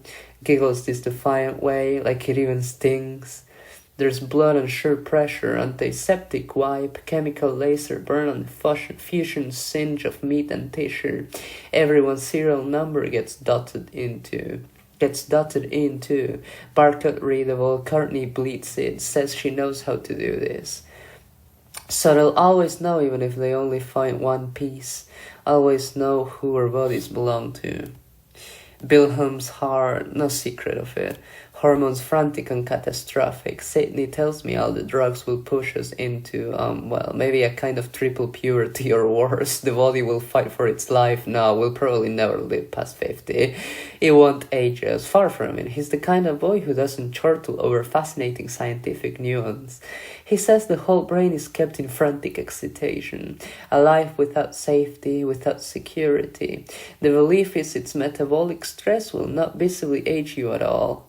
Puberty is the most stressful. Evidence is the paradoxical disruption of life not from telomere depletion suspended by this unlikely pubescence, but the cumulative exhaustion of non-rejuvenating biological systems. Cold drone of the tech priest in this. Hallelujah, Gloria excelsis imago Dei, the limits of Latin obscurantism for a girl who shook her tits for marks to push in garters. The religious girls did it too, and had to do worse for the tithes. The religious girls did it too and had to do worse for the tithes. That is your skeleton, especially your bone marrow. And your nerves are severely overtaxed all the time by the implants, the drugs. Your equilibrium will be strained eventually. And I asked him if I'll be a beautiful rutabaga and suffer the indignity of still looking like this when my organs are ripped out for the ease of TPN, and I will be kept on machinery. And he answers this short, sharp way. You'll die suddenly, I think. Sydney whispers it like romance when he squeezes his cock inside me. Rides with me alone in the cabin's sallow light. He almost sobs orgasm and my nails crease the thin muscle of his back, and I tell him I'm glad. Hope it'll be like this. Orgasm will be too much for my poor, pathetic heart. And everything will go dark all at once, like falling. One last drop, one last plunge of the speedball in my veins. I think those are the words that come too. I hope it's on a drop. I hope the war never will end. I hope it will last forever. And laugh at the sacrilege, at the devil's name, the forbidden word spoken by firelight in the plainest, surest bad sportsmanship, and smile. I hope my heart will stop and that will be it. I'll be stranded there in space. Yeah, fuck me, Sydney, fuck me harder. Squeeze and fold my thighs around his hips and wind my palms together, one atop the other, on the back of his neck and into his hair, and yelp his name, screaming, will myself to die, just like this. This is how it will feel, this is what it will mean when breathing no longer matters, and my body is content with this at least, and everything will burn, and the war machine that entraps me will grander, and it will be my pics, and I will be loved and scatter my ashes all across the trace of the planet, so every time they look into the graveyard of dreams and dead satellites, they will see my name. The next test is a drop. They don't throw us by catapult, just let us fall off the edge. The ship pushes close, even Gregor sits aboard. Courtney is a recipient of what they call second-generation implants, and the specifics populate grant proposals. The finitum of commerce is something smaller than even war. And other onanistic spray. There is more dark polished metal grafted into the nape of her neck, and Sydney says the second generation should have a better rejection rate. It's lucky all of us had first gen implants succeed, because some of the tests were unsuccessful. Scientific curiosity. You are ordered to do this measure. The orders are only seconded by Steinbeck's success. It's its own grief. There isn't a reason for first gens to be announced. Gregor licks another very special reason into my throat, says he thinks the second generation are a downgrade, a simplification of all the art and nuance of the first gens. He calls me a sculpture, not only the curve of my shoulder and the balletic bend of spine, but the convoluted anthill of electromechanics knitted into the throne of my soul. There's none of the noise. He's convinced is something else. It's more than just the easy instrumentality of the human animal as attack dog. His wrist still tastes like meat under my teeth. He laughs and calls me a dog, beast, bitch. Come on, girl. Lets me beg for it without irony. Doesn't treat me like a puppy, but abuses me like a real animal. Fingers in my hips and slam down. The victimizer degrades themselves anyway. Bestiality is a girl's arms. Through the harsh sinew of his throat, up his chin, Gregor learns by watching. Learns he's full of the same anger, the same horror, the same head-sick need that sends Miller behind another man into a woman he says he loves, he wishes he'd met before I was this person, he was destined to become this one, if he just followed behind me. Except he doesn't say it's my fault, doesn't blame me the quiet way Wilhelm does. He praises, adores, tells me I'm his freedom, his liberation, he flies out there in the dark and he never ever ever would have known it without me. Gregor once pushes it hard enough in me, rough enough, sudden enough, there's a little pink blotch in the white, and he says he wanted it that way, strawberry milk. He hates it, hates the way his body stands up, eager, and barks for it. He knows to expect a sortie, and he will be wired into the machine, and he will taste the echo of that moment. End over end, it will happen not just once, but 1,000 times, 10,000 times a second. He will feel not just a discrete thing, but the scorch into his ribs, and he will sob and roar. It isn't even his fault. He isn't the one who pulls the trigger. Isn't the one who peels these people out of their metal refuge from the unlife of the cosmos.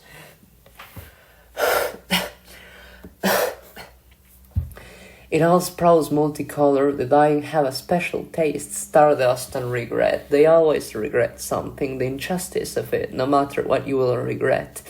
The way cinnamon is sometimes too caustic and no sugar helps, and some know and know they can do nothing, and the body still will not want to drown, and the voice still will modulate as a scream, and everything will beg for anything except this when the canopy goes, and no, there's nothing, and the suit is compromised, No, are you serious? Me? Dying?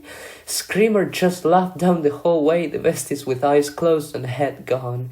He tells me he hates me, blames simple engines of guilty teleology. Inside me he can make me moan his name by what tars his whole race without asking, and I don't know if he ever really asks. If any man ever asks so much as just coasts on the momentum of not hearing no. Like it matters when there are strong hands and the body grows deliquescent, pelvic bones melt softened with pregnancy hormone. He caresses places he's not supposed to touch, hurts me to avenge some primordial wound, a bruised ego. He hates me, he hates when he gets that heart for Miller inside me.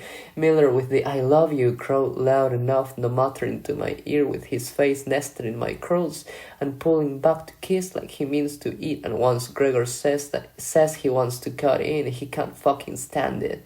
Miller will share me, pull out still hard and let another man slide his cock inside me and look at me with these judgmental eyes. Gregor's should be shocking green, hands on my shoulders, steadies my face and my whole body flattened under sweat, balls deep and rotting and lips tight. He's so close, salt drips off the angles of his face, and he calls me a slut, looks at me like a bad daughter, bad girl, just taking dick like this, that's it, come on.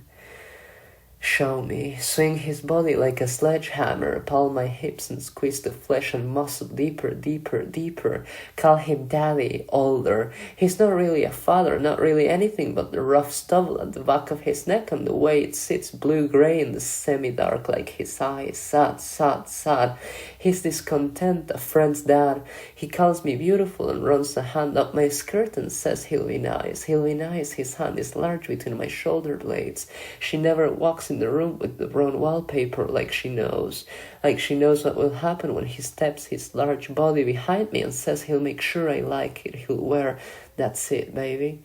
Hand up my back and little grunts about how a sweet piece knows what she's asking for.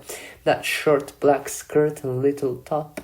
His hand is untested by life and the house is nice and he knows my shoes track poison mud. Knows no one will care on his knees, soft off-white carpets that cushion the sounds and the little moans I cut into the back of my wrist with my cheek close to the wallpaper, this faded gold that looks brown in dull light. It's orange and it feels good. He moves his hips slow and patient and hooks his fingers in my hair and pulls, and everything in my body is cold and it crawls and there's no fear because it's already happening and it feels good. The friction is right, everything shudders, and when he squeezes out his load after maybe 5 minutes and the rubber bulges, it's tight, And Baxon and Gregor is the same man. His eyes are the same, his touch is the same. Daddy, daddy, kissing to his hairline and call him beautiful and tell him hurt me because I realize his dreams and they're never good. One of them dies the second we drop, ambush the ambushers. They are only human and we have ceased to be the whole way, and the edges are where you find the obvious. Occam's razor cut the hot bleak path to nowhere. They scream and come apart and hurt, and it's first one, and then a second, and all so fast they scatter and their intentionality tangles. Courtney breathes heavy with hurt people. The red-faced Hick says he can't do this, he can't do it to himself. So he gets rotated to Fisher's and we get one of his, and she weeps this bitter way that tells me for all the syrupy way she promises him she gets it. This is a husband's fingerprints on another woman's skin.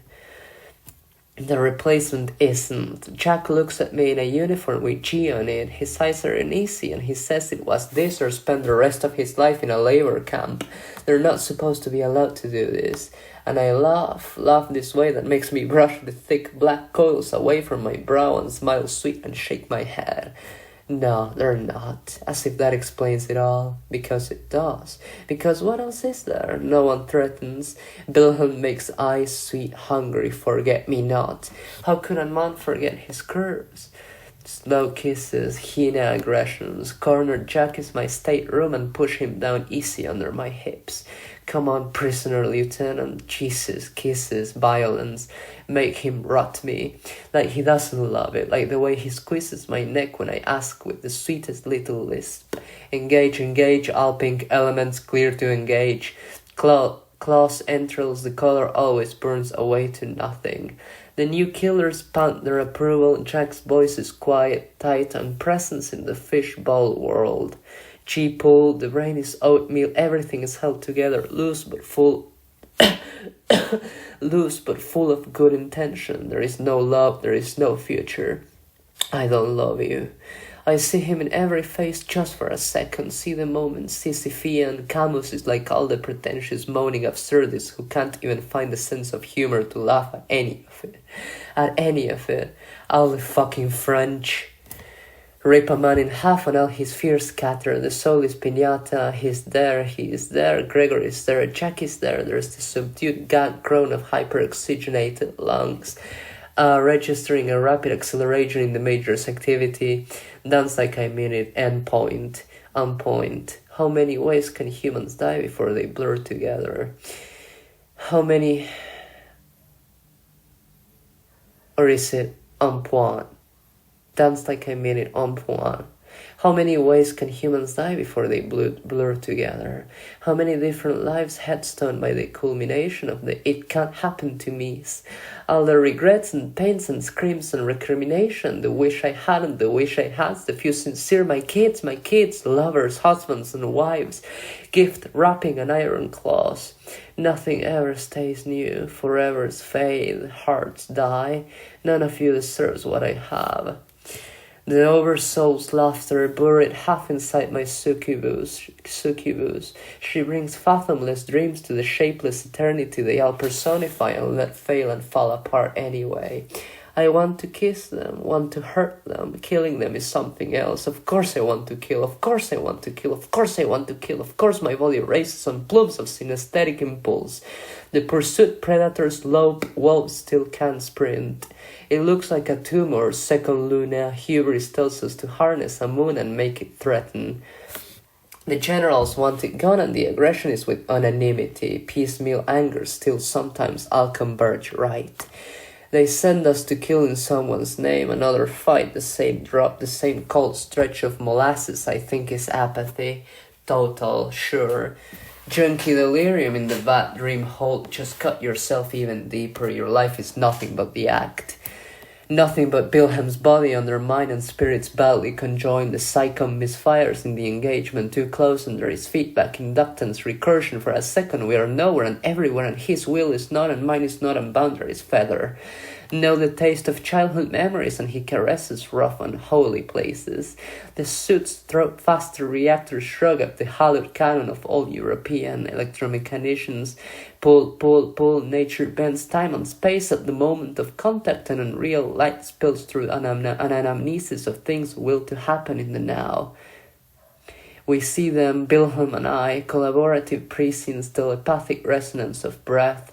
I know what he will do, he knows what I will want, and they are not yet in the places they will be when tea leaves are fondled by smoke and a man screams and dies, and his coffin is not yet closed, and a trigger is not yet even pulled. He dies, and homely uncertainties fade, and if he hadn't died, would we be gone? Would the world be right? Would the war be finished, or would it just be a fluke? Would God still be up there and smiling, stupid, blood-hungry emperor at all the gladiatorial pageant? A flank does not break, but we all trail together. Jack has a panic attack after he's out of the fishbowl helmet. Gurgle spits up the PFO, wheezes and froths in penny red out of his nostrils. His guts, his lungs squeeze out every drop and gasp. He can't breathe. They're all dead. Everyone's dead. In the middle of the wardroom, better than the last. Totemic red is no Japan. Lacquer yourself against the aggression in their souls. Touch, reach, grope. Sydney is there, and Gregor, and I think it's Sydney's voice. It's brighter, higher. The room is wide, and there's a large table in the center, and Coronel Steinbeck is only a guest.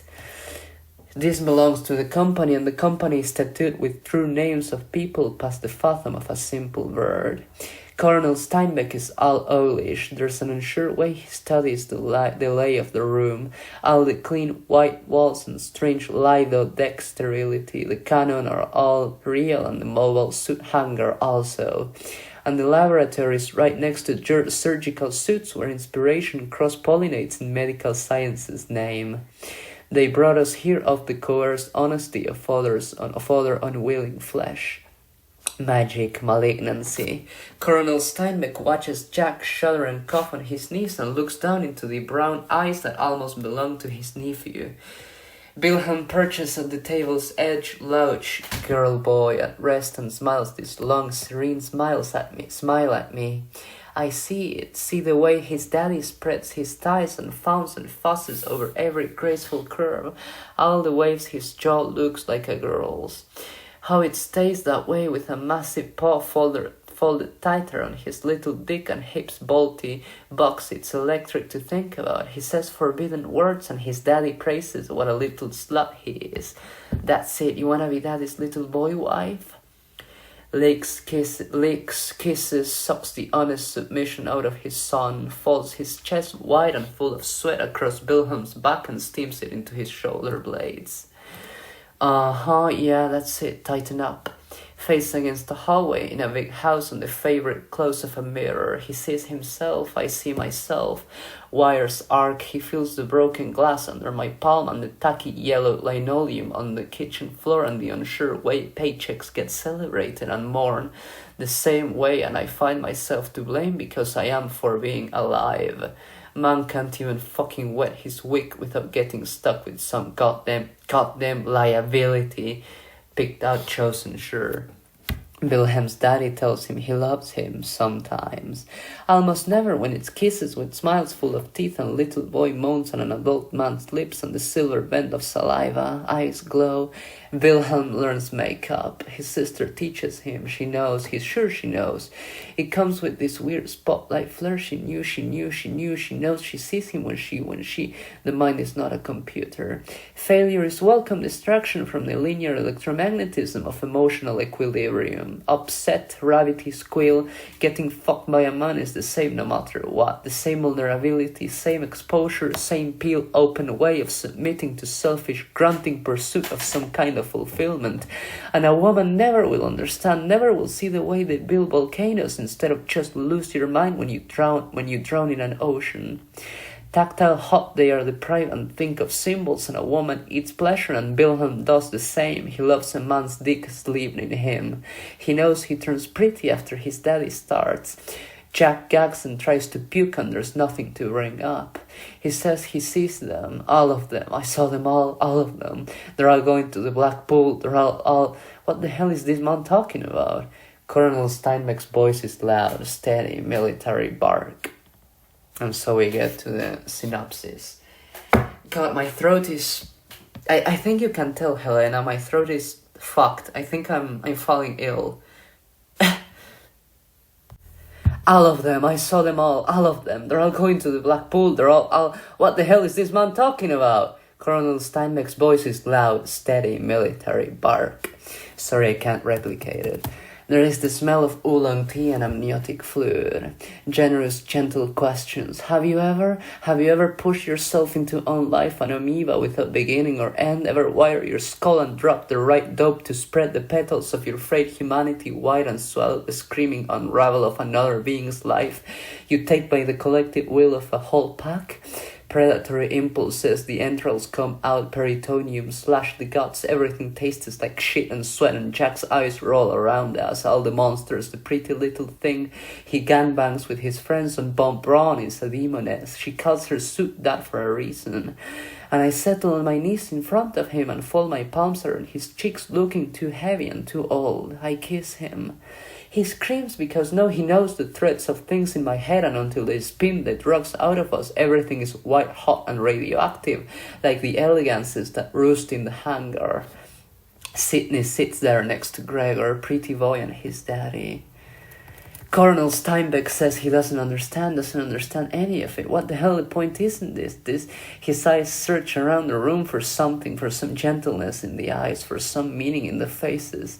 All he sees are the same Marines he tries to convince will come back home with a sliver of themselves, even the faint echo of the people they were supposed to be, and maybe would have been. He is Charon and spots us the fair and looks scared, looks outnumbered. He says nothing when the kiss is not just a smooth, soft peck, but it comes with tongue. It's full of ravenous, reaching instinct. Gloved hand behind Jack's head, grasp and pull, know it will come soon, know it all resonates, radiates from deep in our bones. They touch symphony, theater. Colonel Steinbeck looks with unsure eyes and searches for reprieve and finds only me. I want to ask him if he misses her enough not to care anymore. If without sons and daughters he feels some hungry, desperate punk to till even dead common soil. If he's like his brother. Instead he excuses himself, says he has a report to write. Jack's tears seep out of Mahar's eyes and he laughs.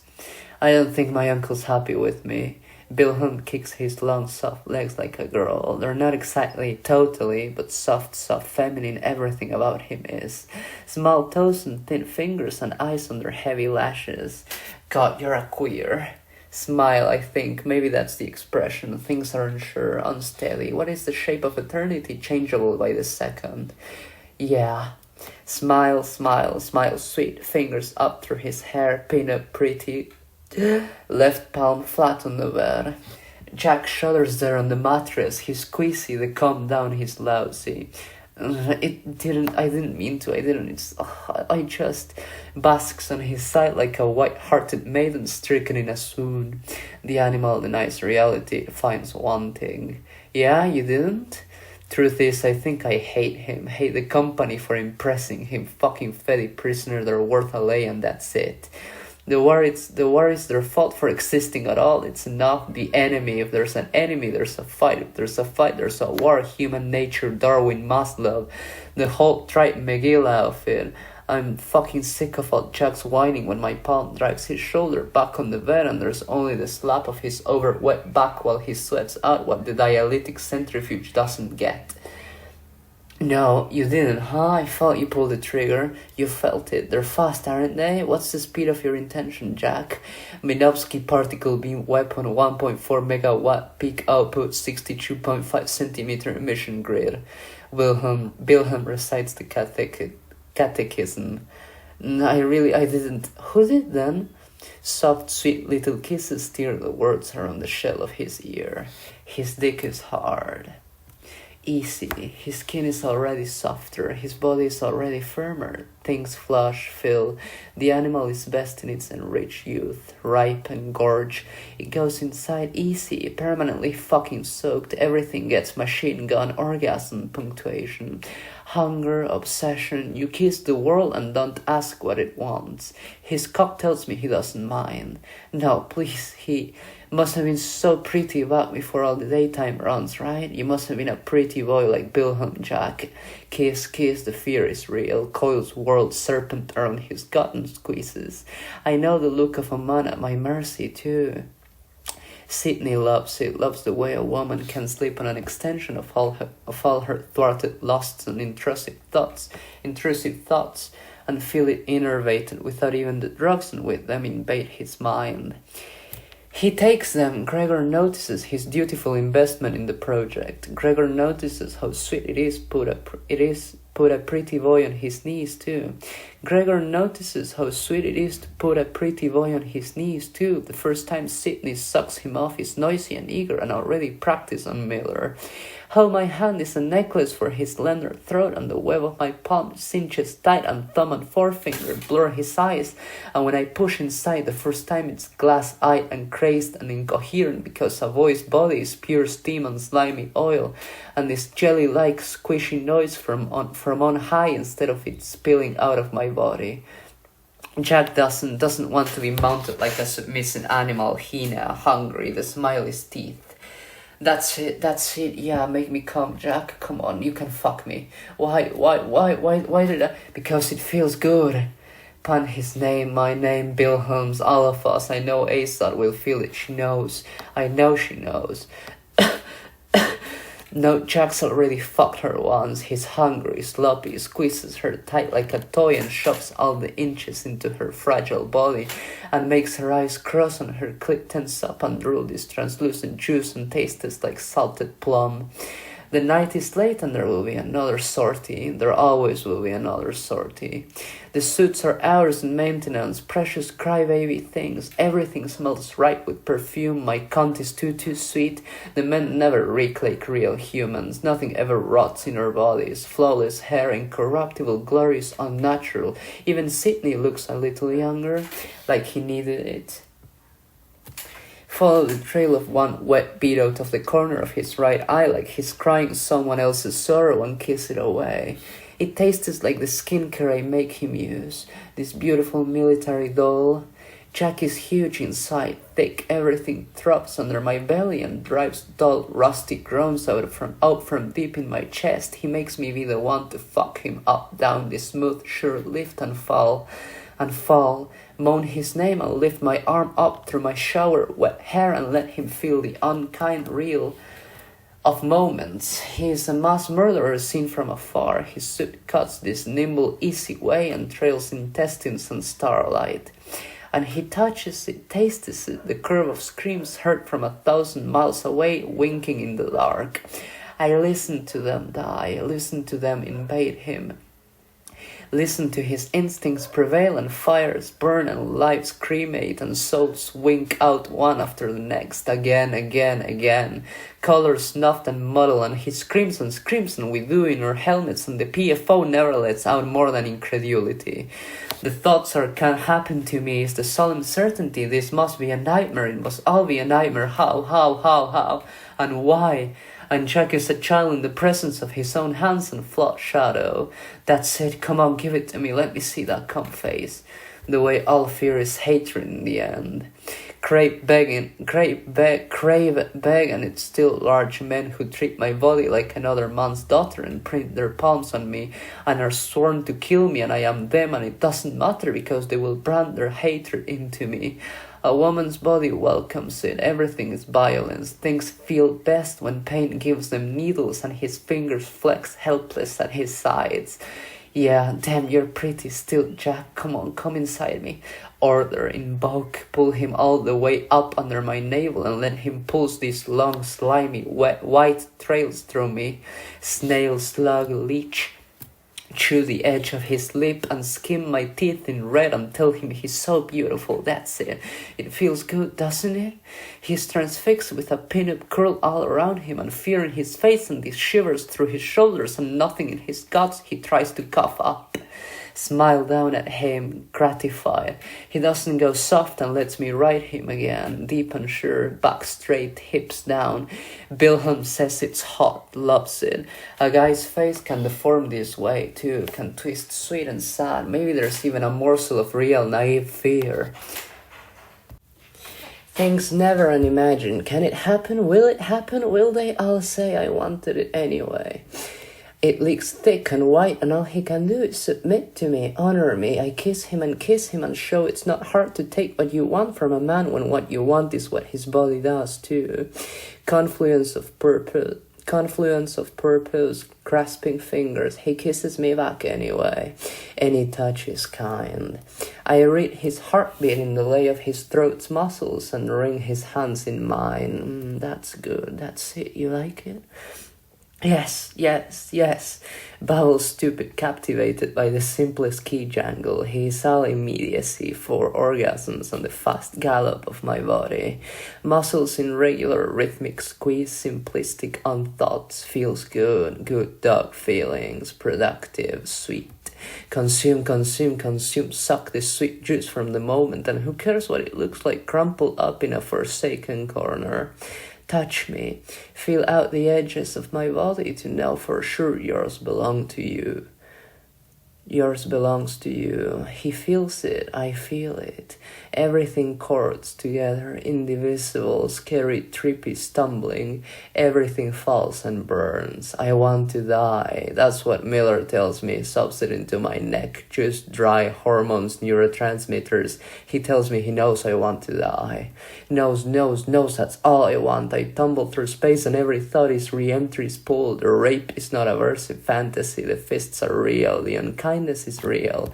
Use me, hurt me, let me regret it like my skirt thumbed arrogant up my hips the next time I'm in another friend's house with the same father. He's beautiful this time, and I wonder if he'll just want to kiss me or treat me like my age, but he knows, he smells it, he can taste it in my perfume. Pussy and not just a girl, pink, pretty. His hands taken, he gives nothing except the same promise he'll make it feel good. Baby, come on, show me your smile. Hands on, palms on cheeks, large fingers. He says his daughter will be gone for a bit. The couch is perfect, like he means to show me off this way. Spread wide and pumped deep, he wears like the other dad. Makes my feet dangle and murmurs about all the luscious young flesh. Miller knows. I drink the second. An adult woman shows a 12-year-old boy all the secrets at the end of the book right away. He's scared. That's what it is. All the time. He loves it, how scared he is. Loves how scared he is. The cruelest games get him the hardest. The way she has him eat her out during a dinner party under a table. She wears stockings and she's a young aunt and probably 30 and beautiful. This unplaceable grown-up way that distinguishes a young adult to a child, and he gets on his knees. He thinks she's beautiful, every part of her, wears black framed glasses and lets brown hair spill down her pale shoulders and has a mole on her left thigh. He kisses me the same way. Says he remembers when there's the weird taste of a man there. She makes a fist in his hair and tells him she likes him better. Even he doesn't come as fast. Her boyfriend's pathetic. He doesn't make her cream like this. Look at me. He pushes in his tongue and tells me without words he comes every time they're together, 4, 5, 6 times, hand wrapped around something large and thick when he feeds. 𝘚𝘤𝘯𝘯𝘠 watches, pretty boy wife. He says he wonders about Jack. Other man, Miller just squeezes me drier. Shows Jack is a pitiful, puling thing, really. The battlefield blurs, emergency sortie, they kick us out the door with helmets barely filled, bodies barely cranked, stumbling dream time. We commune sick with the juices they pour into our brains. Everything is wrong, off, hungry, permanent appetite, frantic metabolism. Squeeze everything tight and sob in the slouched dark of your body's Jones. It's an angry feeling. The body doesn't want it. The mind doesn't want it. Nothing wants it. I don't want it. They're still there. The same. They're always the same. Always the same colors. Always the same. Helpless captive, there is nowhere to run. You taste it in the air. Death is their task. Leave no survivors. There's hatred. Friends. There are lovers. They're in the black pool. They're there. Jack's voice is attitude adjusted, second time eager, dull and rough and watery. That's it, I feel them. Do you hear them? Rough silk weeds. It raises a smile from all of us, all in the cold light of closed eyes. There's no need for all the monitors and sensors when you stretch your body out across the 1,000 light years between molecules and read the direction of intention. Schrodinger's Rorschach. They spell out their wants. They want to die too. They spit it in all the panic shock way, all the denial, the terror, the gut sick, and then the will it becomes what is it? They learn to love it. They don't know how to dance. They're afraid to shake it like they want the eyes because they know they see. They're afraid to burn them. They're afraid to burn themselves to ash for the moment in fear of a tomorrow. They want to live and they want to die, but nothing balances and the spin is off center, and all they can do is twist to one side or the other, and they all end up in the same place anyway. This is pink lead. I see them, smell them already. Blood trails and screams rush faster to the end. You'll beat biology. Do you hear that? Ha ha ha ha ha ha. Laughter spells itself all over the starry sky from behind us. The world distends. The year is 0083 and it is January 1st, and we are no longer in the same place as when we started to pair pages off the calendar. Space turns. I want to love. The turbine screams, revs faster. The reactor drones in my ears. Red line, push. My life is about to end. My life always is about to end. The sword, the gun, you do not comfort me. I don't love you anymore. I don't love me anymore. I don't love anyone anymore. I don't love anyone. I don't love anything. I don't love dogs. I don't love sunsets. I don't love tears. I don't love jealousy. I don't love the ache in my gut when he pulls away from me and I already am afraid. I don't love the way I pine for him for weeks after I excise the gangrene. I don't love. I scream, that's all I do, that's all anyone does. Scream, let it all break, let the water run out of your head, let it all dry out, let your tears drain down to nothing, let your heart break. It's all I want, I think. I want to die, I want to live, and all they do is run headlong from us until they turn, until it's all a fraud, until it's all an ambush and their hatred boils and they've had enough. It's a fight, a real fight. Laughter and attitude fires on electronic countermeasures and countermeasures on all the violent technologism to make palatable a fire black spirit driven into the hot red places. I'm not even 23, I think. He kills me, I know. Know when I scrape out so long a letter to him and never send it. Know what I will tell him. Know I will blame him because he is to blame. Because no one cares. Because no one ever fucking cares. Because no friend whose father ever smelled it in my perfume ever talked to me. After, no boyfriend ever means the words they say. No father ever touches me with anything but the cold edge of a cheap highball or a bottle slung at the wall next to my head. No sister ever cares enough to wait. My love doesn't mean more than cheap sex. The earth is so close. Major, what are you doing? Don't you want to see? Faster, more and more of them peel away from the horde like wasps, stupid, angry. Shit, Major, no, let her go. All the grown-up souls, Miller, Wilhelm, Jack, do we even have them? The Maher and Assad and Courtney and all the other names without faces and faces I know without names? The world is blue and there is no God to catch me. There are no angels. Everything stretches and there is a jolt and a shock and the gravity well reaches up to embrace them. Her systems are going. We trail red. Blood powers, PFOS, boil. Major, what are you doing? Major, more and more. Piper. Don't you smell me? The cockpit is small and the cosmos is infinite and more their colors merge all around me with the earth. The cockpit blacks out, the machine protests. It is my body. I am it, sensorium universum. Don't you see them? Don't you see them? They're full of color, they're dropping away. More and more, 10, 20, 30, 40, they all sink themselves into the planet's embrace and are consumed. She rejects me. Without air, without love, without flesh, she rejects me, and I stand in a long silver hallway that echoes with the memory of things I had forgotten. A door closes at the end. My name. I don't love you. I want you, need you. Then you want me? Aren't I worth anything to you? To any of you? Is there a word, a whisper, a breath, a shiver in there? Is there wind, a simple lick of breeze? 𝘚𝘤𝘩𝘯𝘓 kisses me slow, cups my cheek.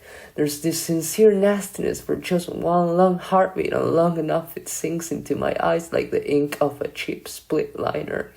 Love is vindictive. He welcomes me back, says it's strange how all those other fetish who chased me all got sucked down, down, down.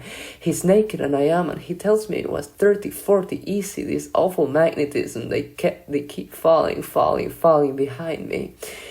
𝘚𝘤𝘯𝘯's voice is the one I hear, rough gravel laughter sparking from the interference of billions of souls yammering, screaming, and grief consumed. Holy liturgy of psychosphere theory from Sydney. He cradles my hands limp in his and says he felt it, felt what it was like.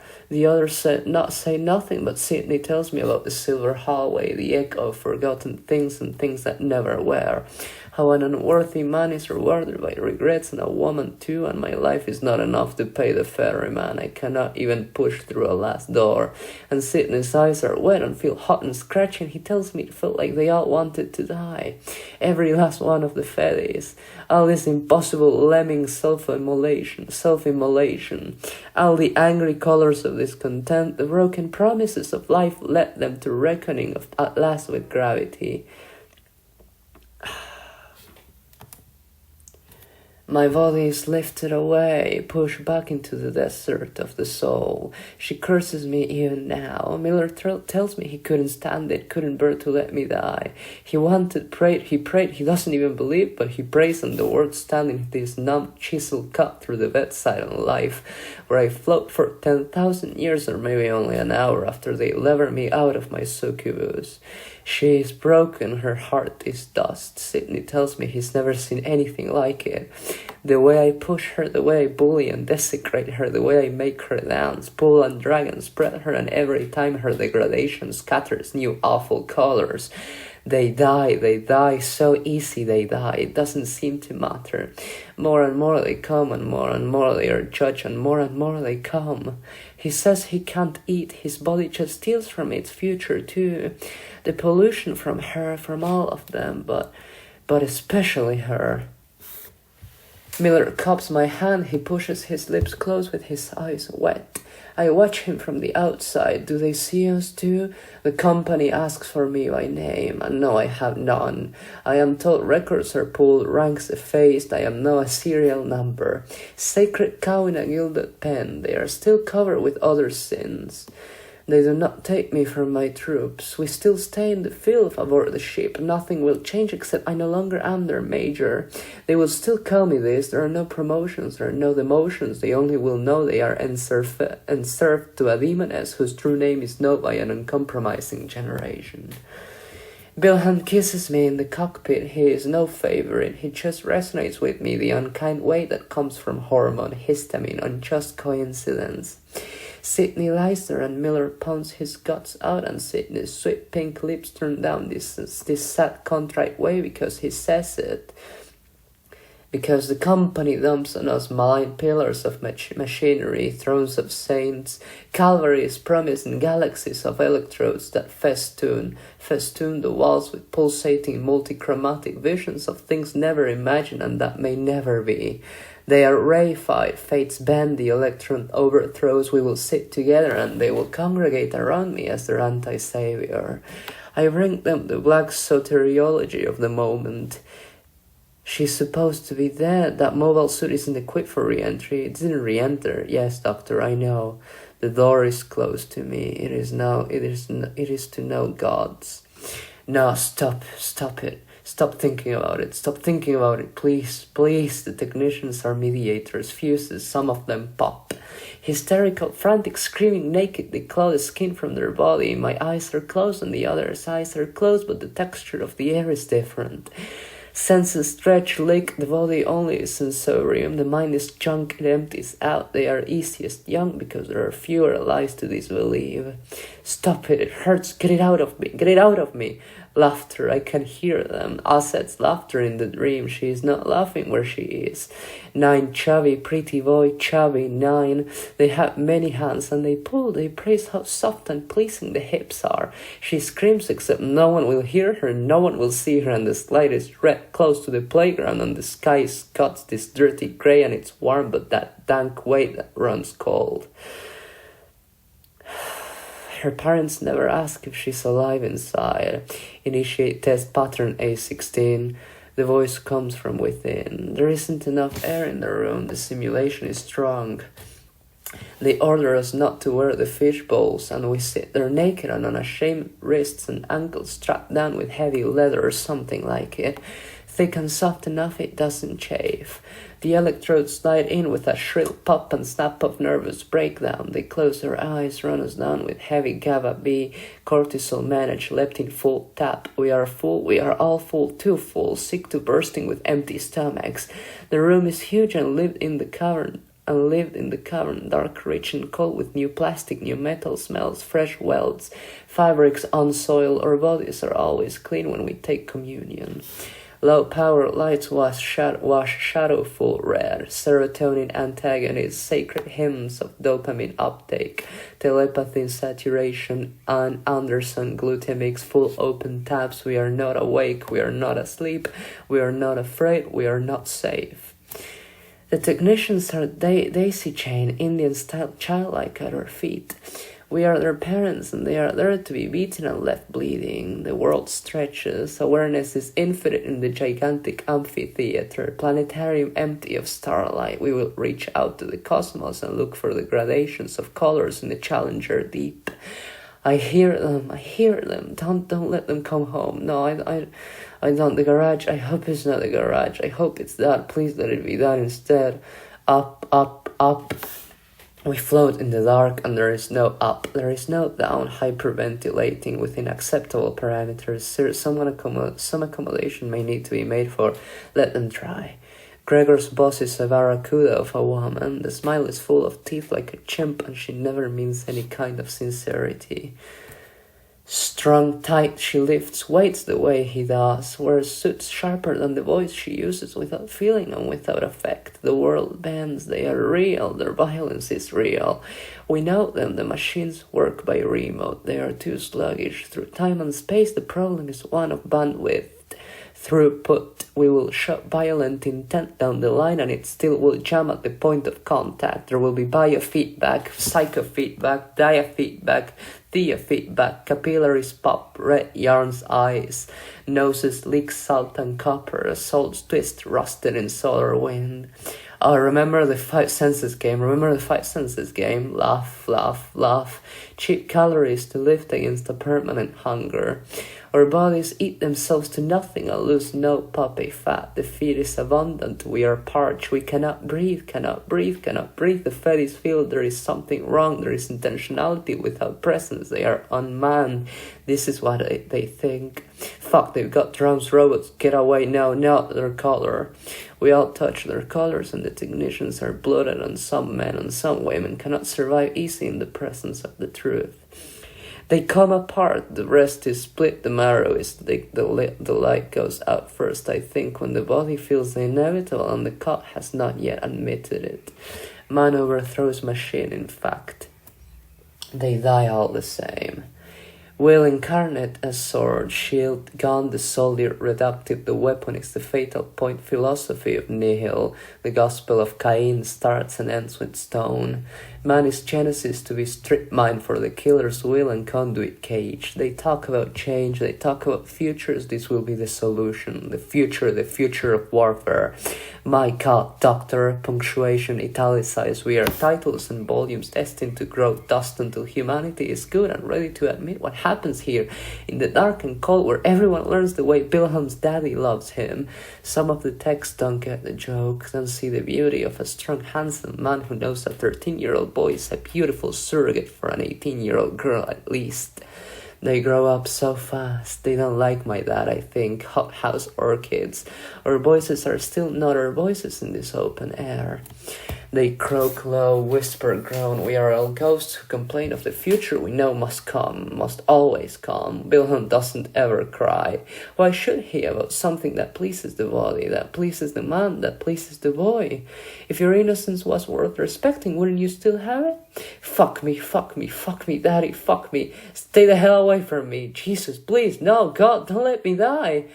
Full fat scream from a million miles away under steel. It breaks the drone, comes from no one in the room and makes itself heard in the open air.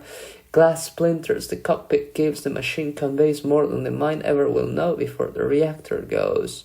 There is almost silence, and then it is total and they die somewhere and color fades and we are down nothing except a few machines and there are many children. No one will mind going hungry to replace them. Sidney says I'm callous like it's anything but a statement of fact, like he wishes it could matter, like he wishes it mattered, like he wishes he mattered, like he wishes I mattered, like he wishes he could have wishes anymore. We lie together on the bed while Miller punches out his hole and his cutthroats tensed in a slender hand, and Wilhelm fucks me on my side, pushes his fingers into my thigh and hoists the knee and bears me and shows Miller what he'll never know, what circumstance cheats us both. Wish, pray, it has no meaning at all. Sadness is its own gravity. Wilhelm's cock is thick and sweet. He doesn't love me, he'll never love me. Wilhelm only ever will love his daddy, and his daddy never will love him, never, ever, ever. And Wilhelm's heart soars this awful, weightless, nothing way. I don't love you, I don't love me. He grinds himself under my moan and makes me pant, and when I reach out to Wilhelm, drags my arm back so he can pull my face and body close for a kiss, and Sidney lets out this brittle squeal and the sound is too fast and wet. When we drip them, Sidney kisses me, lays his fingers with mine, our shoulders cling with sweat, and I want to tell him I love him, want to tell them all. You cannot lie when they know the shape and color of your soul. I don't love you, I don't love me. They send us out again alone in the dark. The texts are wired into the loop by the boss woman's orders. Shark smile, too big teeth and too many of them. She steps into the room while we fuck and says, by all means, don't stop on my account. She owns the keys, arrogant pimp, madame. Long legs and a body made to fall with grace against the door frame. No one gives a shit about her here. She does not threaten power over life and death to people with obituaries in the past tense. Some are still alive in paper. Courtney no longer squeezes her knees and folds her butt against a bulkhead. She sits in the middle of her room and talks to a girl who cannot hear her across a sea of stars. I sit in front of her and she looks through me with her sad eyes and tells me she hates me. She curses the day we met. I don't wish you'd die. Courtney's voice is like cauliflowers now. It is an atrophied thing. There's little need for it except the throat comes. Everything comes raspy and dry from deep in the chest. It's a cruel thing to tell me. I wish you'd never, ever, ever die. I think I want to take a swing at her, want to see her teeth everywhere, want to see color again. The world is nothing but color, and no, it has no meaning. Nothing ever happens, no one moves. The mind does not communicate its aggression without mediation, without the drugs, without all the simple open channels of thought and feeling in the train's dark. Feel her fingertips close to my knees instead, this morose way of tracing out my number. She uses it now, bratty curl of her lip. If it hadn't been for you, I might be home. If it hadn't been for you, I might be happy. I hope you live forever. Not even like Tithonus. If your body rotted, if your mind went, how would you know you're still alive? Courtney studies my face, leans closer, closer. Her stateroom is huge like mine. Nightmare cruise never ending. White sheets turn down service. Pills populate bathrooms full of marble or its imitation. We carry the earth into the ether eternal and feel none of it. Dark wooden walls. She is beautiful and smells like tears and sweat and anger. He stayed faithful to me. He never lied to me. Fingers and palms pulsate on my knees. She does not bother to look for life. Do you know what that means? I got to be happy. A little. I had the life I wanted. Just if it hadn't been for all this shit, I would have been at home with my husband and kid, and I need to be happy. Say it sincere and cold. What will you know about happiness? Aspirin, vitamin C. You were never happy. She tells me what I know. You were never happy. Something went wrong with you too early. You didn't have a fucking chance. Someone should have killed you, or you should have killed yourself. I wish you had. I agree. She knows I do. She knows now the door just stands closed stubborn until I finally learn the key that will turn me to color again. Thank you. I kiss her. Her free lips, she sneers and kisses me back. It's teeth and unkindness. She doesn't love me. She doesn't love. I don't love her. I don't. There's nothing good in me anymore. Courtney's lips tremble and she runs with spit and red while we chew each other's mouths and moan and gasp and twist. Her skin is gloss polish perfect. Sweat and sebum and anger. She hates me and lets me feel it. We down pills together, barely know which. It barely seems to matter. Everything is tumbling Dharma wheel inside. And the shades blur without meaning. She doesn't have to fuck me to do it. She touches mostly out of physical habit. Pleasure is a perfect void for pain to feel. She hates and I hate her back. Athletic, lean, hard and sweet, and my flesh all soft and overflowing and decadent and round.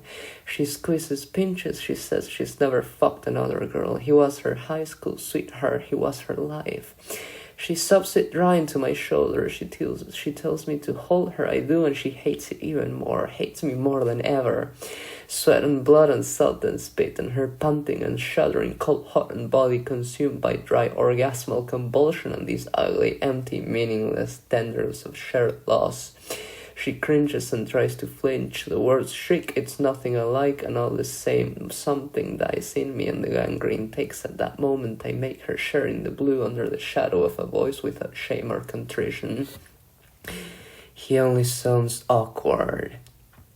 And he says the girls' names like they mean a thing to me, except they were worth more than my love. And I wake up the next morning and I know my life either will be fear or apathy, and I guess it's my destiny to choose one and my fate to know it at all, and I want to hear his voice again. My pillow is wet, and it just doesn't matter because I see him and all I see is those women.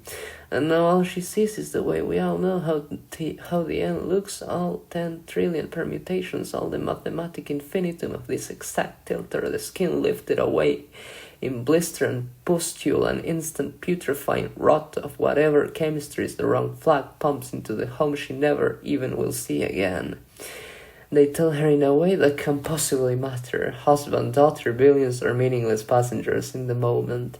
Eternity, reason, purpose, and now all she can be is indifferent because there is nothing to be afraid of anymore. I don't feel anything anymore. All there is feeling, and I feel nothing. I can't read my own thoughts anymore. They're there and they're not. No one will mourn him, no one will mourn her. You've all learned what it means to fuck my husband through my body, what it's like to hold my daughter. I don't even get that for myself. I have to wonder every fucking day if it's just feedback and delusions from all of you. She leans back, naked, and I am, and we reek of each other, peach, pits, and ammonia. I want to tell her I don't care. I don't care, because I don't. Because she's beautiful, because I am, because the world is already what she wants, and all she prays for is, do you want me to help you die? Leans close, sweet puppy girl, nose up against her collarbone and murmur the words with generosity. She should shut me away, I think. Skin contact, galvanic induction, telepathic spasm, as if it's not obvious she thinks it too. Her eyes are wet and hot like mine, and she looks down at me with her lip curl a little, nicked, cut, bruised, swollen, and hurt and shaking. Courtney swallows these long breaths. She says nothing. The colony floats dead. They're cruel enough to send us. The company wants the subjectivum of trembling bodies twisted in cockpits, or maybe just the text convulsed, frothing at the snout on sterile floors, gnashed teeth, rent garments. They shriek through the line. Gregor flies with us. He says he'll fight. What's it fucking matter at this point when he's killed hundreds of people already? Isn't silence in the presence of evil a sin? He takes to the machinery. Our world is replumbed in the image of the whole. Vines reach, a rose's color is found in the thorn.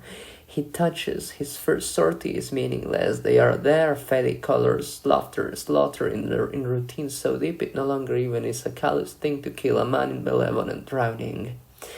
The first time our eyes open in the fishbowl, the universe is no different. Synesthetic equilibrium, color and shape in a world already known and know with clarity through the museum, glass medium, liquid, vitrified without bubble for all the rustly moist sounds from deep in the body. The fetish are trapped in the colony bunch and fight stupid, frantic, all the solipsistic impulse of the animal, bare teeth and split jaw and splintered glass. Hate them, hate them, hate them, hate them, hate me, hate everyone. Everything in the universe is infinite and means nothing. They're all dead, everyone is dead, trite and teenage. Everyone is dead in the scope of an infinite universe. No one even is alive. The finite has no meaning against the measure of eternity, and Courtney's husband and little girl are interred in the great empty garlanded with bloated black vegetation. All the unoriginal mortal spasms of end, shit in peace without putrefaction, walls crumple, the sky comes without love. The colony is no corruption, incorruptible. There never will be the unkind erasure of ages even simulated. This and 50 others in the bunch. How many in the side? How many lives are there to end before it's all over? When do we touch reprieve? The fetish fight for someone else's necropolis. Courtney's voice comes alongside everyone else's, hollow. This is the great empty and unburied pain's colors saturate the walls a mile overhead and all around us in the gravityless warren of a dead world. They are with us, other Marines. They do not see us. No one can see us. Invisible malediction. Our suits are locked in IFFs with eerie orders not to meddle, do not interfere. Elegance, lean, fine, dancer's beauty. There is curve and roundness from the lineage. My succubus is a promise fulfilled. She is made in pollution's image. Radiation spills from her slender shoulders, the full bend of her hip. She is all sexuality abstract, Dali deviation. She is horrible. They see her and proclaim her grotesque. She eats her lover, she eats her young praying mantis. Strikes easy, her limbs are not always a part of her body. Each and every time they peel themselves from the bone, pain is a thrill of broken glass. Nerves fire, pop, sizzle, and reconstitute. The world is a scream. Laugh and laugh and laugh, because why not when everything feels the same? They die sudden. They don't even scream. There is anger only from them, and it flirts full of sticky, skunk-smelling horror. Kill them all. Let's make this place a mausoleum. Courtney laughs and it pullulates. We all grow the thin shoots of her shades. Her subjectivity, the world is a tangram twisted and spun out through rare silk and coated in glass and candied and ground down to kaleidoscope and where she starts and I end are academic points to be plotted on geometric charts. Metal follows the electron-bent arc of intentionality. My anger, my screams, my pain, they know all my colors. They suck me to nothing and leave me a wobbly, drained husk, and all I want is to be filled. Offer myself to the universe, dry bread and sadness. Is this my fate? Is this my destiny? Is this my best case? To be here in the land of the dead in a place of crap trees cracked apart by shock boiled water in sap, with leaves popped and splintered and frozen in frosted jack that dissolves to powder licked by maneuvering fire. Buildings are sturdy and shed chunks clacked off armor half heard and felt in this permanent paranoid hyper-awareness of unnatural skin.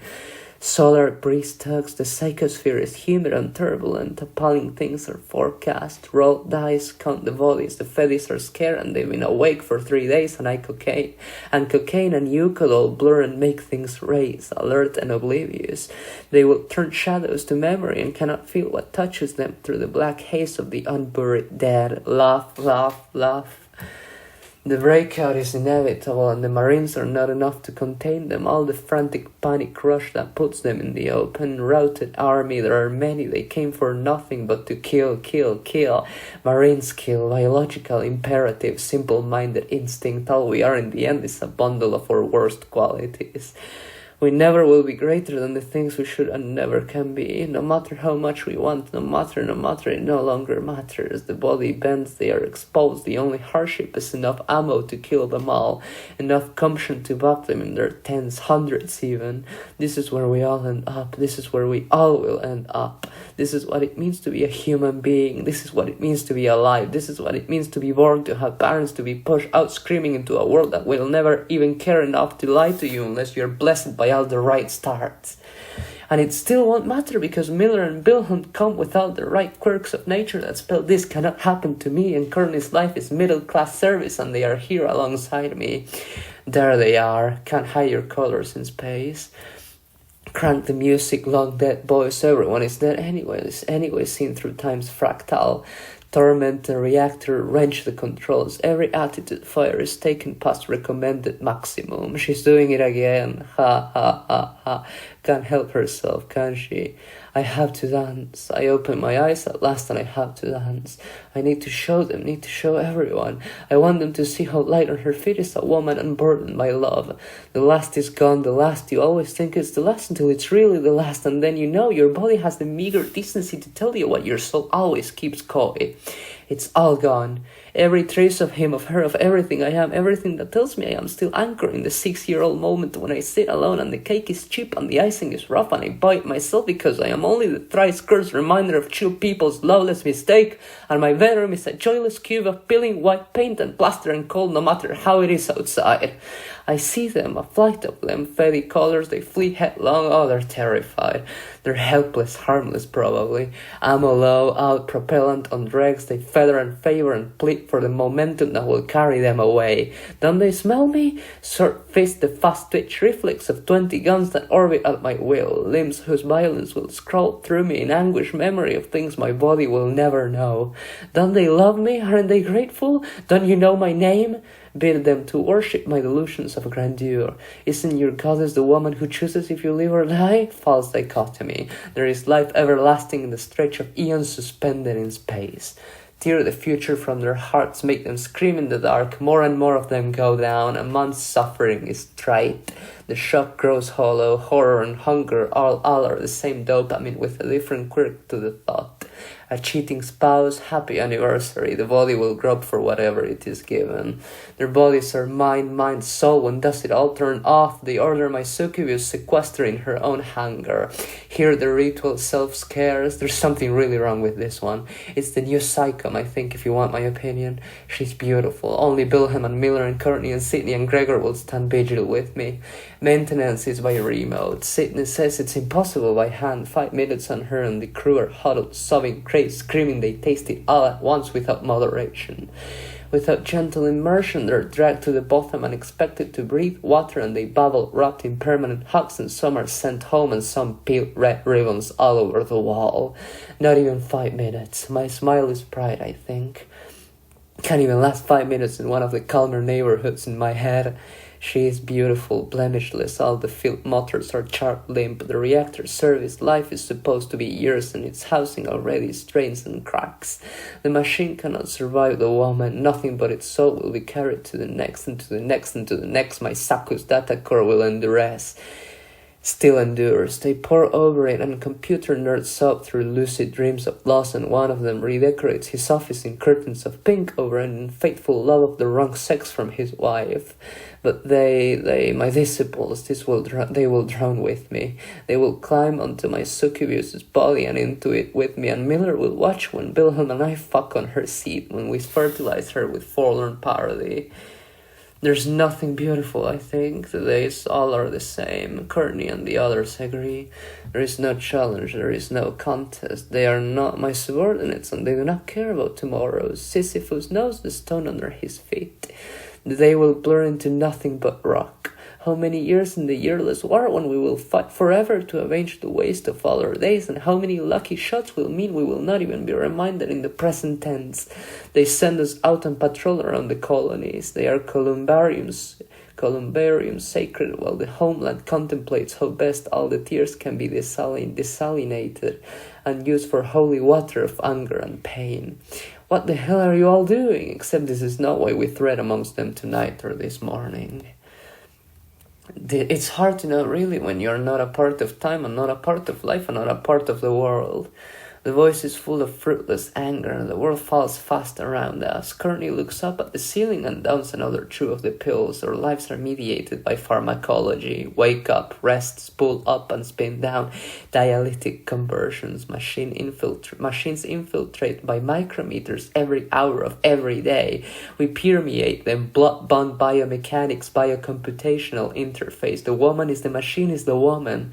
They are ours now and we are wet red drops in a great bucket. The company bids us to fight, and we will fight in the name of something that long has vanished from the moral ambit of immoral beings. They will call them orders, but we are only animals. They scan our barcodes and call them a convenience and conjecture laughable. Cargo cult folk tales of the liberation that is not only the permanent petulance of the child soldier. Ave Imperator. She doesn't fuck me, no one fucks her. She refuses. Courtney lies there and listens instead. Consumes with this faraway leer all glassy and onanistic with fingers wedged between her thighs. Colors coruscate and she touches pink and spreads the cloy of peach and strawberry. It lathers in sweet candy floss shades in front of my eyes when Wilhelm noses apart my thighs and my cheek nuzzles against one of his, and his cock is swollen stiff and desperate in front of me. He digs in his tongue. Miller pushes close, heavy, bulgy up against Wilhelm's mouth, eager, greedy. Jealousy dies with the ego. The world crumples in her silhouette, baked silver type. Assad, Mahar, Gregor, Sidney, they are here also. Sidney is not wired for the war machines, but his body no longer is his soul. He nods his thin fingers with mine while Miller rearranges my insides. An orgasm makes his pink tongue loll. The stateroom ceiling has ornate scallop. The company gives us better berth. The woman with a shark smile tells us we're irreplaceable. Nothing is too good for the company's research purebreds. Her existence spins money. I think I laugh in her face on the Marine Corps' behalf. We mint bodies. It's society's alchemy to transmute this to gold. Laugh and laugh and laugh as if her company shares appreciate more than irony. She hates me. I tell her I want to kiss her with my tongue a half-inch from her lips and watch oil glide black on ice. Smell nothing of her. The woman is all frost inside, ammonia and bile CFC. She tells me to know my place and it's all the right turn of something edged and repulsive inside. The world is rust, water and tar. New generation of a new generation of a new generation, epochal shudder, testaments revised by the sortie. We are told we overturn and prove enough to manufacture a new status quo, all in balance. Nothing is sacred. The temple grounds run wet with red. I don't love you, don't love anything. They spill into a vacuum and their intentions burn in the dark. There is no guilt in a conspiracy without words. You really mean it? Miller finishes inside. Courtney does outside and chokes out the words. Skin glows, roller coaster plunge. I reach out in the night and find them all. Deliquescent minds. We are waxing lava lamp distraction under a dead colony's shadow. They study, consume horror, psychometric. Some of the technicians are write-offs, artificial innervation. Condolence payments make living cadavers termite mounds for burrowing mechanical intrusions. They will gouge the complexities of human distress in the presence of shock annihilation. All the gasping, coughing, my skin on fire, I can't breathe, why can't I breathe, what's happening, why is this happening? Sex, lust, pain, torment, 6-year-old boy's violation interrupted when the oversized hands on his hips stop under his relief, he doesn't have to breathe. They come, all of them sit before us. The technicians shrill and the colony cries out in one great terrible voice and says nothing at all. Our pious Tarot king pledges vengeance by Rorschach of the weight of how many billions of souls, and they tell us only they wish they weren't dead. It isn't fair. Well, not all of them. It is not only the 6-year-old boy. There is Wait, Teeter. They are unhappy. They make audience with us. All of them fondle the tea leaves, milk the entrails, watch the patterns of despair spread. Life is existence, life is grief, life is. This war never ends, the dying never ends, the hunger never ends. So many mouths are raw and succor on glass. It burns there, that black bull shadow on the sun. They scream and won't stop. It never ends through all the sorties, all the new machines. My succubus is a demoness, all her own. Fall in love with her, baptize her. Caricature, Lilith, Babylon, coining, temptress, nightmare. They die in their tents at once. One soup and Gregor's mind blinks more, and men and women curl sickening colors through the red-white mediation of white band particle beams. Metal comes awake, paint flakes and curls new and barely cured, steels and composites and hasty train coffin fillers all candes the same. There is a large amount of phosphorus in the human body, and it all glows soaked through with white on the leading edges when they sublime first before structural honeycomb distends and gives an reaction housing spoil open and compartmentalized sun meets its sister. They are made to kill, and we are machines full of unearthly amniotic smells of the fish bowl. The world drips, hair washed and bodies clean, and there is still copper and ripe fruit. There is still the fast metabolized poison of our own existence. Biofeedback, psychosphere saturation, zeta particles, Olivetti wave of hypersaturation in neocortex. The reactor shrills, turbines lope, competitive. The machine is desperate to prove itself worthy of the woman. It's a fawning thing, a beautiful thing. Theirs are the same. They are tailor suits, all of them, grace and clean lines for the frictionless black velvet. They all glow the same, high gloss like the dull edge of powdery debris. Phantom, vampire, we hunt them, kill them because they are alive and we wish we weren't. It comes with orgasm, all the at once tremor, while the barracuda watches with the smoke that weaves red honesty through all the lies she speaks. Gratitude, judgment, their bodies are beautiful, and she watches us like kiddie porn. Stone, her pleasure is knowing she'll never be like us. God made man because deities are above suffering. Touch me, fuck me, please, please. Their hands on my skin, they worship me, I think. The barracuda tells me it disgusts her how irreplaceable I am. There's nothing special about me except my emptiness. Channel, conduit, all the universe's anger and pain and disappointment. Maybe this is your destiny, your great meaning, beacon, altar. You are a vessel for creation, sickness and hate. All of it. This is why God put you here. That you feel special? They fuck me, rape me, beg them for it. Fingers and hands and lips and Courtney's size, and the way the woman with the sharp mouth stands there with arms crossed and lets her precious pets rip into each other with quiet supremacy. Black heels, black stockings, black, a touch of silver in her black hair, her black eyes stare. She calls me a whore once, out of nowhere, unprovoked. I know she will before it happens. Blunder into her in the hallway, face coated and reeking of Wilhelm and Jack and Gregor. Miller fucks me on my back and they stroke off all over my face, crowd close and chuff. Wilhelm is cute and giggly and smaller than either. Tongue, cheeks, spit and pre-comb, dribble and Miller's fingers in my hips. He tells me he loves me, pours all the futility into a broken vessel and comes with them, all of them together. Synchronicity and feedback and mine and theirs, bald serpentine. Ringing thick all over me, deliberate and sure, it hangs in a mask like school glue and smells of chlorine and humus. My heart is in another room. ASADs. Giddy sparks, telepathic, please watch me, look at me, childlike. She's there in the night. You're a whore, look at you. Face plaster and smile loose and hips open and G's roped down my thigh. Statement of fact. Disgrace, you're lucky you're irreplaceable. Laugh at the novelty. Assad fucks me with Mayher and Sydney. Her little clit is barely enough to kiss, but she loves to slide around in the slop and let me lap off the polish. Two inside me at once, grunt and grope and pull and manhandle my body between them. All at once, a collective will. Sydney says it will be easy enough. The colonies are fueled for radical orbital changes, and it will be a simple matter to coax them together. Their embrace will be beautiful, a night of broken glass, Newton's third. There are 51 in the bunch. There always will be broken eggs. What the hell are you all doing? Crank the music. The woman's voice comes without condition, without compassion. She passes sentence without reprieve. The voice is locked in novelty of movement. The dead no longer resist their mother's pull. Just enough Sydney volunteers, and Gregor also, and Wilhelm there is the stain of mathematics somewhere in him. Unholy relics will fall off the vigil they keep for their own meaning.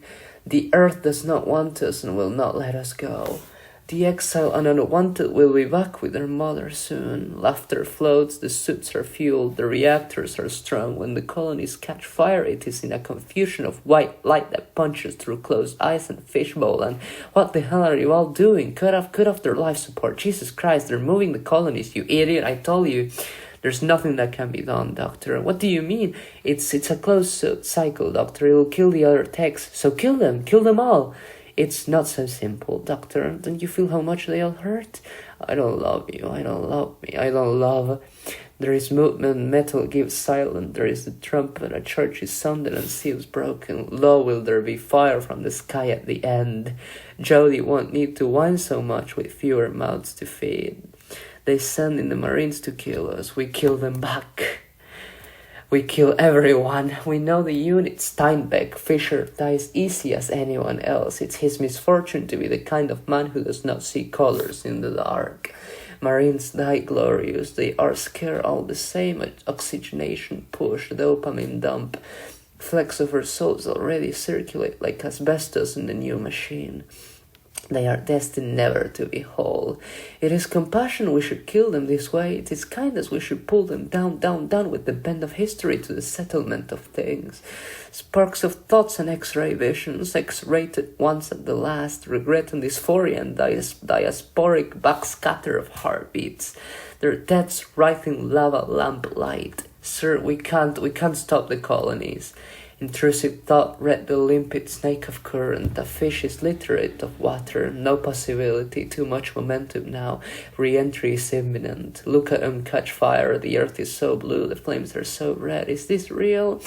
But the troops fight all the same. The force no longer matter. Against width, they all are meant to die. Some shove their bodies up into the colony's great twisted hulks and resist in the face of destiny, and others add just another silent push of attitude, burn and love the way down.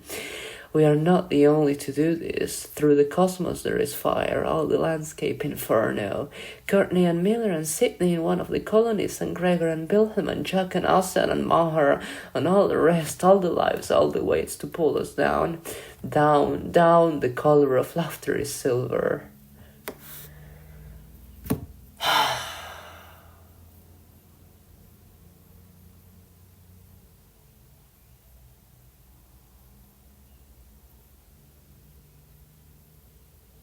There are a lot of things I think about 𝘚𝘠𝘩𝘠𝘠.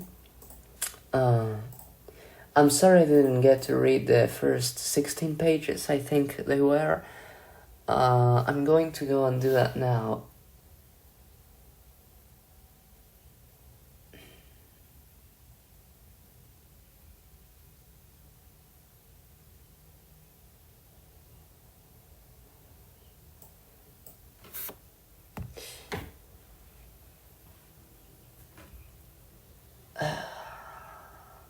It isn't the place to concatenate all my thoughts. It would be too displaced. But I do have a lot to say about 𝘚𝘠𝘩𝘠𝘠. A lot of synchronicity I see conflated with the world. I don't know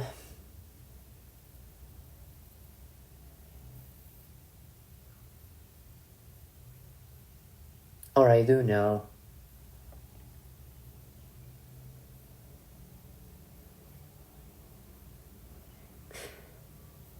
Ah, fuck, well, I'm going to go and record the beginning now. But just know, fuck. That's the best novel I have ever read in my life, Helena. That's the best thing I have ever read in my life. And maybe it's cruel to say it is the best. It is your suffering, after all. The Ayoob part. Or maybe the Ayoob part. Yeah, that's right. This is what happens when I don't have text to mediate my thoughts.